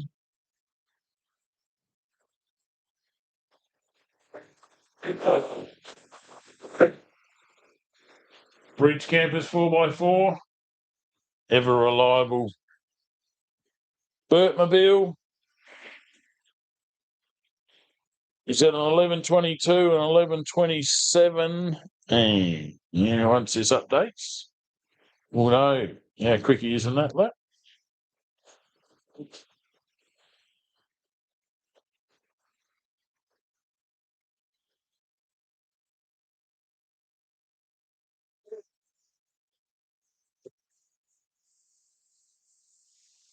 Tyson Battersby, Kaylee Battersby still alongside. Southern Cross Mark 5, thanks to Melrose Motors.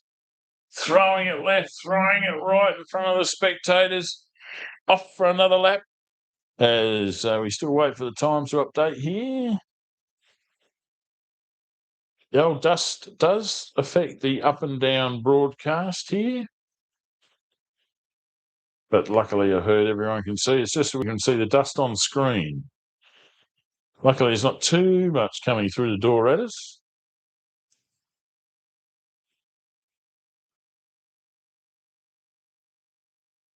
Yeah, still waiting for the old race results to update. When it does, I'll let you know what everyone's times are. As here comes the shunky machine once again.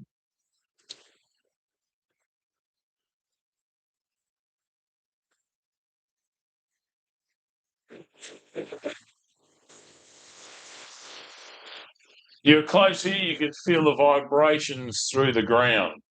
They are thumpingly good to listen to and to be around, these trophy trucks.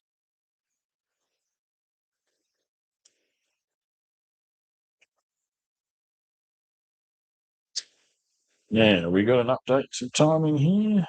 No.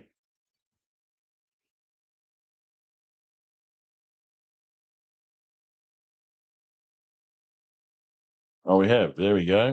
Nick Burt an 11-minute 27-second lap. Clinton Shunky, he's getting pretty good there. 11 minutes 14 seconds, so less than a second slower than his first lap. So that's pretty consistent. So he is having a red hot go. And that's where we got a Nick Burt. 11:27. Tyson Battersby. There we go. 11 minutes 12 seconds for Tyson's Battersby, and just ahead of him, Cy Heaslip. But he did an 11:15. So Tyson Battersby consistent both laps, 11 minutes 12 seconds. It's only 0.5 of a lap difference. As Ashley Foote does, like a lot of people do, use the berm to tell.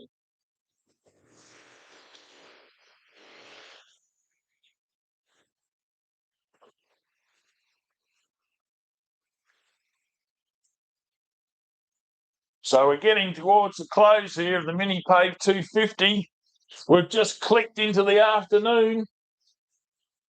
All cars on their final lap today. Ashley Foote coming through there, and he had an 11-minute 23-second lap compared to his 11:27. So he's having a good run too. He's getting to understand and control these new guys above the truck. It's a big ask, hopping out of a Can-Am Maverick R. They are a lot bigger than the X3s, the Camry, the Maverick Rs. But compare that to a trophy truck, chalk and cheese too. That is massive step up. So I dare say he's going to be pretty happy with that result if he can get through this lap.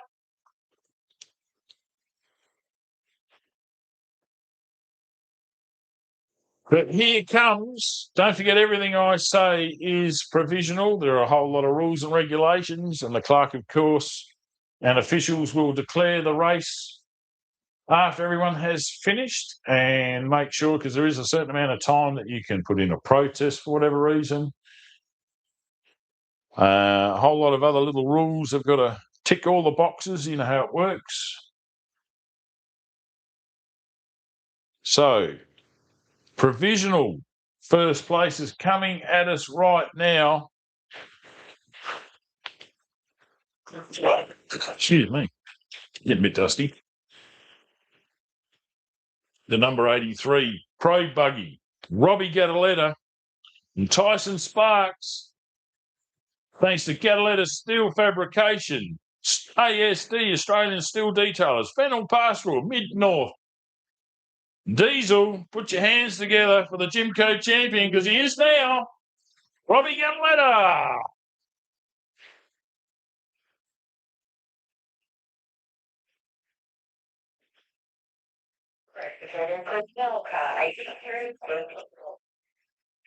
Great drive there from Robbie.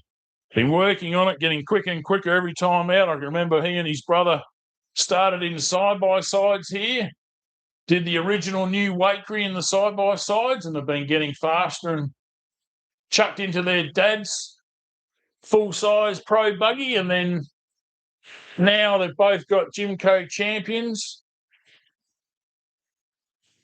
Now, Robbie can hold the trophy up pretty proud there. I'd say there's not much chance he's going to be beaten at this stage, but I won't put the commentator's curse on him, so let's have a look, see if it's been updated yet. Yes, it has. 10 minutes, 57 seconds for his last lap, so he has been just backing off. Total overall time for those 3 laps is 32 minutes and 1 second.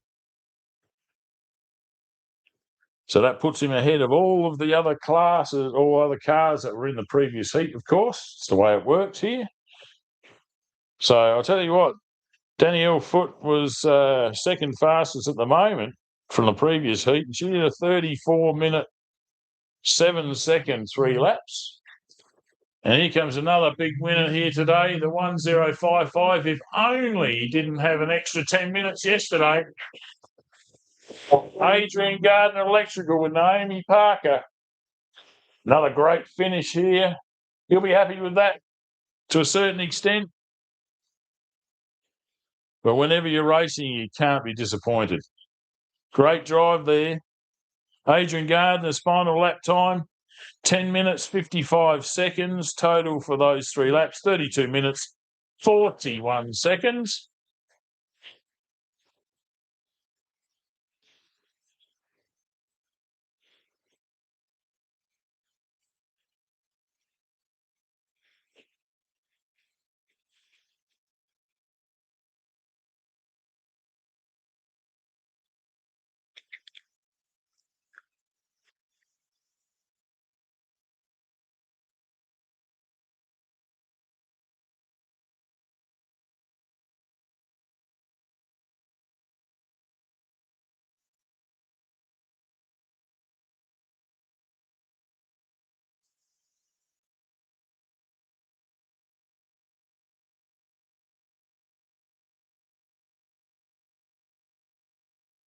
Here we go, Josh Gaskin, Mick Parham, the 1075 Sports Light Buggy.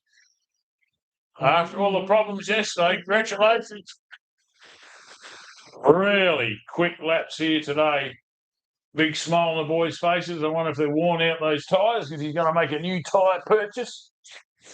So great drive there from those boys. Hey, let's see if I can see where that's come up.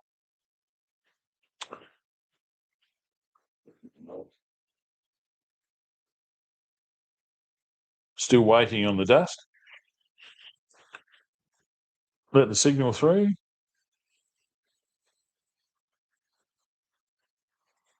No, it still hasn't come up yet.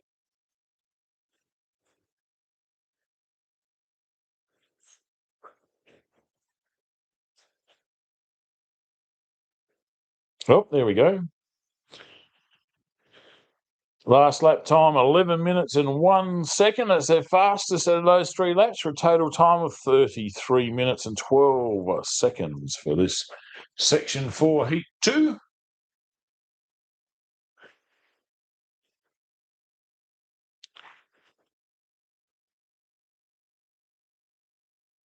Next up should be the Jimco 2000 of Cy Heaslip, and indeed it is. Jimco 2000 coming in for another finish.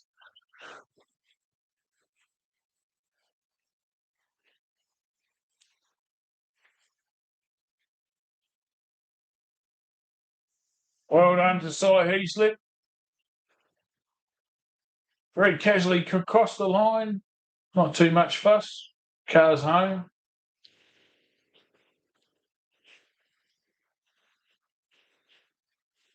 Thanks to Carlton Motors, Port Augusta, and scruffy fella up there at Corn. Got a finish in today.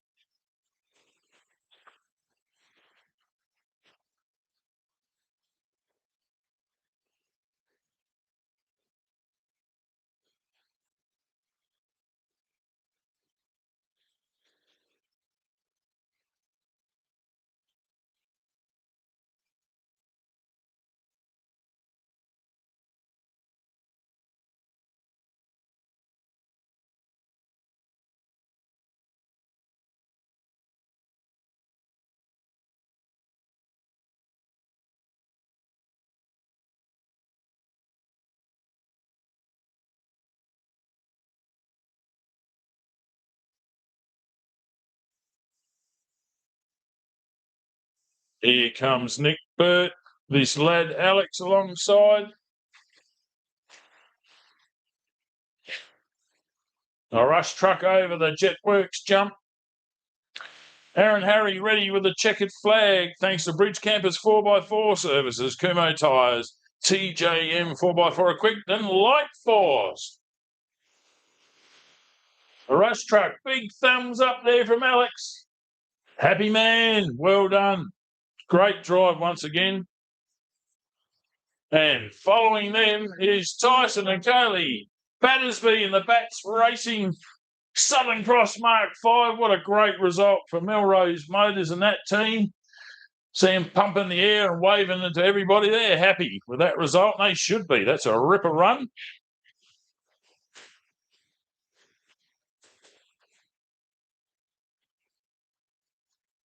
Nick Burt's final time, 11 minutes 30 seconds for that lap. Slightly slower than the rest, but he finished with a 34 minutes 20 second 3 laps.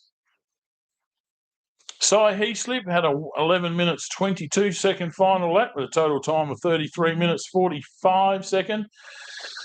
And got to be happy with this. Tyson Battersby, Kaylee Battersby, in the sports light, 11 minutes and 7 seconds, their fastest of all three today, and 33 minutes 32. Brought them right up the order there. And now we're watching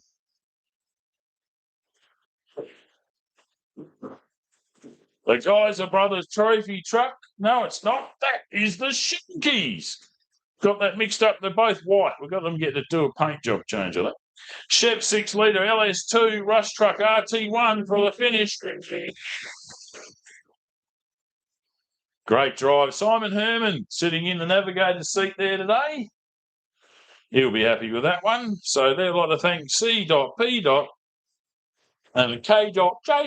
Shunky Transport EOEY Tippers, Mayhem Automotive, A&B Mechanical, Port Perry, SBH Engineering, and RGC Haulage. Congratulations to those guys. Let's see if we can get a time for them. Yep, 11 minutes 25 seconds for the last lap. Total run time for those three, 33 minutes 54 seconds.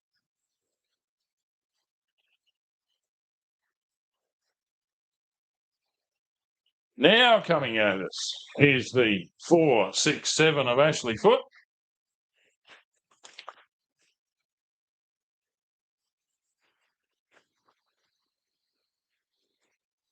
Aaron Harry of A&B Automotive ready to wave them through.